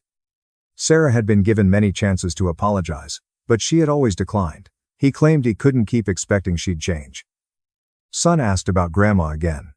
James informed him adults occasionally disagree and need space. Our son questioned if Granny was furious at us. James stated Grandma needed to work on several things before visiting again because it was complicated. Our son accepted and resumed playing with his toys. Update 2. Letter from Sarah to our house. It arrived by mail on Tuesday. I recognized her handwriting on the envelope to James. James opened it at the kitchen table. The letter was 4 pages. Read it over his shoulder. The first page was about her missing us. She described how her house felt without her grandchildren. Her daily thoughts and prayers were for our reconciliation. The second page described her longtime efforts to be a good mother. She recounted her childhood help for James and Rebecca. She wrote about her sacrifices for their well-being. On page 3, things changed. She said she understood we were upset with her but thought we overreacted. She said all mothers made mistakes, and we were unfairly judging her. She said we would forgive and move on if we loved her. She said family should always stick together. The fourth page focused on Rebecca. Sarah wrote that Rebecca was always sensitive and she couldn't help protecting her. She never meant to overstep. But watching Rebecca struggle with infertility was the hardest thing she'd ever done. She apologized if she went too far, saying it was out of love. She ended the letter by hoping James would reconsider the boundaries, and waiting for him to contact her. James set down the letter and stared at it. Though it was Sarah's closest apology, he said it wasn't enough. He claimed she was apologetic for our feelings, not her actions. She didn't realize her wrongdoing, he said. The letter was photographed and sent to Rebecca. She phoned him an hour later. She was furious over the letter. Sarah was still making it about herself and her feelings, she claimed. She was frustrated that Sarah had spent years convinced Rebecca she couldn't manage babies, and now she was using that against her. Rebecca claimed her counselor helped her create boundaries. Her counselor cautioned her Sarah might guilt her into backing down. That's what the letter intended. Rebecca claimed she wouldn't reply. She stated Sarah could write 150 letters but nothing would happen unless she took responsibility. James stayed silent too. He filed the letter and didn't mention anything. Sarah wrote again 3 weeks later. This was shorter. She replied she had no other solutions. We refused to forgive her after she apologized. She stated we were stubborn and she was weary of trying. She stated we could cut her out of our lives, but she wanted us to know we were giving up, not her. James threw that letter away without showing me everything. He said it was repetitive. He was sick of her guilt tripping. Around this time, I discovered I was pregnant again. Before this happened, James and I had discussed having a third child and decided to go for it. I immediately thought about how Sarah would react when I got the positive test result. I also thought it didn't matter because she wasn't in our lives anymore. James and I agreed not to discuss the pregnancy online. In person, we told close friends and relatives. We requested they not share the news on Facebook to avoid Sarah finding out. Rebecca was among our first to know. She embraced me and congratulated us. She claimed intent. We heard from Elizabeth weeks later. Sarah had asked the family about our lives, she explained. Elizabeth told Sarah she didn't know anything, which was accurate. Sarah became convinced that the family was concealing something. Elizabeth claimed Sarah accused her of conspiring to exclude her. Elizabeth stated she was close to terminating contact because the chats were exhausting. James's cousin Olivia contacted him about the same time. She stated Sarah asked her to spy on us and report back. Olivia stated she told Sarah no and wouldn't participate. Sarah said Olivia betrayed her. Olivia blocked Sarah's number to avoid tension. Sarah left the family group chat, which grew increasingly active. More people told Sarah their stories. Several family members had been suffering with her behavior for years but never spoke about it to avoid trouble. Now that everything was public, people felt more comfortable discussing it. Michael proposed a coffee date with James. Cafe near James's office was where they met. Since cutting Sarah off, Michael said Rebecca was doing better. He remarked, Rebecca looked lighter, like a weight was removed. He claimed she was upset but no longer anxious about the issue. He said their home life improved since Rebecca wasn't spending hours on the phone handling her mother's emotions. James shared your sentiment. He hadn't realized how much mental energy he was wasting thinking about Sarah's thoughts and words. He stated not having her in every part of his life was strange at first but now felt natural. Another letter from Sarah followed a month later. This time, she sent childhood photos of James and Rebecca. She described each recollection on the back of each photo. She described taking James to school on his first day. She covered Rebecca's 10th birthday party. She concluded by asking how the youngsters in these images could grow up to treat her this way. James examined the photographs intently. He remembers those pleasant times. He claimed that didn't influence Sarah's grown-up actions. He returned the images to the envelope and placed it in the drawer with the first letter. Update 3. Now 8 months pregnant. We're having another boy. Our oldest boy turned 5 and our daughter is almost a year old. We have a routine without Sarah that works. Sarah tried to contact us again 7 weeks ago. She wrote nothing this time. Instead, she visited James's office. He came down for lunch while she waited in the foyer. He turned and returned to his office when he noticed her sitting there. He told building security she wasn't supposed to be there. She was removed by security. She didn't object, but she urged them to inform James she wanted to chat. James didn't return to the lobby that day. She emailed him later that night. She apologized for visiting his workplace, but she was desperate. She said she tried everything but failed. She said she would do anything to fix their relationship. James didn't reply. Rebecca got a similar email. Sarah missed her daughter and wanted to fix things. After reviewing everything, she realized she had made mistakes. She offered to listen if Rebecca would talk. Rebecca sent her counselor the email and asked for advice. She was free to choose, but her counselor advised caution. Rebecca remained silent. Elizabeth reported that Sarah had ceased Facebooking. Her profile was live, but she hadn't posted in a month. Elizabeth wasn't sure if Sarah was self-reflecting or finding a new way to get compassion. An uncle contacted James a few weeks ago. Sarah requested his mediation of her talk with James. The uncle informed Sarah that wasn't his job and that she needed to talk to James directly and respect his boundaries. Sarah became outraged and accused the uncle of bias. He refused to take sides yet wouldn't force James to do something he didn't like. Our oldest son stopped asking about Granny. I don't know if he forgot about her or accepted her absence. Regardless, he seems all right. He video calls James's dad weekly. James's father divorced Sarah 16 years ago, but they've kept in touch. He wasn't surprised by Sarah's behavior and praised James for setting boundaries. Rebecca dined with us last weekend. She and Michael helped us build the baby's crib. Rebecca announced that she and Michael had stopped IVF while we built it. After much discussion, she said they were comfortable with no biological children. She said they would consider adopting in a few years, but for now they were focusing on their love and life together. Cut off from Sarah helped her make that decision, she said. When Sarah repeatedly brought up her infertility and made it her life, Rebecca found it harder to move forward. After Sarah left, Rebecca felt like she could breathe and figure out what she wanted instead of what others expected. Michael stated they were getting away on weekends and reconnecting. Both of them benefited, he claimed. Rebecca grinned at his statement. Not in years had she looked so relaxed. Sarah hasn't responded in 4 weeks. I don't know if she's accepted it or planning something else. James thinks he's ready either way. We saved all letters and emails for documentation. We've advised the family to notify us if Sarah contacts them about us.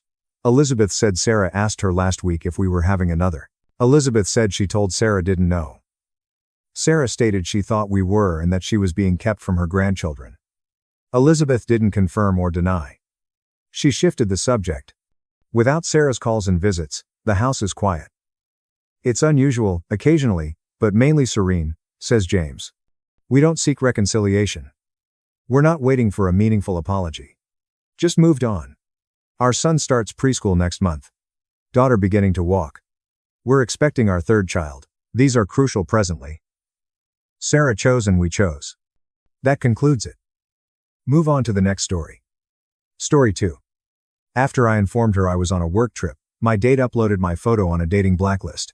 She told me. After months of singlehood, I believed I'd found someone great. Now she's bothering my coworkers.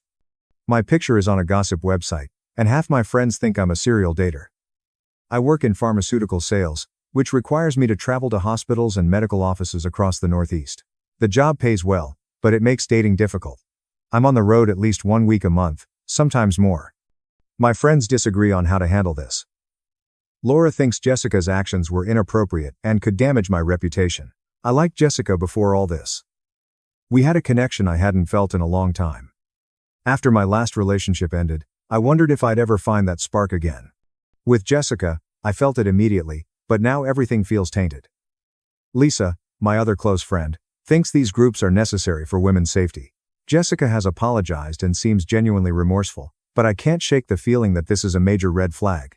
Why would she post my picture on a site like that after I'd been completely transparent about my job and travel? And if she's this insecure after one date, what would a relationship be like? First, thank you to everyone who commented on my original post. I received hundreds of messages, many from men who've had similar experiences with name and shame sites. It seems this is happening more often than I thought. I'm not Mark, Jason, Tyler, or any of the other names people messaged me about. Some commenters said Laura betrayed some woman code by showing me the post. Laura and I have been friends since elementary school. Her loyalty is to me, not to a gossip website. She saw my picture and told me, as real friends do. I was also criticized for not understanding the purpose of these sites, which began as a way for women to warn each other about dangerous men.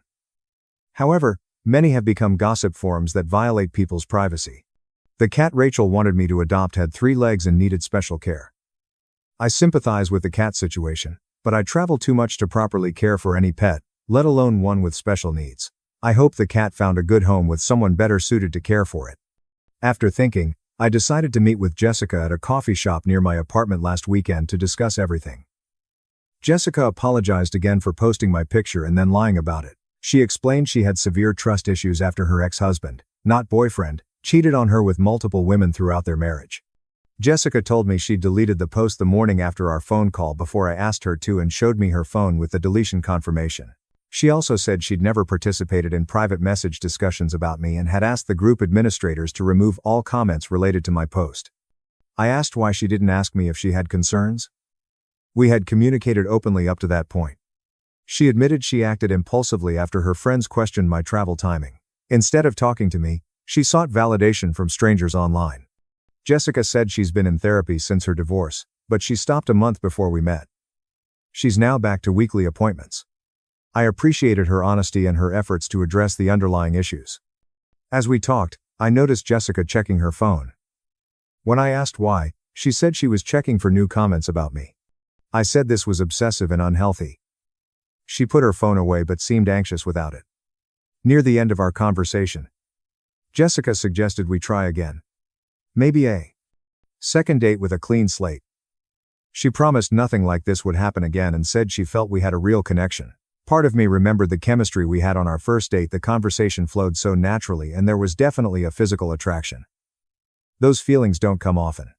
After the coffee shop, I spent the weekend thinking about what to do. I spoke with Laura and Lisa again. Laura still opposed, giving Jessica another chance, citing the breach of trust. Lisa, who initially defended the site's purpose, now agreed Jessica's actions were excessive but thought people deserve second chances. Yesterday evening, Jessica texted me asking if I'd decided. When my phone buzzed with work emails or friend messages, I imagined her wondering if I was talking to other women. Trust had cracked before we'd built anything substantial. I called Jessica to explain my decision, saying I thought she was a great person with trust issues, but didn't think the time was right. Jessica cried and asked me to reconsider, saying she'd never felt such an immediate connection with someone. She described my bookshelf and living room artwork, which made the conversation uncomfortable. I never invited her to my house, so she only knew these details from the private messages she claimed not to have read. When I pointed this out, she quickly changed the subject. After nearly an hour on the phone, I firmly but kindly ended the conversation and wished her well with her therapy. I suggested that healing might be more important than dating right now. Jessica sent me a lengthy email this morning with screenshots of the entire name and shame post thread, including all comments and private messages, many of which she had selectively shown me earlier. Some of the details were more personal than I expected. Women made intimate guesses about my body, my bedroom skills, and my finances. Jessica's email asked for all the details so I could understand why she was worried.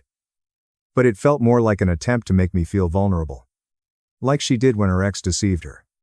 I haven't responded. I blocked her number and email address, and asked Laura to check the site periodically to make sure my picture doesn't reappear. Dating in the age of social media and warning websites is complicated. I'm taking a break from dating apps to focus on work. After 2 months, I wish I could say the situation has improved, but things have escalated in ways I never expected. 2 weeks ago, I represented my company at a pharmaceutical conference in Boston. A woman asked me at a networking reception, "Are you the name and shame guy?" I was devastated when she said she recognized me from my photo and was friends with a commenter. The conference was in a different location, 3 hours from where I reside. The woman wasn't hostile, she seemed amused, but the encounter left me feeling exposed and vulnerable in my professional environment. When I returned home, I found something even more disturbing. An anonymous account on a professional networking site had contacted several of my colleagues and clients, claiming I had mistreated women. 2 clients asked my boss about these allegations. Thankfully, my manager knows me well and dismissed the claims, but I had to explain everything, including the name and shame post and my single date with Jessica. The timing made Jessica the obvious suspect, but I had no proof. Following her disturbing email with screenshots, I blocked her email and phone number. 4 days later, Rachel, the woman from last summer who tried to get me to adopt her sister's cat, texted me to meet to discuss the situation with Jessica. Rachel apologized for her negative comment on the original post.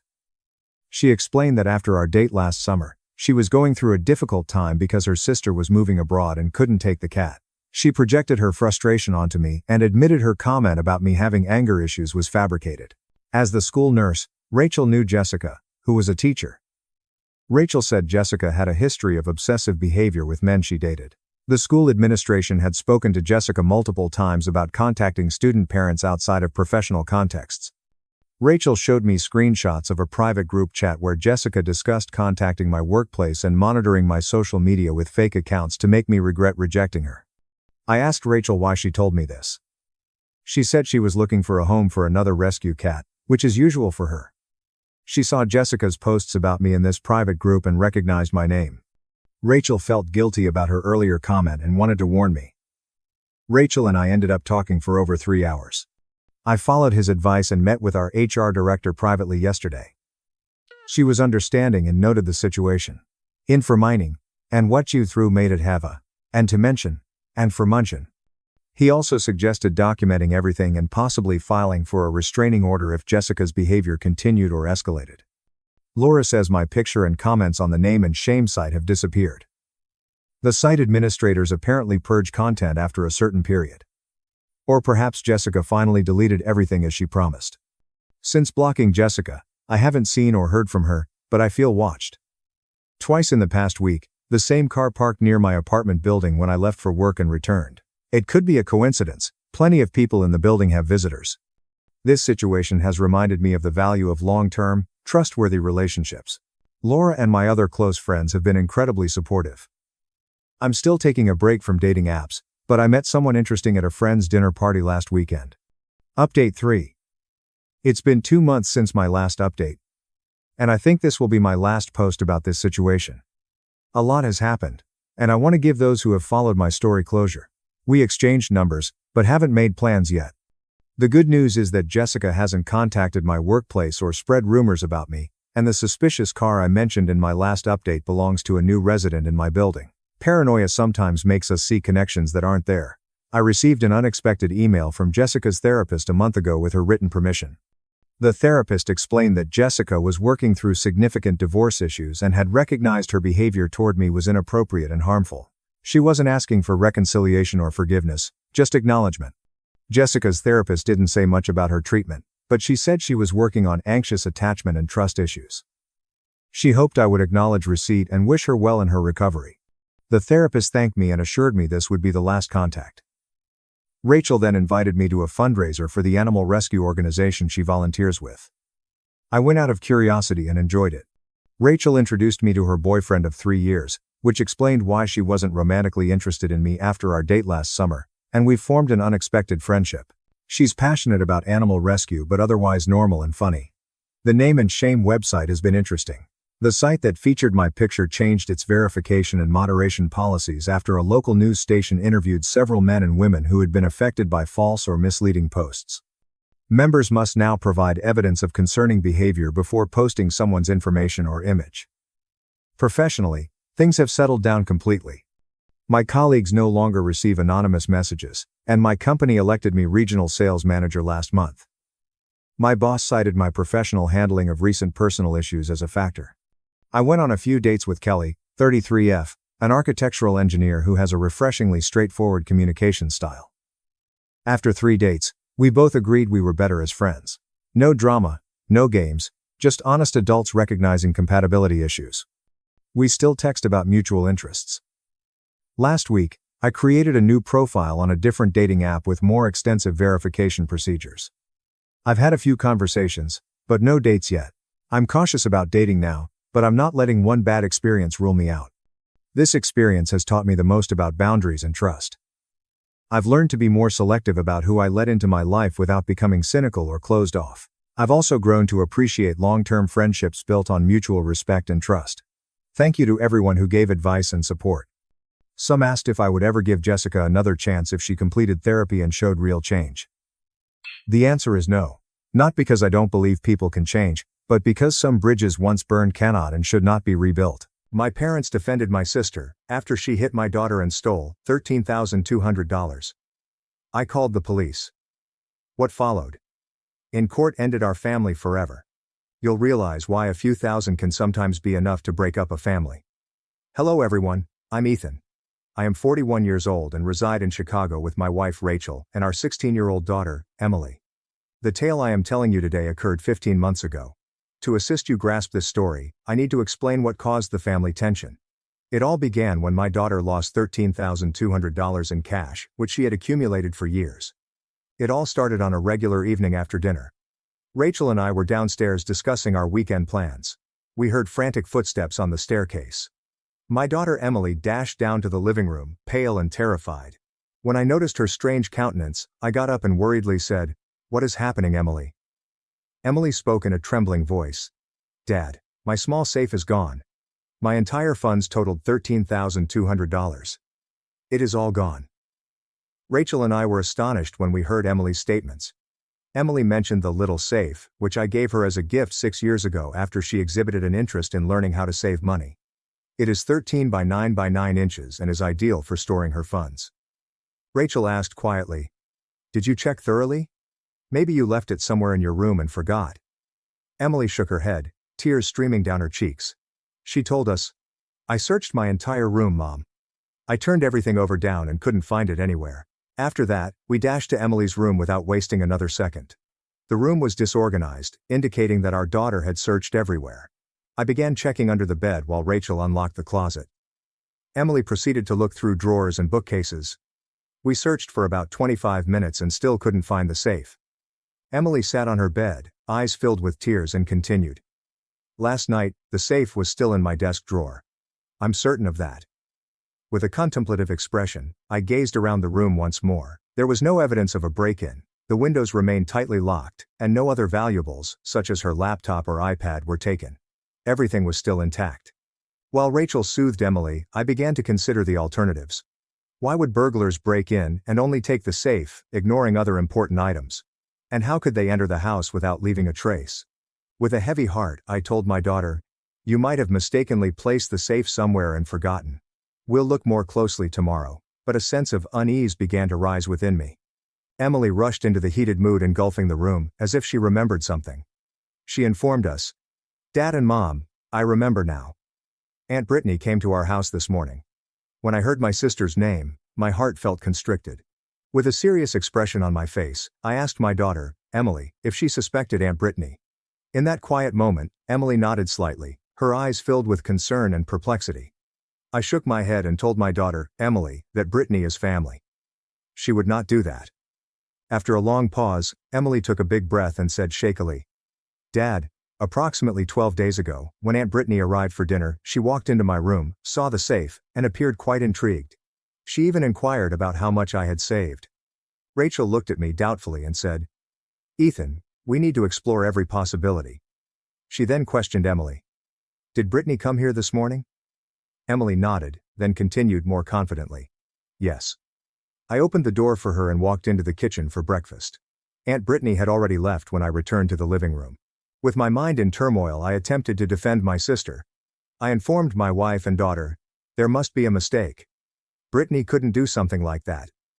Rachel placed her hand on my shoulder, peered into my eyes, and firmly stated, "Ethan, we have security cameras.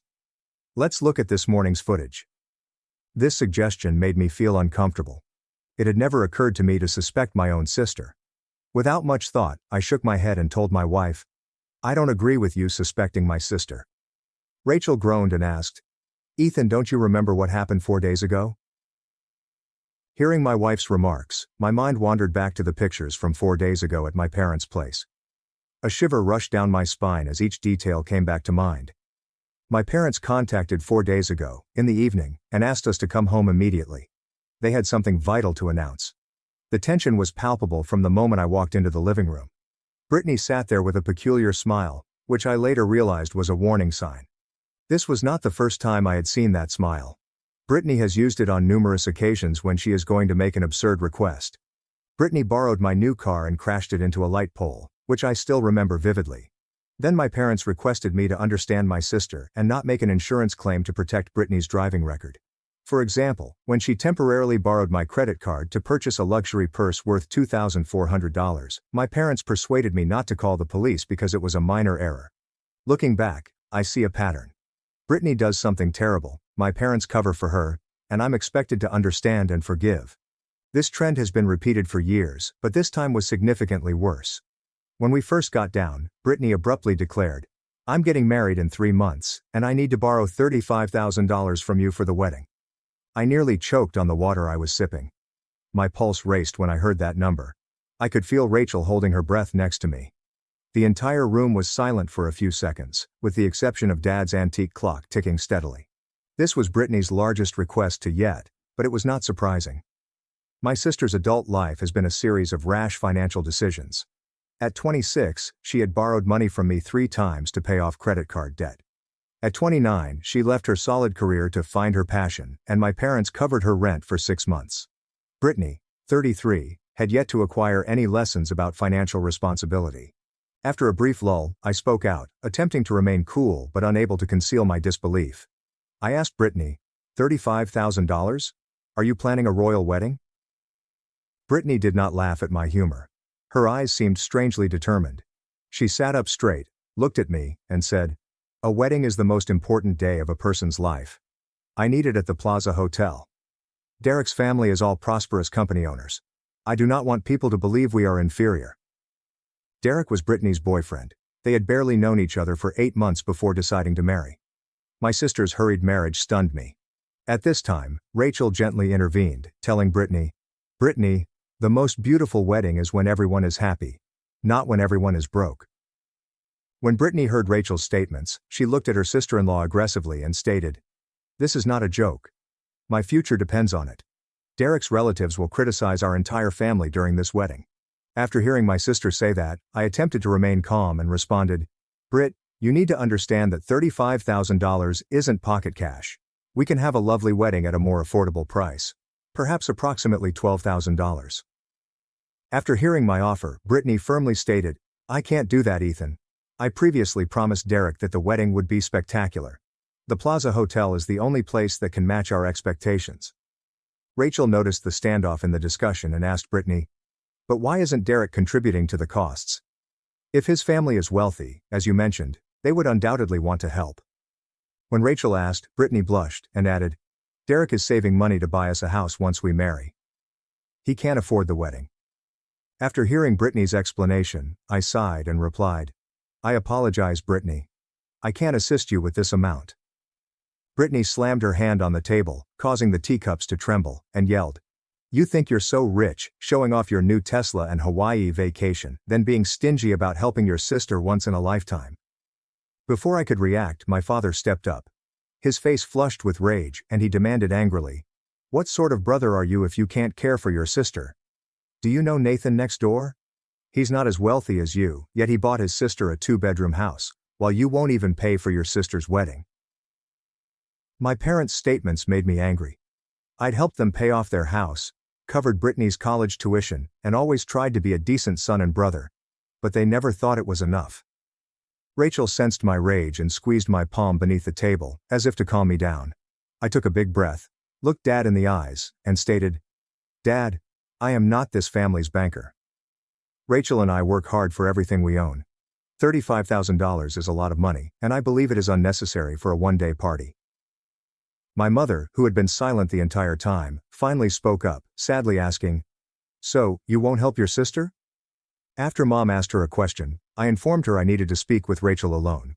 Rachel and I went to the porch shortly after that to discuss how much money we had given Brittany. About 5 minutes later, we returned. The atmosphere remained strained. I glanced at my parents and sister and told them, We will give you $6,000 as a wedding gift. That's a realistic amount we can assist with. When Brittany heard the sum, she jumped up quickly and remarked contemptuously, I don't need your charity money. I'll figure it out myself. She turned abruptly and went out of the room. The door crashed behind her, rattling the entire wall. My parents stood up and went into the rear room without saying anything, leaving us in the oppressive mood. On the way home, I was still angry and bewildered. Rachel tried to console me, but I knew this wouldn't be easy. When she didn't get her way, Brittany always found a way to respond. Returning to my daughter's missing safe story. After hearing my wife mention the earlier event and recalling what had happened, I reluctantly nodded and said, All right, we'll check the cameras. I was hoping Brittany would be absolutely innocent when I reviewed the cams. But what happened next changed my opinion of my sister. With my heart beating, we all stared at my phone screen. I launched the front entrance security camera app and rewound to this morning. The footage definitely shows Brittany arriving at our residence around 8:10 a.m. In the video, she rang the doorbell, Emily opened it, and Brittany entered after exchanging a few words. What was notable was that Brittany arrived with only her phone. Watching the video brought up recollections of similar situations from the past. I remembered Emily when she was younger. Brittany's birthday money was vanished after her visit. My folks believed Emily must have dropped it. They advised me not to suspect my sister without reason, or the time Rachel's watch went missing while Brittany stayed overnight. Each time, I felt like I knew what had happened despite the lack of hard evidence, and the entire family was always eager to keep the peace. More significantly, I trusted my sister not to cause any harm to the family. Rachel squeezed my hand while we watched. The camera could no longer record anything after they entered the house. With tensions increasing, we waited to see when Brittany would leave.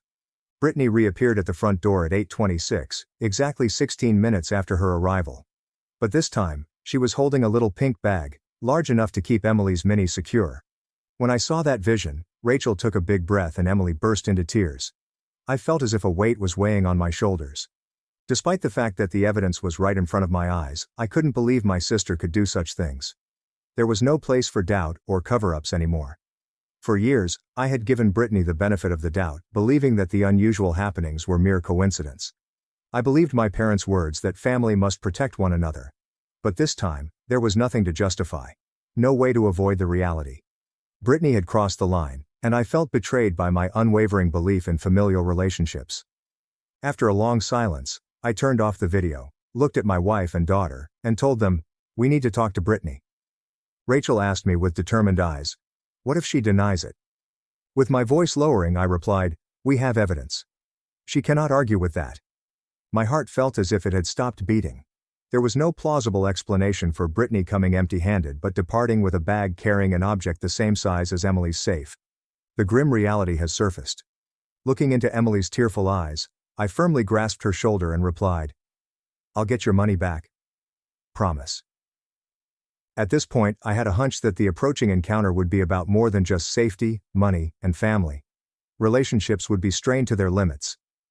With a heavy heart, I took up the phone and called Brittany. After a few rings, she responded with her normal happy tone. "Hello Ethan, what up?" Trying to remain cool, I inquired, "Where are you?" Brittany responded with a slightly shocked tone, "I'm at Mom and Dad's. Is there an issue?" After hearing the response, I nodded to Rachel and Emily.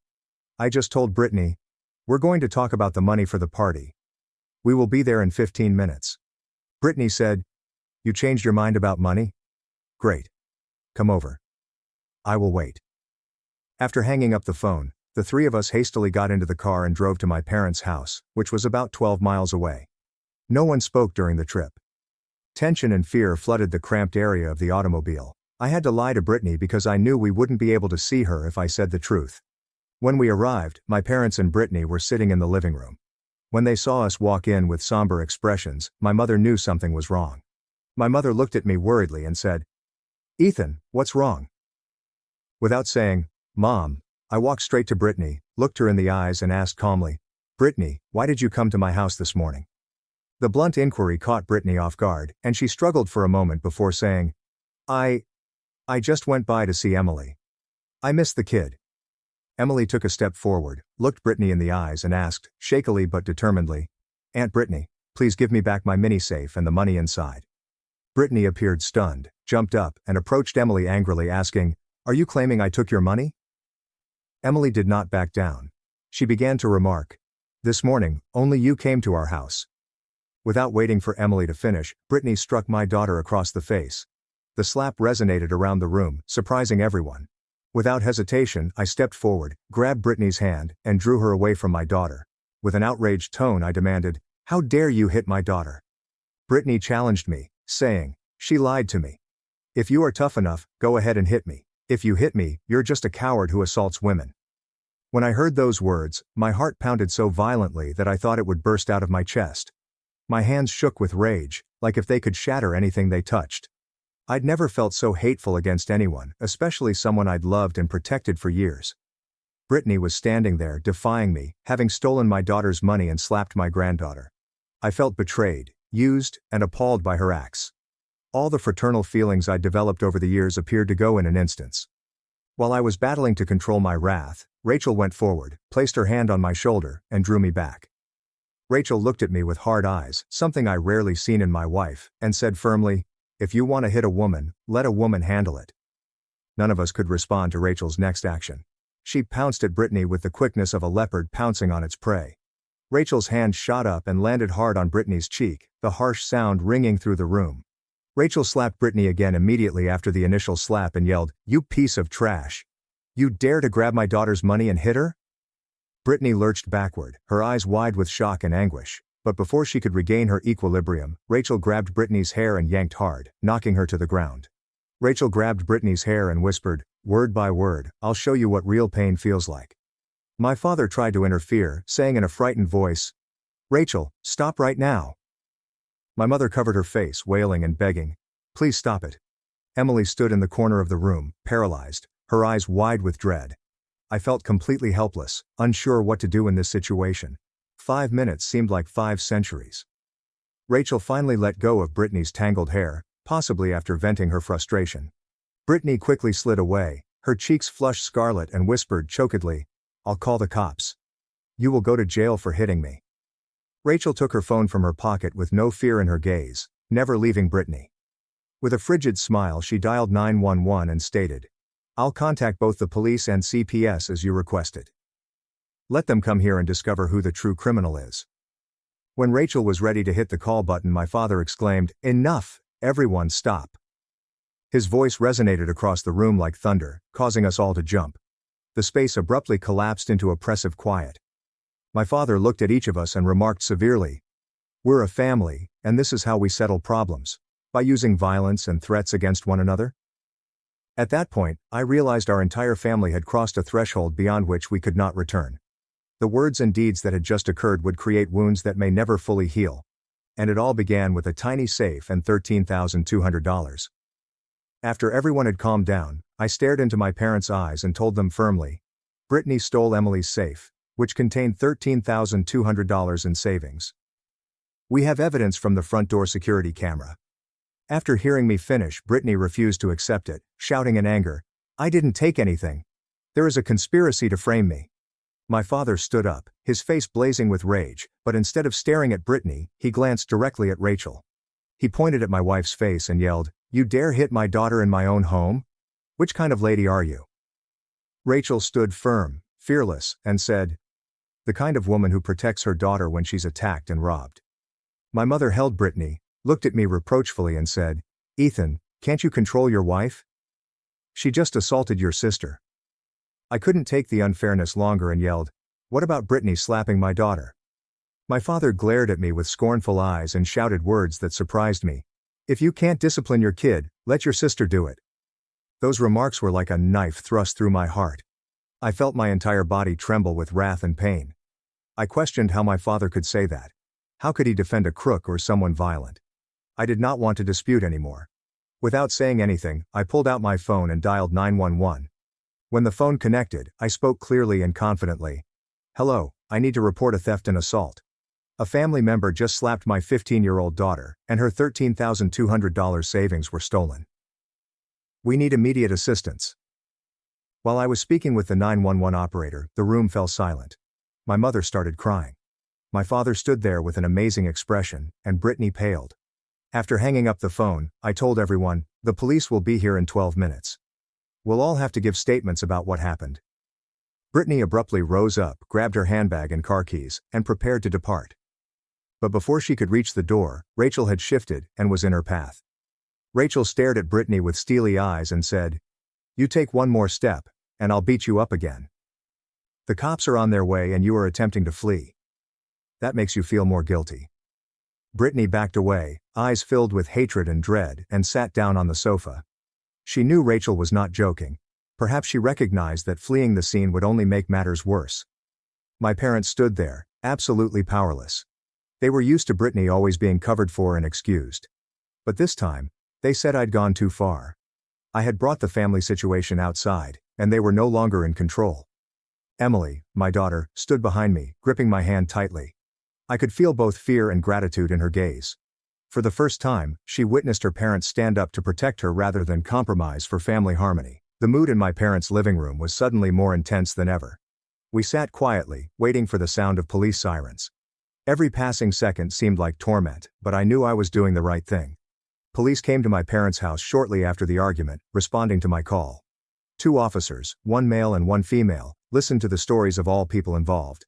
They watched the video from the security camera I had stored on my phone and recorded everyone's statements. After gathering enough information, the police invited us to the station to complete the investigation. Brittany, who was now calmer, continued to deny responsibility, insisting she did not remove the safe and Emily was mistaken. At the police station, after carefully reviewing the footage, the case officer looked at Brittany and remarked, "Miss Barker, the evidence is quite apparent. You arrived at your brother's house empty-handed and departed with a sack large enough to contain the stolen safe. Would you like to update your statement?" When confronted with incontrovertible evidence, Brittany burst into tears and admitted her guilt. "I took it. I didn't realize it had so much money. I assumed there were only a few thousand. I apologize. I'm very sorry." The officer nodded before turning to me and saying, "Mr. Barker, because this is a family theft, we normally allow the parties time to examine their options before filing charges. Do you want to think more about this?" Without hesitation, I looked the officer in the eyes and answered, "I thought it through. I'd like to proceed with this case." Brittany began crying more, pleading me, "Ethan, please, I'll repay the money. Do not do this to me." My parents pleaded with me, but I had already made my decision. Brittany did not simply steal a big amount of money. She also struck my daughter, a youngster. This was not behavior that could be ignored. The officer nodded, then added, "So, we'll file theft charges against Miss Brittany Barker. Miss Brittany and Mrs. Rachel Barker may face charges related to the attack. However, because Miss Brittany struck a kid first and Mrs. Rachel retaliated to defend her child, the court may consider these circumstances when rendering a decision." After all that happened that day, I saw a future in which my family would never be the same again. But I knew I was doing the right thing by teaching Brittany about accountability for her actions. Brittany and my parents came to our house 10 days after we met at the police station. There was no argument or fury this time, only tears and pleadings. Brittany stared at me with red eyes and a trembling voice saying, "Ethan, I sincerely apologize for what I did. I'm not sure what I was thinking anymore. I needed money for the forthcoming wedding, and when I saw Emily's savings, I couldn't resist. I pledged to pay back the total money within a month. Please drop the suit. I cannot bear having a criminal record." My father said urgently, "Son, think about your sister's future. A criminal record will damage her profession and change her life forever. She has realized her error and swears never to do it again." With tears running down her cheeks, my mother said, "Ethan, please forgive your sister. We all make mistakes. Don't let a single mistake ruin everything." I gazed at them, and my heart ached. Part of me wanted to forgive, let go, and work to mend the family. But another part of me realized that if Brittany did not suffer the repercussions of her conduct, she would never learn a valuable lesson. While my parents continued to plead, my thoughts went to what had happened. Brittany had struck my daughter, slapped a 15-year-old child in the face, and had not apologized to Emily. She was just concerned about herself and her future. Even more tragically, my parents were in the same situation. Throughout the fight, they never looked to Emily to check on her or console her. Not a single, "Are you okay?" or "I'm sorry." Their only concern was Brittany's safety. I felt tremendous grief when I saw Emily standing there, hurt and confused. She couldn't understand how her family members could treat her like this. First stealing her savings, then slapping her face, and now utterly ignoring her sentiments. Throughout my life, I was taught that family comes first. But standing in front of me now was a family defending the perpetrator while abandoning the victim. This was not the family I wanted my daughter to grow up in. These were not the principles I wished to pass on to my child. After some thought, I looked into my parents' and Brittany's eyes and said, "I'm sorry, but I'm unable to drop the lawsuit. Not only did you steal, but you also struck my daughter, which is completely wrong. You must take responsibility for your actions." At that moment, the air in the room felt dense. Everyone knew the decision had been taken, and there was no turning back. Brittany's and my parents' opinions shifted dramatically after they realized I would not reconsider my decision. Tears and pleads vanished, replaced by rage and threats. Brittany rose up, her face crimson with wrath, and stated in a hateful tone, "So, this is how you treat your family? Fine. Do you want me to go to jail? Okay, but I will not forget this. I will do everything I can to get back to you. Ethan. You will come to regret this decision." With disappointed eyes, my father shook his head and stated, "From now on, you are no longer my son. Ethan, family comes first, but you sent your sister to jail rather than defending her. I will never forgive you for this." My mother, sobbing hysterically, stared at me with pained eyes and said, "How can you do this to your sister, Ethan? You are damaging Brittany's future. I'll never see you again unless you withdraw the case." Those remarks were like knives piercing into my heart. I had always loved my family, but I couldn't accept ignoring significant misbehavior because of familial ties. The atmosphere became so uncomfortable that Rachel had to speak up and say, "I believe you should leave. We all need time to relax." Brittany turned and threatened them again as they departed. "Ethan, you'll pay for this. I promise."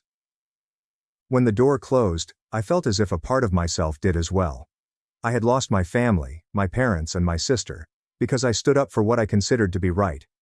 In the following days, I began receiving calls from other family members, uncles, aunts and cousins, all of whom chastised me for reporting my sister to the police. I tried to explain the problem at first, but it immediately became clear that they had heard a completely different version. Brittany and my parents had disseminated rumors that I'd sued my sister for a few $100s, without disclosing that the true sum was $13,200, or that Brittany had hit Emily. An uncle called me with scorn, saying, "You're heartless, Ethan. How could you do this to your sister? You want to wreck her life over a small amount of money? Walk." When I tried to explain that Brittany had taken $13,200 and beat my kid, he simply chuckled and said, Don't try to defend your conduct. Your parents have already told me everything. A day later, Aunt Carol, my mother's sister, called in a condescending tone and said, "Ethan, you've really disappointed me. How much do you believe Brittany took? Was it only about $600 and you're putting your sister to jail for it?" I attempted to remain cool and told Aunt Carol. It wasn't $600. It was more than $13,000. Not only that, Brittany slapped Emily. Aunt Carol's voice conveyed surprise, but it vanished swiftly. She went on. There must be a mistake. Brittany wouldn't do that. She might be impulsive, but she would never hurt a child. Following the talk with Aunt Carol, I received a text from my cousin Jason. "Hello, you traitor. What have you done to Brittany? You had your wife beat up your sister and then phoned the police. Your family is severely dysfunctional." After a few similar calls and texts, I decided to stop attempting to explain.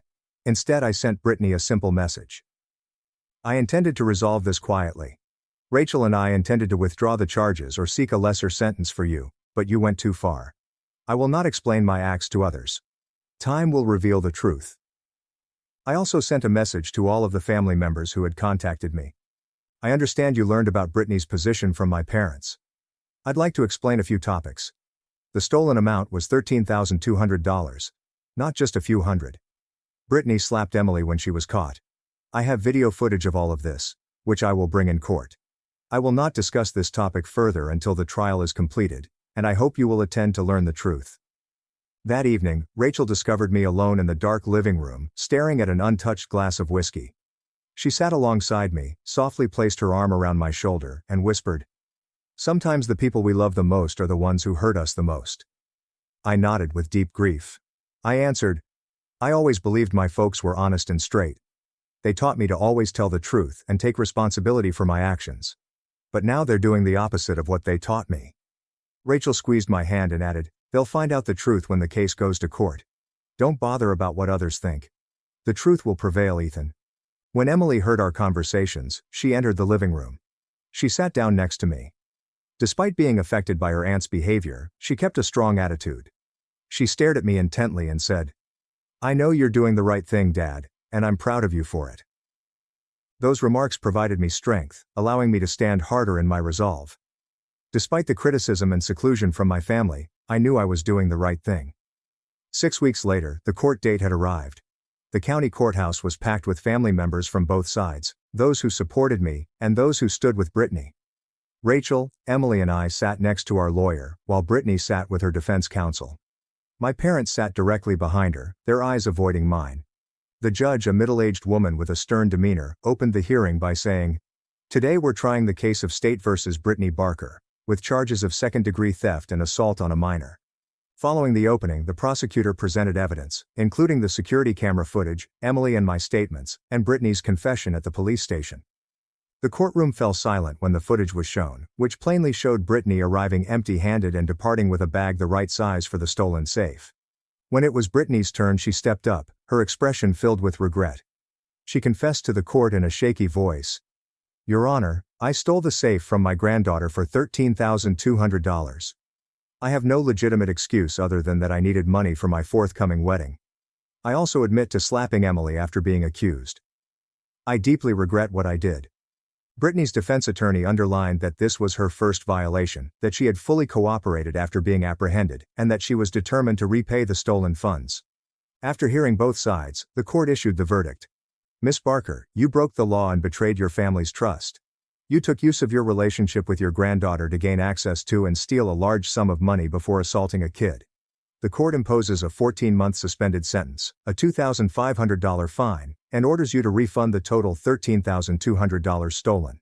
In addition, you must attend anger management workshops and a rehabilitation program." The judge turned to Rachel and remarked, "Mrs. Barker, the court recognizes that you acted to defend your daughter, but violence is not the acceptable approach. The court fines you $600 for this behavior." When the trial concluded, I felt as if a weight had been lifted off my shoulders. Justice had been served, even if it cost me my family bonds. As I exited the courthouse, I purposefully walked past my parents and Brittany, wanting to communicate a few words, but they turned away, avoiding my gaze.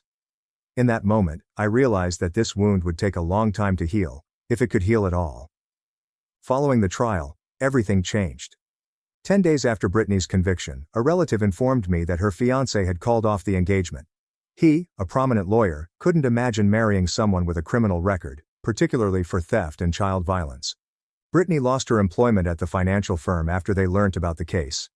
With a criminal record and no employment, she was compelled to return to live with my parents. My parents still refused to approach me, accusing me of damaging Brittany's future. Despite my repeated attempts to contact and send messages, there was no response. What's fascinating is how my family's sentiments about me shifted dramatically following the trial. Uncle Robert, who had called to chastise me previously, sent me a message. "I apologize, Ethan, for not trusting you. I reviewed the court filings. Brittany done truly terrible things. Aunt Carol, who had brutally chastised me, unexpectedly arrived at our house with a package of handmade cookies and stated, 'Ethan, I was wrong to believe your parents without first asking you. I am sorry.' However, not all changes were favorable. Relatives close to my parents began avoiding them at family functions. I was told that during someone's birthday party nearly no one sat at the same table as my parents. Many individuals muttered about how they had shielded a thief while lying to the entire family. Cousin Mark informed me that my parents were now considered outsiders in their own family. Everyone knew they had lied about the money and Brittany punching Emily. Nobody trusted them anymore. On the other side, Emily and I received a lot of unexpected help. Many relatives gave Emily cards and gifts containing encouraging messages. Emily, despite acting strong throughout the process, needed to consult a psychotherapist to cope with feelings of betrayal and stress caused by the scenario. Being duped and assaulted by family members caused profound wounds in her soul. Rachel and I remained confident that we had done the right thing. We didn't regret our decision, even though it meant losing our relationship with my parents and sister. We taught Emily an important lesson about standing up for herself and remaining true to her ideals, even if it meant confronting loved ones. One day while we were eating dinner, Emily asked me with pensive eyes, "Dad, do you think we'll ever talk to Grandpa, Grandma, and Aunt Brittany again?" Sighing, I replied, "I'm not sure, dear. Time will tell, but I hope they realize we were doing the right thing someday." Rachel grasped my hand and softly remarked, "Sometimes doing the right thing entails making difficult choices. But that is what characterizes us." In that moment, I felt the weight of prior decisions, but I also recognized the resilience in my tiny family. A family that had weathered adversity together and remained steadfast in the face of challenges. It has been 15 months after the case, and our lives have gradually returned to normal. Emily is now 16 and has developed significantly since what happened. She overcame her shock and gained a deeper understanding of the importance of integrity thanks to treatment and our assistance. One of the most major modifications we made was to open a bank account for Emily, rather than using a safe. Emily's savings are now safely protected, and she is learning actual financial management skills through a banking app. I wish I had given her this practical lesson in financial responsibility sooner. My family's situation stays unaltered. My parents still refuse to speak to me. They believe that I betrayed the family. Brittany, according to family, still lives with my parents and works part-time at a neighborhood supermarket, which is a significant drop-down from her previous financial management role. The conversation surrounding the incident appears to never end. I frequently hear whispered talks at large family gatherings, when I am still invited. Many people still believe I was too harsh, that I damaged the family's happiness and my sister's future. Others, particularly those who have looked into the subject, understand and even support my decision. Most recently, during a relative's wedding, an aunt approached me with a drink and simply stated, "Ethan, you know your parents are so lonely now. Brittany has no future left since you couldn't overlook a minor error." I looked straight into her eyes and said, "Aunt, stealing and beating a child are not minor offenses." My aunt shook her head and walked away, leaving me with thoughts I'd been struggling with for a year. Was I overly harsh? Am I truly the one who shattered my family? And now I'd want to ask you all. Am I the one who ruined my family's happiness? Or did Brittany's actions wreck her future and sever our family bonds? Do you have a better method to address this situation? It wasn't dramatic. No tears, no hugs. Just two women standing in the quiet truth of what they'd done to each other, and what they were finally learning to undo. Weeks passed, seasons shifted, my life filled with small, peaceful rituals. Thursday nights at a pottery class. Sunday morning walks with Ethan. Late dinners with Chloe. I started reclaiming corners of my life I'd given away one transaction at a time. My couch wasn't a guest bed anymore. My paycheck stayed in my account. My energy wasn't spent patching up someone else's choices. One evening I sat on that same couch scrolling through photos and stumbled upon one from 3 years ago, me and Vanessa at a cafe. Her smiling wide while I looked exhausted, eyes red from crying. I remembered that day. She'd asked for one last loan. I'd said yes. I stared at that photo for a long moment, then deleted it. Not out of anger. Out of peace. Months later, I saw a photo of Vanessa on social media. She was standing in front of a small, bare apartment, mismatched furniture, mattress on the floor, a plant on the windowsill. The same plant she'd brought when she first showed up at my door 3 years ago. I didn't feel pity or smugness. I just felt free. Because maybe that's what love really is. Not saving someone over and over, but finally letting them face their own darkness so they can find their own light. That night I sent a short text. Proud of you. She replied hours later. Thanks for everything, even the hard part. Sometime after midnight, I lay in bed. The quiet filling every corner of the room.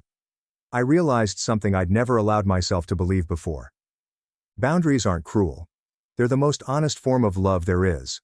Love without them isn't compassion. It's debt dressed up as devotion. For years, I mistook silence for peace and sacrifice for loyalty. But now I know the truth. Sometimes you don't need to raise your voice to win, you just quietly pull the plug, and watch the lights go out. Hello Ethan, what up? Trying to remain cool, I inquired. Where are you?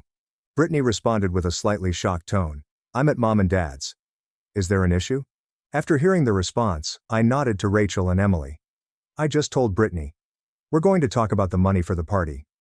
We will be there in 15 minutes. Brittany said, You changed your mind about money? Great. Come over. I will wait. After hanging up the phone, the three of us hastily got into the car and drove to my parents' house, which was about 12 miles away. No one spoke during the trip. Tension and fear flooded the cramped area of the automobile. I had to lie to Brittany because I knew we wouldn't be able to see her if I said the truth. When we arrived, my parents and Brittany were sitting in the living room.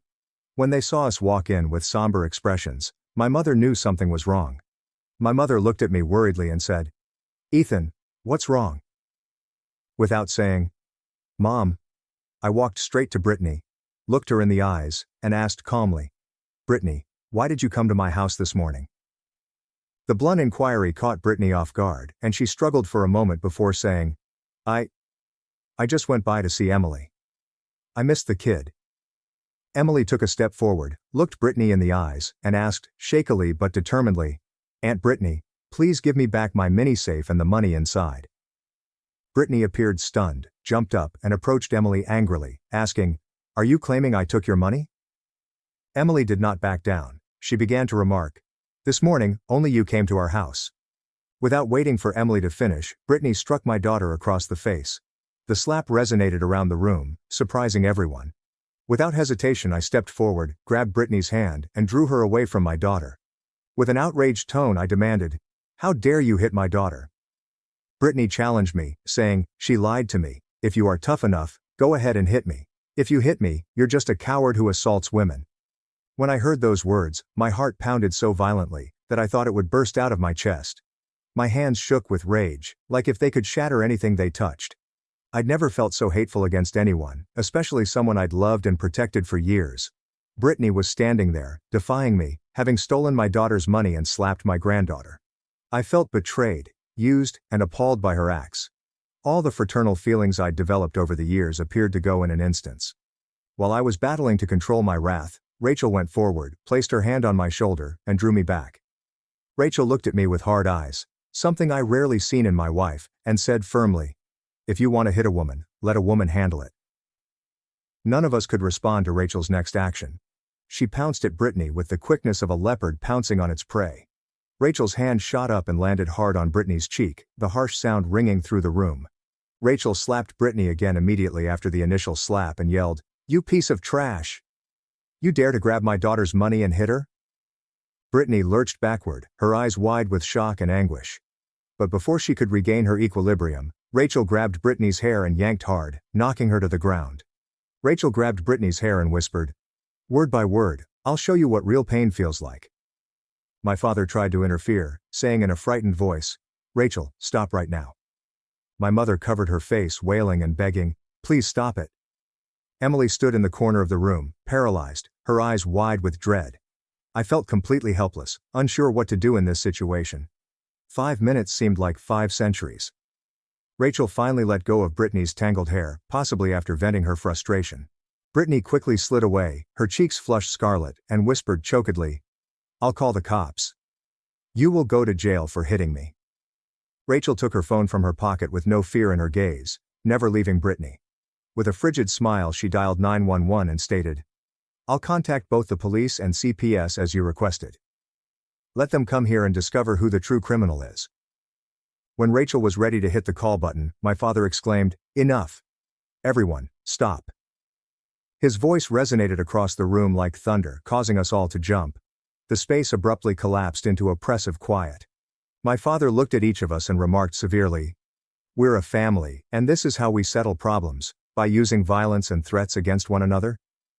At that point, I realized our entire family had crossed a threshold beyond which we could not return. The words and deeds that had just occurred would create wounds that may never fully heal. And it all began with a tiny safe and $13,200. After everyone had calmed down, I stared into my parents' eyes and told them firmly, "Brittany stole Emily's safe, which contained $13,200 in savings. We have evidence from the front door security camera." After hearing me finish, Brittany refused to accept it, shouting in anger, "I didn't take anything. There is a conspiracy to frame me." My father stood up, his face blazing with rage, but instead of staring at Brittany, he glanced directly at Rachel. He pointed at my wife's face and yelled, "You dare hit my daughter in my own home? Which kind of lady are you?" Rachel stood firm, fearless, and said, "The kind of woman who protects her daughter when she's attacked and robbed." My mother held Brittany, looked at me reproachfully and said, "Ethan, can't you control your wife? She just assaulted your sister." I couldn't take the unfairness longer and yelled, "What about Brittany slapping my daughter?" My father glared at me with scornful eyes and shouted words that surprised me, "If you can't discipline your kid, let your sister do it." Those remarks were like a knife thrust through my heart. I felt my entire body tremble with wrath and pain. I questioned how my father could say that. How could he defend a crook or someone violent? I did not want to dispute anymore. Without saying anything, I pulled out my phone and dialed 911. When the phone connected, I spoke clearly and confidently. "Hello, I need to report a theft and assault. A family member just slapped my 15-year-old daughter, and her $13,200 savings were stolen. We need immediate assistance." While I was speaking with the 911 operator, the room fell silent. My mother started crying. My father stood there with an amazing expression, and Brittany paled. After hanging up the phone, I told everyone, "The police will be here in 12 minutes. We'll all have to give statements about what happened." Brittany abruptly rose up, grabbed her handbag and car keys, and prepared to depart. But before she could reach the door, Rachel had shifted and was in her path. Rachel stared at Brittany with steely eyes and said, "You take one more step, and I'll beat you up again. The cops are on their way, and you are attempting to flee. That makes you feel more guilty."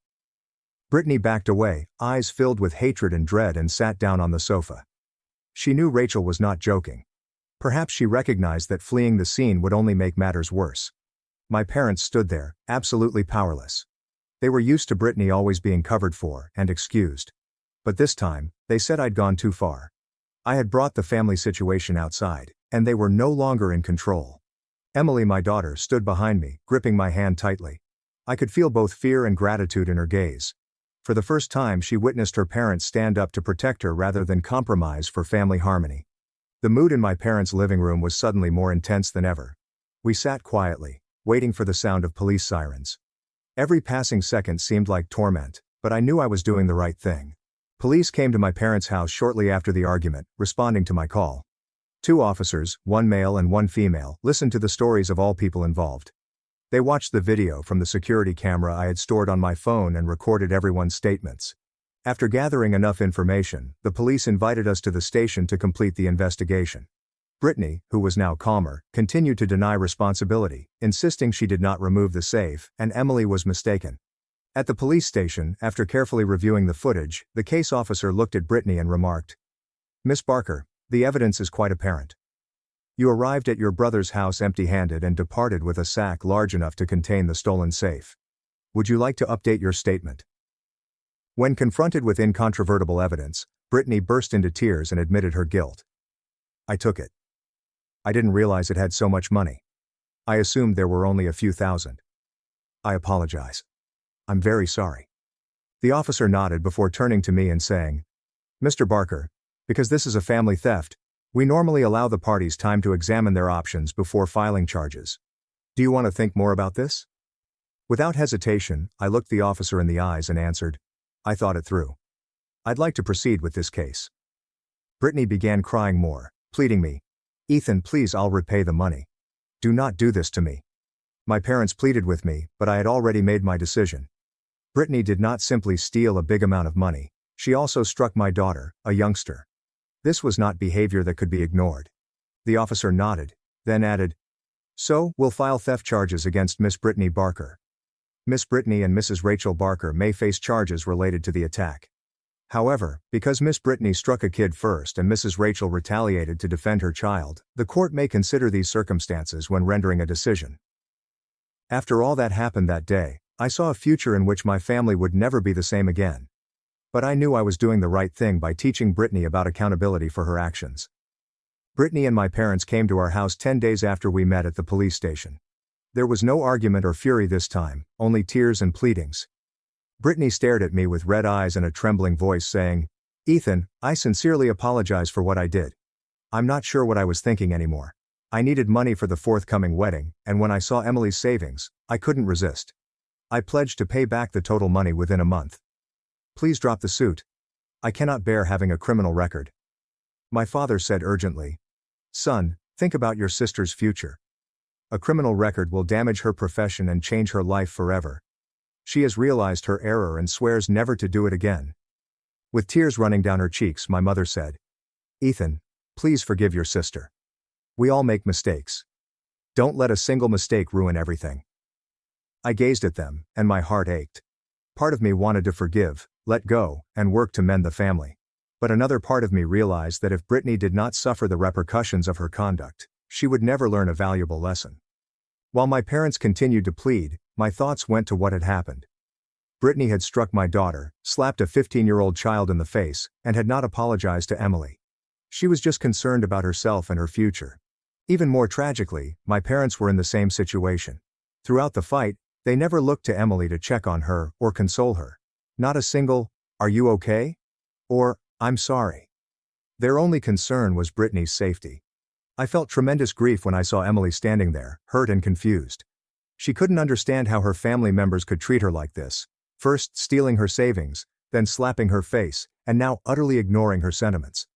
Throughout my life, I was taught that family comes first. But standing in front of me now was a family defending the perpetrator while abandoning the victim. This was not the family I wanted my daughter to grow up in. These were not the principles I wished to pass on to my child. After some thought, I looked into my parents' and Brittany's eyes and said, I'm sorry, but I'm unable to drop the lawsuit. Not only did you steal, but you also struck my daughter, which is completely wrong. You must take responsibility for your actions. At that moment, the air in the room felt dense. Everyone knew the decision had been taken, and there was no turning back. Brittany's and my parents' opinions shifted dramatically after they realized I would not reconsider my decision. Tears and pleads vanished, replaced by rage and threats. Brittany rose up, her face crimson with wrath, and stated in a hateful tone, So, this is how you treat your family? Fine. Do you want me to go to jail? Okay, but I will not forget this. I will do everything I can to get back to you. Ethan, you will come to regret this decision. With disappointed eyes, my father shook his head and stated, From now on, you are no longer my son. Ethan, family comes first, but you sent your sister to jail rather than defending her. I will never forgive you for this. My mother, sobbing hysterically, stared at me with pained eyes and said, How can you do this to your sister, Ethan? You are damaging Brittany's future. I'll never see you again unless you withdraw the case. Those remarks were like knives piercing into my heart. I had always loved my family, but I couldn't accept ignoring significant misbehavior because of familial ties. The atmosphere became so uncomfortable that Rachel had to speak up and say, I believe you should leave. We all need time to relax.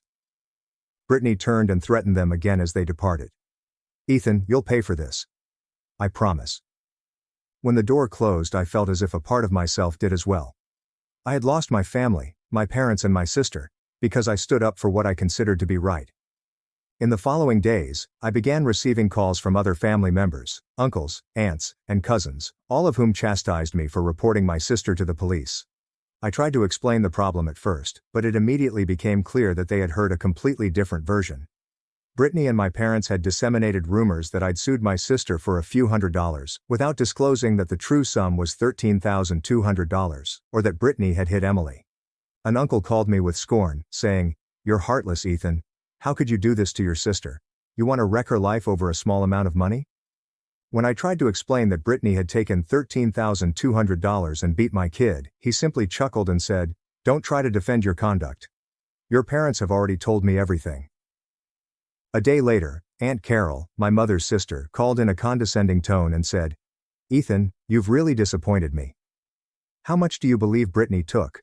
Was it only about $600, and you're putting your sister to jail for it?" I attempted to remain cool and told Aunt Carol, "It wasn't $600. It was more than $13,000. Not only that, Brittany slapped Emily." Aunt Carol's voice conveyed surprise, but it vanished swiftly. She went on, "There must be a mistake. Brittany wouldn't do that. She might be impulsive, but she would never hurt a child."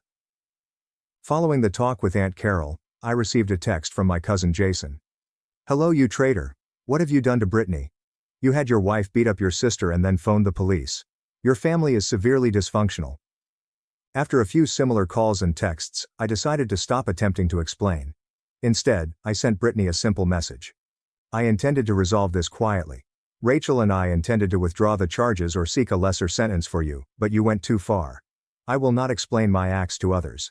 Time will reveal the truth. I also sent a message to all of the family members who had contacted me.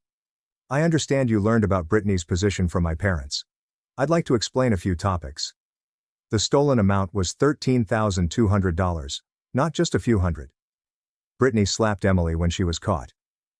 I have video footage of all of this, which I will bring in court. I will not discuss this topic further until the trial is completed, and I hope you will attend to learn the truth. That evening, Rachel discovered me alone in the dark living room, staring at an untouched glass of whiskey. She sat alongside me, softly placed her arm around my shoulder, and whispered, "Sometimes the people we love the most are the ones who hurt us the most." I nodded with deep grief. I answered, "I always believed my folks were honest and straight. They taught me to always tell the truth and take responsibility for my actions. But now they're doing the opposite of what they taught me." Rachel squeezed my hand and added, "They'll find out the truth when the case goes to court. Don't bother about what others think. The truth will prevail, Ethan." When Emily heard our conversations, she entered the living room. She sat down next to me. Despite being affected by her aunt's behavior, she kept a strong attitude. She stared at me intently and said, "I know you're doing the right thing, Dad, and I'm proud of you for it." Those remarks provided me strength, allowing me to stand harder in my resolve. Despite the criticism and seclusion from my family, I knew I was doing the right thing. 6 weeks later, the court date had arrived. The county courthouse was packed with family members from both sides, those who supported me and those who stood with Brittany. Rachel, Emily, and I sat next to our lawyer, while Brittany sat with her defense counsel.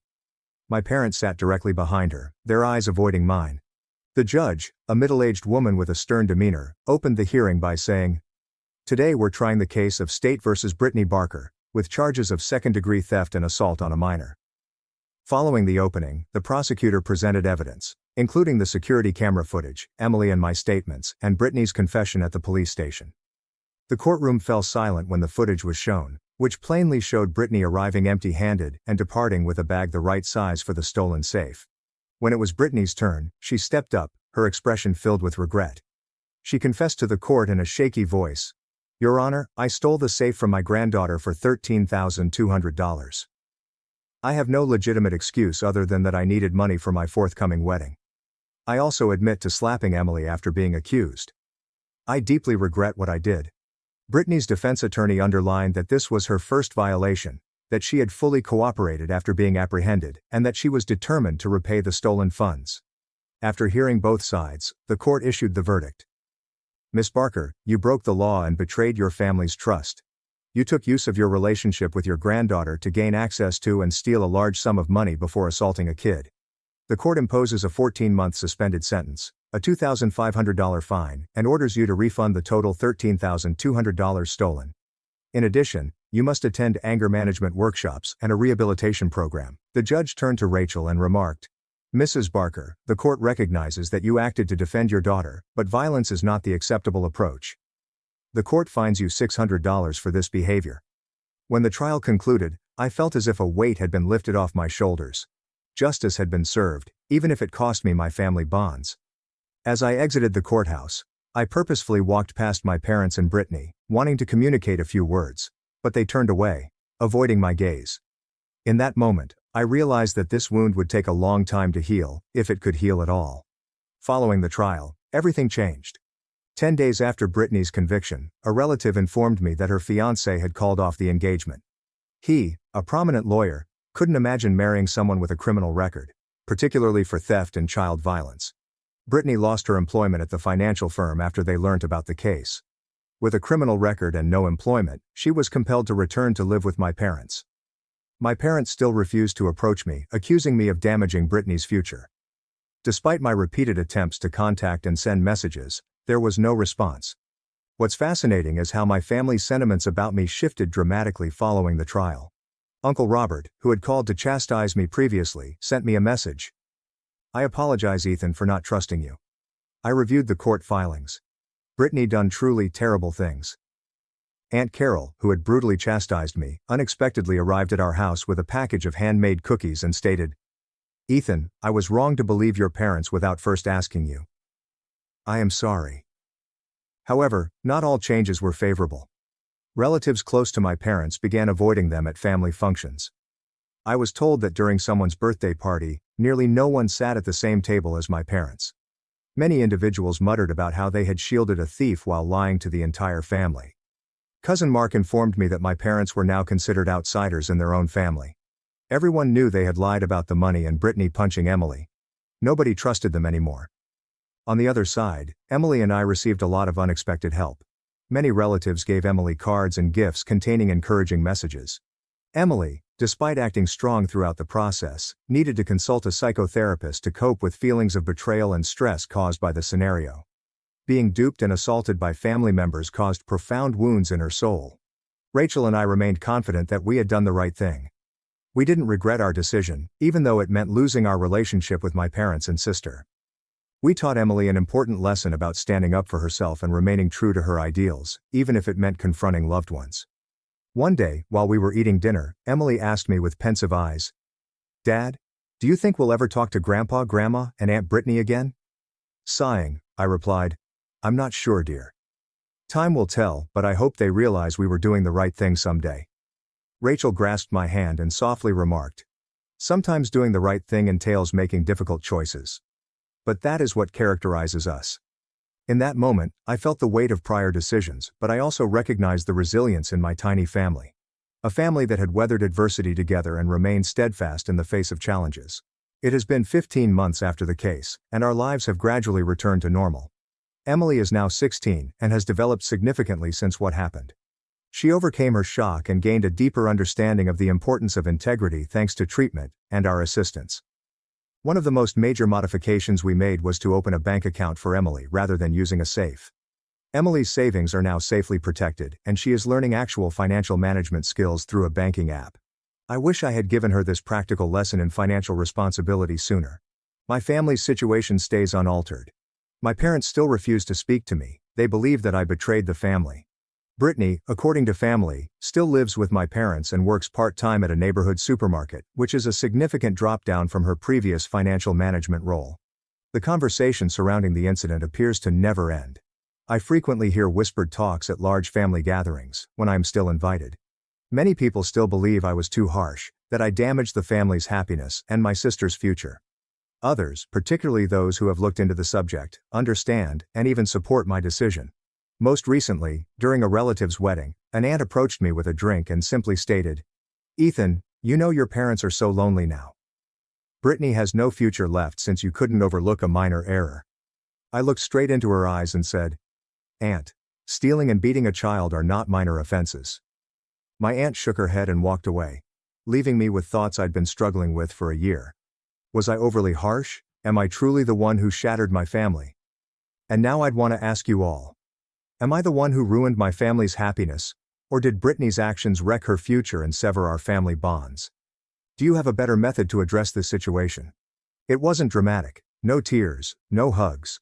Just two women standing in the quiet truth of what they'd done to each other, and what they were finally learning to undo. Weeks passed, seasons shifted. My life filled with small peaceful rituals. Thursday nights at a pottery class. Sunday morning walks with Ethan. Late dinners with Chloe.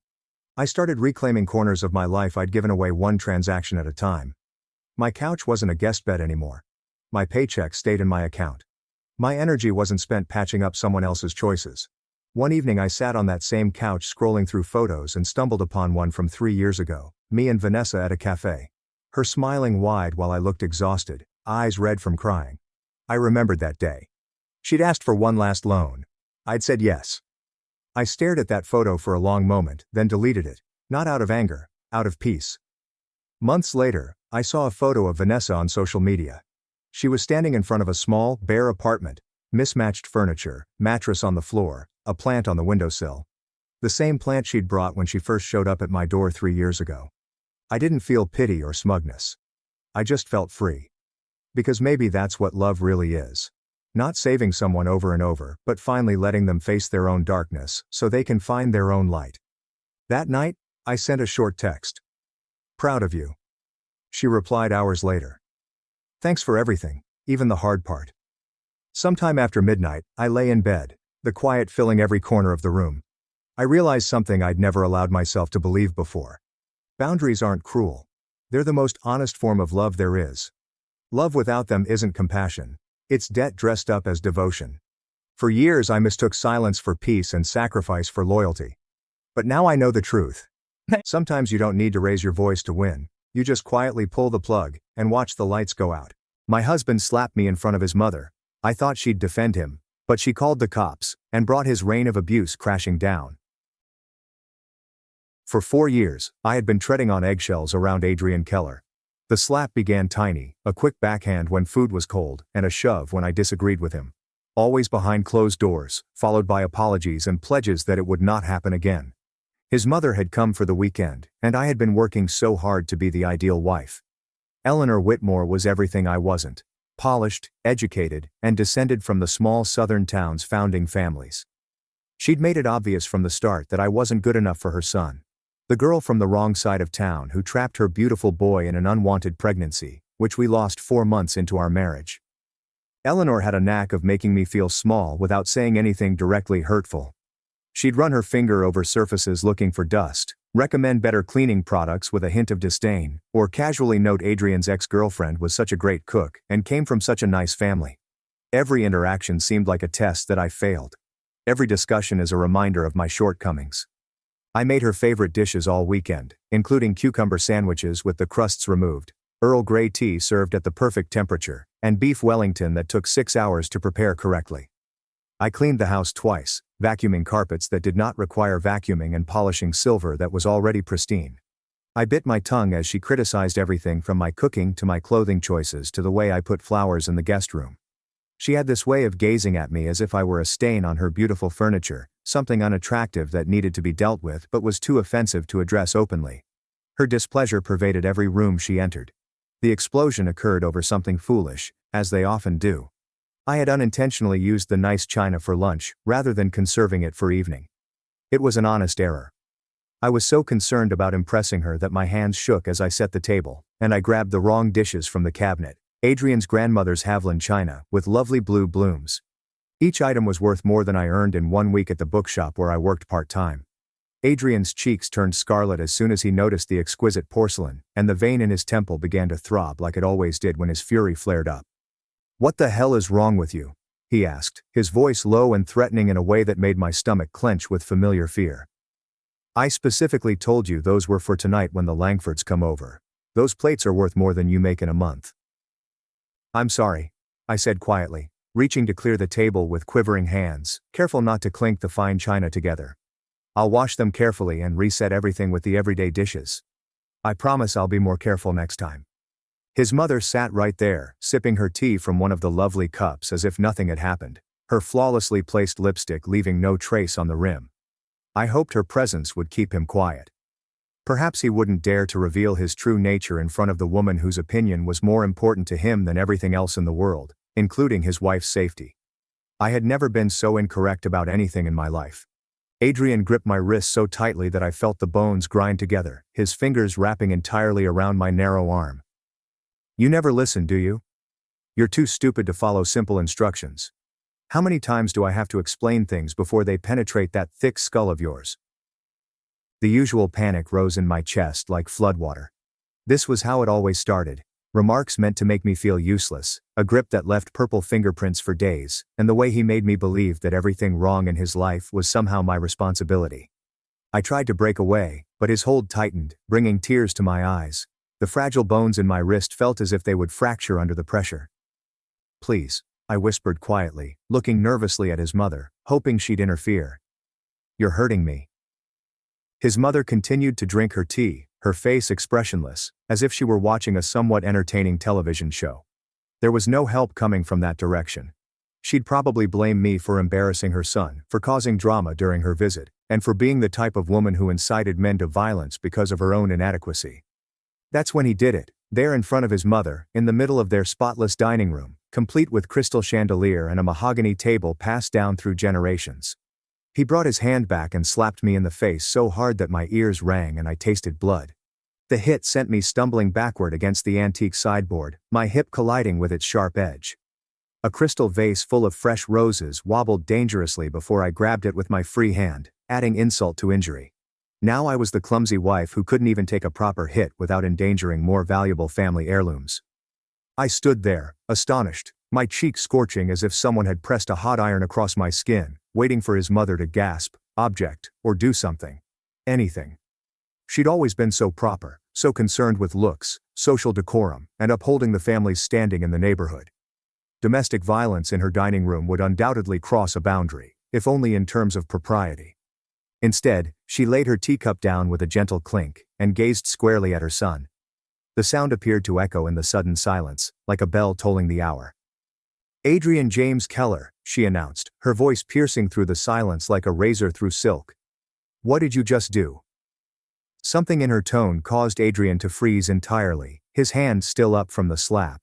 It was not the voice of a surprised mother-in-law. It wasn't surprise, terror, or dismay. It was something altogether different, carrying the weight of absolute authority and years of accumulated information about the type of man her son truly was. The same tone that had surely horrified him as a child when he'd broken something expensive or tracked muck through her spotless home, the voice of repercussions looming like storm clouds on the horizon. He stammered, attempting to compose words, but she raised one perfectly manicured finger. The gesture was modest but forceful, as if she were leading an orchestra and had just asked for total silence. "I asked you a question," she said, her tone totally calm. "What did you just do to your wife?" Adrian's face turned white, then red, and then white again, as if someone was tweaking the color balance on an ancient television. I could see him searching for an excuse, some way to downplay what had just happened, some way to blame it on me like he always did, some way to convince his mother that I deserved it, that any rational guy would have done the same thing. "She was being disrespectful," he replied softly, his voice trembling slightly like a teenager's. "She needs to learn to follow instructions. You know how careless she is with nice things. She never thinks before she acts. She's always breaking something or making mistakes." His mother rose slowly, her chair scratching against the hardwood floor. The sound resonated across the room like a gunshot in a temple. She was a petite lady, just 5 feet 4 inches tall in sensible heels, yet she seemed to fill the entire area with her presence. The look on her face was something I'd never seen before, and I'd known her for 4 years. It wasn't anger, but something colder and more menacing. Something deliberate and predatory caused Adrian to take a step backward, crashing against the wall behind him like a cornered animal.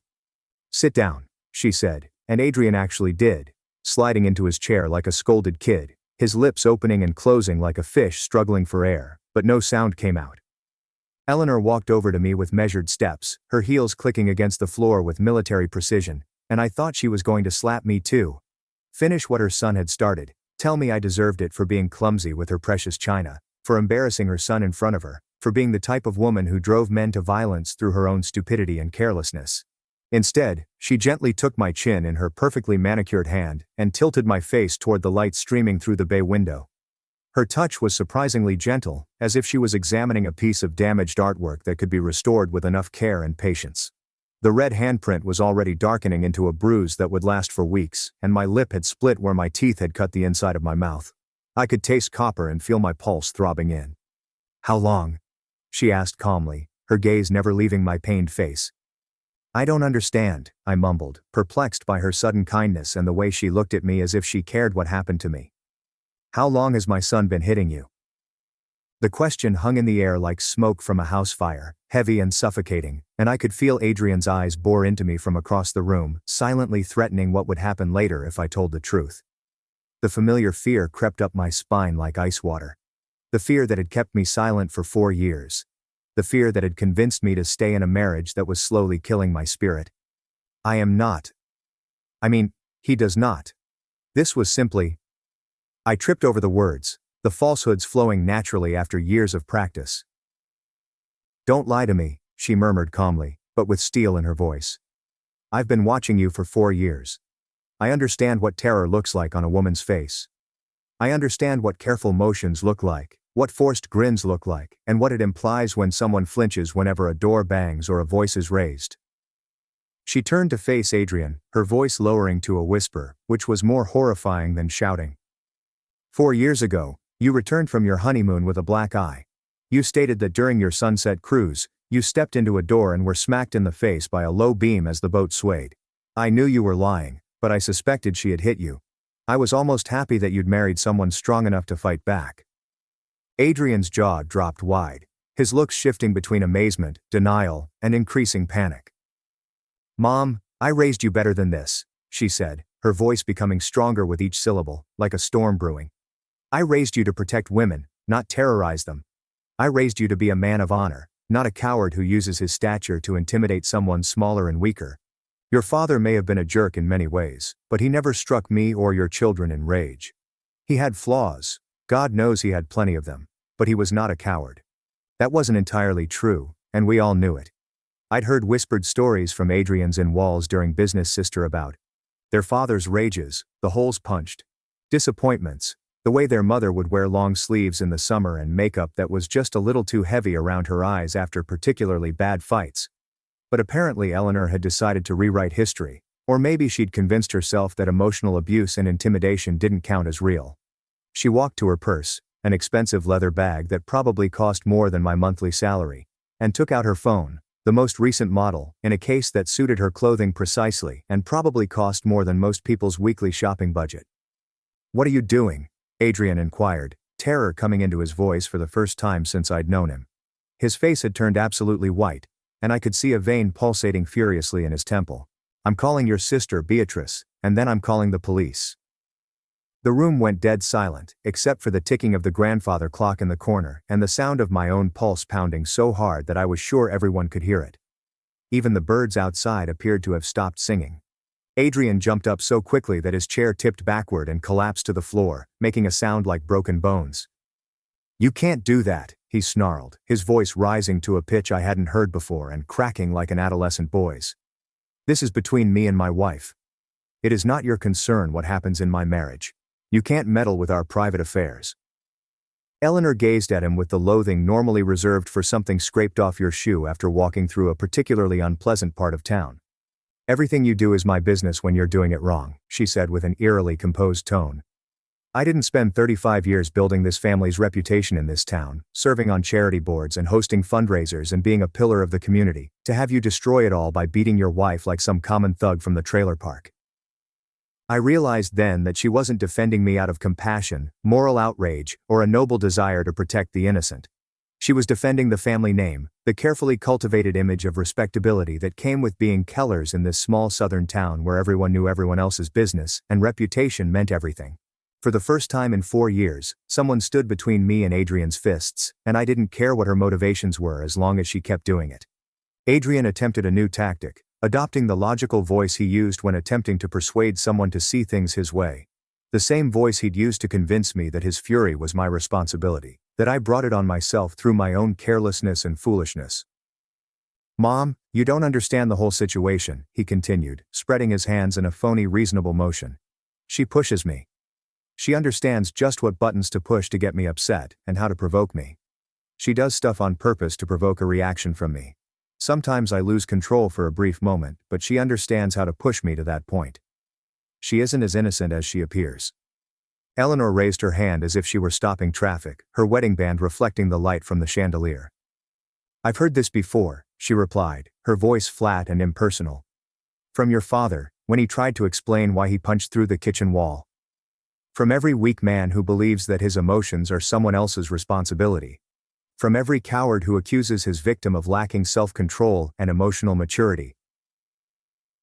She turned to face me, and for the first time since I'd known her, her gaze was almost maternal, in a manner I'd never felt from my own mother, who died when I was 16. Pack a suitcase, she suggested gently. You'll be coming home with me tonight. We will sort out the rest later. I can't, I answered mechanically, the words rushing out faster than I could stop them, programmed by Adrian's brainwashing. Adrian needs me to make dinner for the Langfords. They're arriving at 7 o'clock, and I still need to finish the preparations. The roast is still in the oven, and I have yet to prepare the dessert. I need to stay and finish everything. Adrian needs to understand that his acts have consequences. She cut me off, her voice impervious to debate. And you must remember that you are a human being with worth and respect, not a servant, a punching bag, or a piece of property created simply for his convenience. The Langfords can order pizza if they're worried about dinner. Adrian took a step forward, his face returning to the usual deadly crimson that always accompanied his most violent outbursts. She's not going anywhere, he snarled, his voice lowering into the low growl that had horrified me for 4 years. She's my wife. We made promises to God and everyone we knew, for better or worse, in sickness and in health, till death do us part. She can't just quit because we had one minor fight or disagreement. Eleanor Whitmore smiled for the first time since I'd known her, and it wasn't a happy one. It was the smile of a predator that had just caught its prey and was enjoying the moment before the kill. Actually, she continued, removing a big manila document from her pocketbook like a magician would with a rabbit from a hat. She's about to be your ex-wife.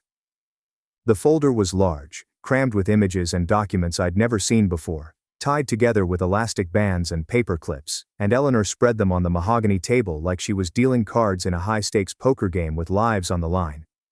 4 years of documentation, she remarked quietly, her voice steady as if she were talking the weather or her garden club meeting.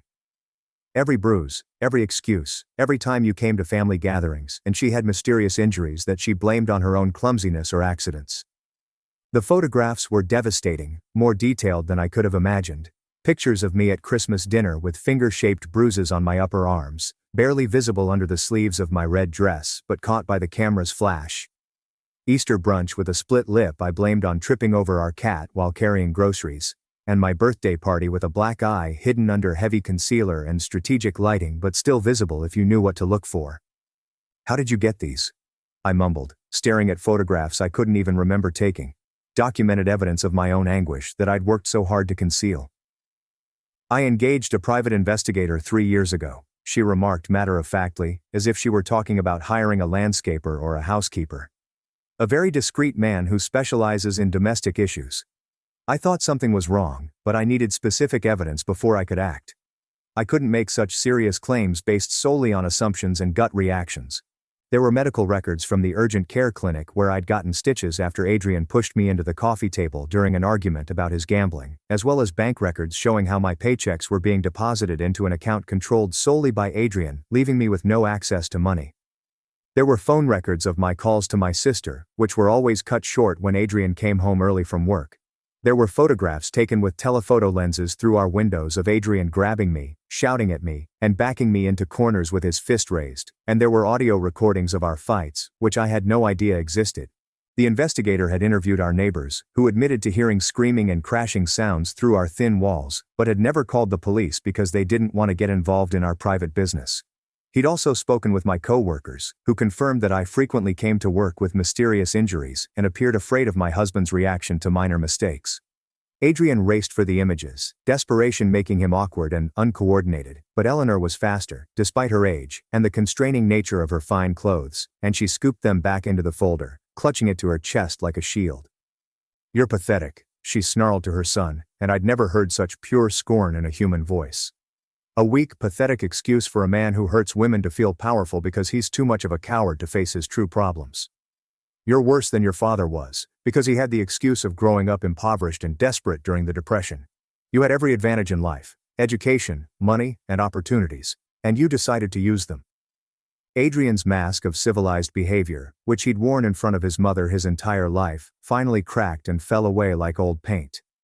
He came at her with the same rage I'd seen directed at me so many times before, his hand raised to strike the woman who had given birth to him, raised him, and loved him despite his fundamental flaws. But Eleanor Whitmore hadn't survived 42 years of marriage to a difficult man, and raising 3 children without learning how to protect herself. She stepped aside with astonishing elegance for a woman in her mid-60s and pushed her knee up hard between his thighs. Adrian fell like a stone, gasping and grasping himself on the polished hardwood floor. His face was purple, and he was making sounds like a wounded animal, curled in a fetal position on the beautiful rug his grandmother had bought back from Persia. Eleanor fixed her jacket with dignity, smoothed her skirt, and picked up her phone again. "Now I'm definitely calling the police," she stated casually, walking over her writhing son as if he were debris in her way. The next few hours flew by in a blur of uniforms and flashing lights that seemed surreal in the quiet neighborhood where nothing exciting ever happened. Police sirens wailed through streets lined with perfectly manicured lawns and houses that looked like magazine covers. Statements were given in separate rooms, while social workers took notes and detectives asked questions I'd never expected to answer. Detective Lucia Ferraro was a compassionate woman with tired eyes who had definitely dealt with situations similar to mine previously. She answered extensive questions in a soft tone. "How often did he hit you? Did he ever threaten to kill you? Have you ever feared for your life? Did he control your access to money or communication with friends and family? Did he monitor your phone calls or emails? Did he isolate you from your support system?" The replies revealed a pattern of systematic abuse that had gone undetected by everyone except the private investigator Eleanor had hired. Yes, he had control over all of our money. Yes, he had persuaded me to cut relations with friends who didn't like him. Yes, he checked my phone and email on a daily basis. And yes, I was frightened he might murder me during his most violent outbursts. Eleanor held my hand through it all, never showing emotion except a slight tightening of her eyes when the detective described what the medical examiner would document during my domestic violence examination. Her fingers were cool and steady, anchoring me to reality when everything else felt like a nightmare.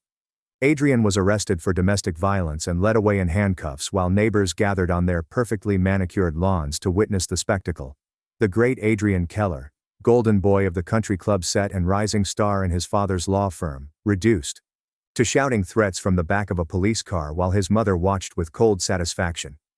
Later, as we sat in Eleanor's immaculate living room, with its cream-colored furnishings and meticulously arranged fresh flowers, I finally voiced the subject that had been bothering me since she stood up to her own son. "Why now?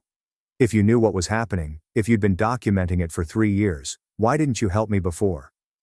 Eleanor remained quiet for a long time, peering out the window at her immaculately manicured garden, with every flower in its proper place. Then she reached into an ancient jewelry box on the side table and drew out an old photograph, its edges softened by age and handling. The photograph depicted a young woman with dark hair and kind eyes, smiling at the camera with the radiant joy that only comes with true happiness and hope for the future. She was dressed in a wedding gown that must have been stunning 42 years ago, all lace and seed pearls and dreams of a perfect life with the man she loved. "This is my sister, Isabel Whitmore," Eleanor said quietly, her voice softer than I'd ever heard it, vulnerable in a way that made her seem almost human. "She died when she was 28. Her husband beat her to death with a tire iron in their garage while their 2 children slept upstairs in their beds, completely unaware that their mother was dying just below them." I stared at the photos, my heart racing and my mouth dry. I had no idea Adrian had an aunt, and I had never heard any stories about Eleanor's family other than the sanitized versions of rich businessmen and humanitarian work that she offered at dinner parties. "I was supposed to be her maid of honor," Eleanor continued, her fingers tracing the edges of the photograph, with the gentleness of someone handling something infinitely precious. "Instead, I was a pallbearer at her funeral 6 years later. I swore that day, standing beside her grave in the rain, that I would never let another woman in my family suffer what she suffered.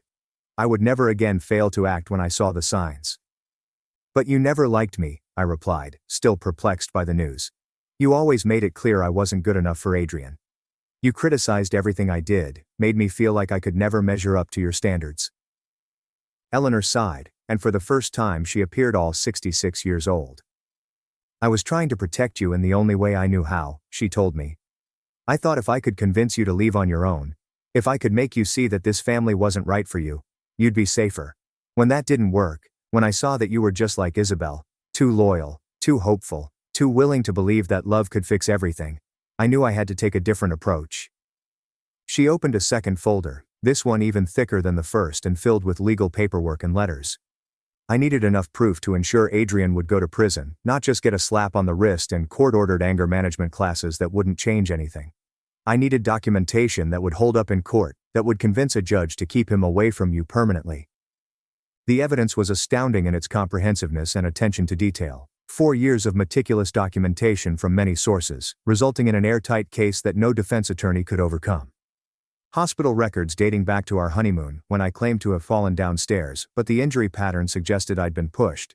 Police reports from wellness checks filed by neighbors who were more concerned than they admitted, and testimony from shopkeepers and service workers who had witnessed Adrian's controlling and abusive behavior in public. I had to be absolutely certain, Eleanor kept saying, her voice weighed down by her sister's legacy. One chance to get him convicted and imprisoned, where he couldn't hurt you anymore. If I'd acted too early, with insufficient evidence, he would have learned to be more careful. He would have isolated you completely, moved you away from anyone who might help, and the next time might have been the last time. Eleanor paid for the best family law attorney money could buy, a woman named Clara Voss, who specialized in domestic violence cases and had never lost a client to an abusive ex-husband. She was small, fierce, and absolutely ruthless when it came to protecting women from dangerous men. The divorce proceedings lasted 10 months and took place in courtrooms and lawyers' offices all over the county. Adrian attempted to contest everything, hiring his own team of expensive lawyers to claim that I was an unfit wife who had driven him to violence through my own incompetence and manipulation. They portrayed me as a gold digger who had trapped him into marriage and then systematically destroyed his life through my failures as a homemaker and partner.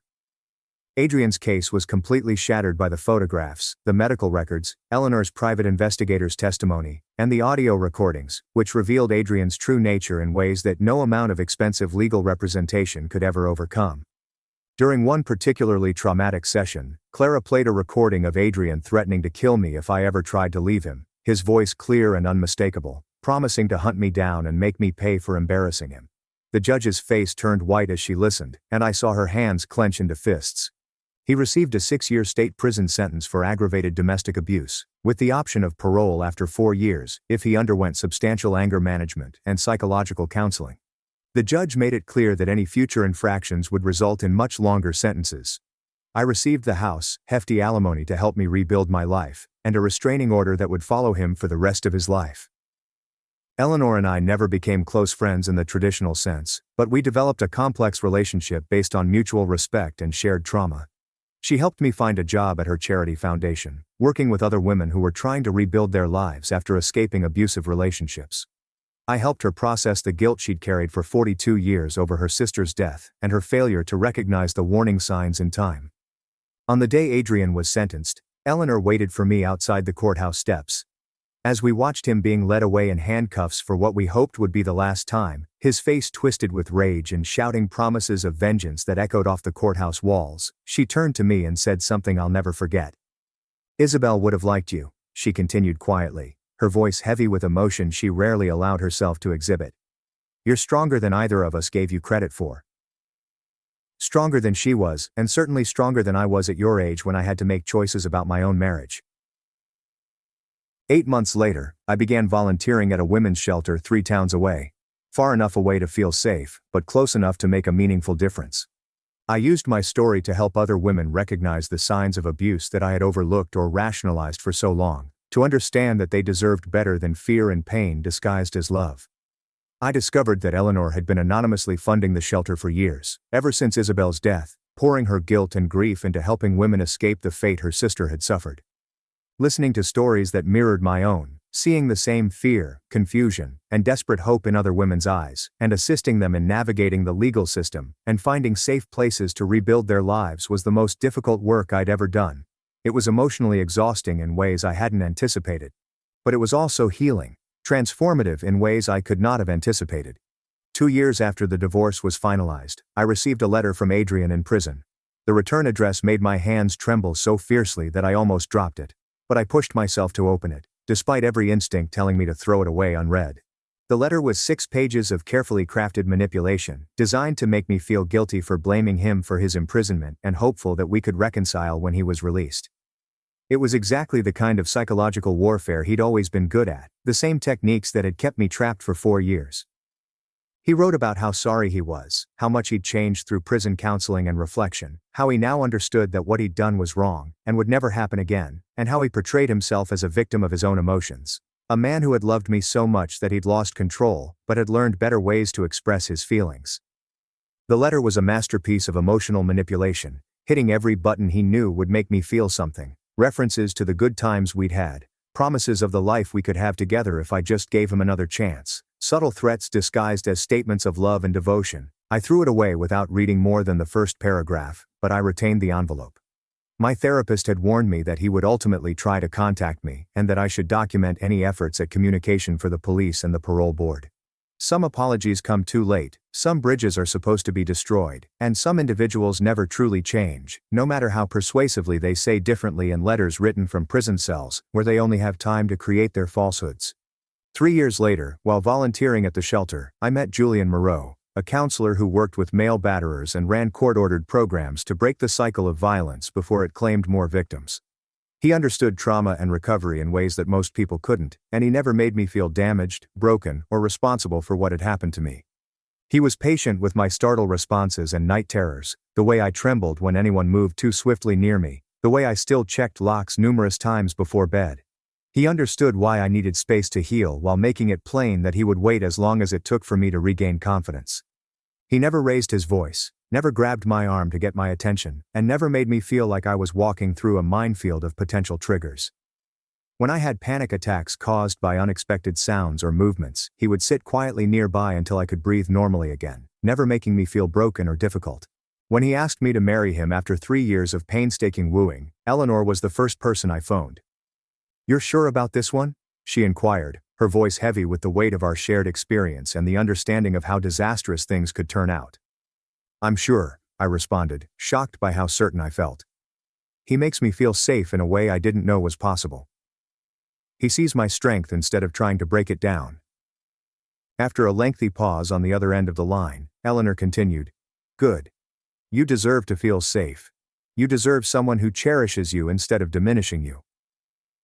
At our tiny and personal wedding in the garden of the women's shelter where we'd both helped, I wore Isabel's pearl necklace, which Eleanor had offered to me as something borrowed, something old. With quivering fingers she tightened the tiny clasp around my neck and murmured, "She would have wanted you to have this. She would have wanted you to find happiness after surviving what you survived." The necklace was lovely, each pearl perfectly matched and lustrous, but more than that, it felt like a blessing from a woman I'd never met, but whose story had saved my life in ways she could never have predicted. Adrian got freed from prison that year. His sentence was reduced for good behavior and completion of anger management programs that clearly had not addressed his fundamental character flaws. Within the first month of his release, he violated his restraining order twice, once by showing up at the bookstore where I used to work, and once by following me to the grocery store where I shopped. He was calm and reasonable with the police, explaining that he was simply trying to rebuild his life and had no intention of bothering his ex-wife. But I knew better. He claimed that it was an accident, that he happened to be in the area and hadn't noticed me until it was too late to avoid contact. I recognized the calculated manner of his appearances, the way he positioned himself so that I could see him, the subtle smirk that suggested he could reach me whenever he wanted to. As psychological warfare designed to keep me terrified, to remind me that I would never be entirely free of him. Adrian's act did not fool the judge, who sentenced him to another 3 years in prison with the understanding that any additional offenses would result in a considerably lengthier sentence. "Some people," Eleanor observed directly, "never learn from their mistakes because they don't believe they've made any." Julian and I have been married for 8 years, and we have 4 children. Twin boys aged 6 and 2 girls, the oldest of whom recently turned 4. When one of my sons becomes irritated and his hands clench into fists, I keep a close eye on him with the vigilance that only a survivor can understand. I teach him to use his words, to walk away when he is furious, and to never use his strength to harm someone smaller than himself. The chats are age-appropriate yet honest. We discuss how it's okay to get angry at times, but hitting is never acceptable. We practice deep breathing and counting to 12. And we role-play healthier ways to deal with frustration and disappointment. My oldest daughter is tough and defiant, as Eleanor was at that age, with a steel spine and a reluctance to accept unfair treatment from anyone. When she was 4 years old, a guy at preschool shoved her off the swing set during an argument about whose turn it was.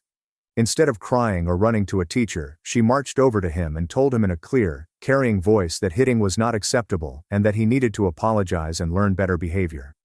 The teacher later told me that it was the most articulate response to bullying she'd ever heard from a preschool student. I was both happy and afraid, glad that my daughter had such fortitude, but terrified that she could one day need it in ways I couldn't protect her from. Eleanor is Grandma Ellie to our children, and they adore her in the same way that children adore grandparents who spoil them and have endless patience for their questions and games. She takes them to museums and the zoo, teaches them about art and history, and tells them carefully edited stories about their brave mother who escaped from a dragon and found a prince who treated her with kindness. She has never informed them that the dragon was her own son, and I hope she never has to. Some family secrets are best kept hidden, especially when they involve those who are supposed to love and protect you. When my oldest kid asked why Julian wasn't my first husband, I told him a simple version of the truth that he could comprehend at his age. Sometimes adults make mistakes about who they marry, and sometimes people aren't as nice as they claim to be, but most importantly, people can start afresh and find true love with someone who respects them properly. Last month, my daughter asked me about the faint scars on my arms, marks that have faded over the years but never completely disappeared, like shadows of old injuries that serve as permanent reminders of what I survived. I told her that sometimes people we love hurt us, but that doesn't mean we have to let them hurt us again. That sometimes the bravest thing we can do is walk away from someone who claims to love us, yet mistreats us. She nodded seriously, her tiny mind digesting knowledge that no kid should ever have to grasp, and then she asked if that's why I work at a place where sad ladies come to feel better, and why I occasionally receive phone calls late at night from women who sound afraid and crying. Yes, I replied softly. That is exactly why. If any of my children ever find themselves in a situation like mine, I hope they remember the lessons I'm trying to teach them now. That they have choices, that they don't have to accept abuse as love, fear as protection, or control as care. I hope they never fully understand what those scars mean, and that they never need to know the details of what their mother went through before they were born. Eleanor Whitmore taught me that family is more than simply blood, DNA, and shared last names. It's about who shows up when you need them the most, who stands between you and danger when the stakes are highest, even if they do it imperfectly. Even when their goals aren't fully pure, or when they take longer than necessary to deal with their own problems and shame. She also taught me that sometimes the one who rescues you is the last person you expect. The one who appeared to be your enemy but turned out to be your greatest ally. Sometimes deliverance comes from the most unlikely source. The mother-in-law who appeared to despise you, the woman who spent 4 years making you feel inadequate and unwelcome while actually constructing a case to defend you. Eleanor called a month earlier with news that didn't surprise either of us, but yet made my stomach clench with dread. Adrian had been arrested again, this time for assaulting his new girlfriend in a bar parking lot after she attempted to break up with him. The girlfriend was 24, barely older than I had been when I married him, and she had the same terrified look in her eyes that I remembered seeing in mirrors during the worst times. He'll never change, Eleanor remarked, her voice exhausted but unsurprised by this latest development. But at least this time, someone will believe her from the beginning. At least this time, there will be consequences before it goes too far, before he has years to perfect his techniques of control and intimidation. I volunteered to testify at his trial about the pattern of abuse, about what it's like to live in constant fear of someone who claims to love you. According to the prosecutor, my testimony, combined with Eleanor's documentation and the new victim's injuries, should be enough to sentence him to a much longer prison term under the state's repeat offender statutes. Some dragons never stop breathing fire, never learn to control their destructive impulses. But sometimes, if we're very lucky and very brave, we find someone willing to stand between us and the flames. Sometimes that someone is exactly who we'd expect. A friend, a family member, someone who loves us unconditionally. The truth about survival isn't that it makes you stronger, though that's what people like to say because it makes them feel better about the terrible things that happen in the world. But rather that it makes you more aware of your own strength. Strength that was always there, waiting for the right moment and the right person to help you recognize and use it. Eleanor Whitmore saw that strength in me before I knew it existed, before I believed I deserved better than what I was getting. And because she did, she spent years meticulously collecting the evidence that would free me, and I not only survived but thrived. Because she stood up to her own son in defense of a daughter-in-law she'd spent 4 years attempting to drive away, I was able to live, discover true love, have children, and assist other women in escaping their own dragons. Sometimes love doesn't look like we expect it to. It doesn't come with warm hugs and gentle words and obvious affection. It doesn't look like a perfectly dressed mother-in-law calmly gathering evidence while her son destroys his wife piece by piece. It doesn't look like 4 years of patient documentation waiting for the perfect moment to strike with devastating effectiveness. Or it looks like a knee to the groin and a phone call. Sometimes the most stunning thing isn't the violence itself, but who will step up to stop it, who will put their own comfort and family relationships at danger to protect someone they hardly know, but perceive as deserving of protection. Eleanor Whitmore taught me that heroism does not always appear heroic, and that sometimes the people who save us understand exactly how much we need saving because they have been there themselves, because they have carried the weight of someone else's death and refused to allow it to happen again. Today I'm 34 years old, happily married to a man who has never made me fearful, and raising 4 children who will understand that they deserve to be treated with respect and kindness. I manage a nonprofit organization that assists domestic abuse survivors in finding housing and legal support, which is partially funded by Eleanor's ongoing donations, and partially by grants that I've learned to write and fundraise for. Sometimes I look back on my life and can't believe how far I've come from that terrified lady crouching in a spotless dining room, waiting for the next blow to fall. The metamorphosis feels unbelievable, like if it occurred to someone else in a tale I read, but then I touch the faint scars on my arms, or see Isabel's pearls in my jewelry box, or watch Eleanor teach my daughter to stand up straight and speak with confidence. And I remember that it's all real. The pain was real, but so was the rescue. The fear was real, but so was the strength I found to walk away when someone finally showed me I had the option. Not everyone has an Eleanor Whitmore in their lives, or someone prepared to spend years establishing a solid legal case against their own child. But everyone deserves one. And that's why I do what I do now, because sometimes, all it takes is one person to believe you, one person willing to stand up and say enough, one person who sees your worth even when you've forgotten it. Sometimes that person comes from the most unlikely location, just when you've given up hope that anybody will ever help you. Sometimes salvation looks like a slap heard around the world, witnessed by the right person who refuses to let it go unanswered.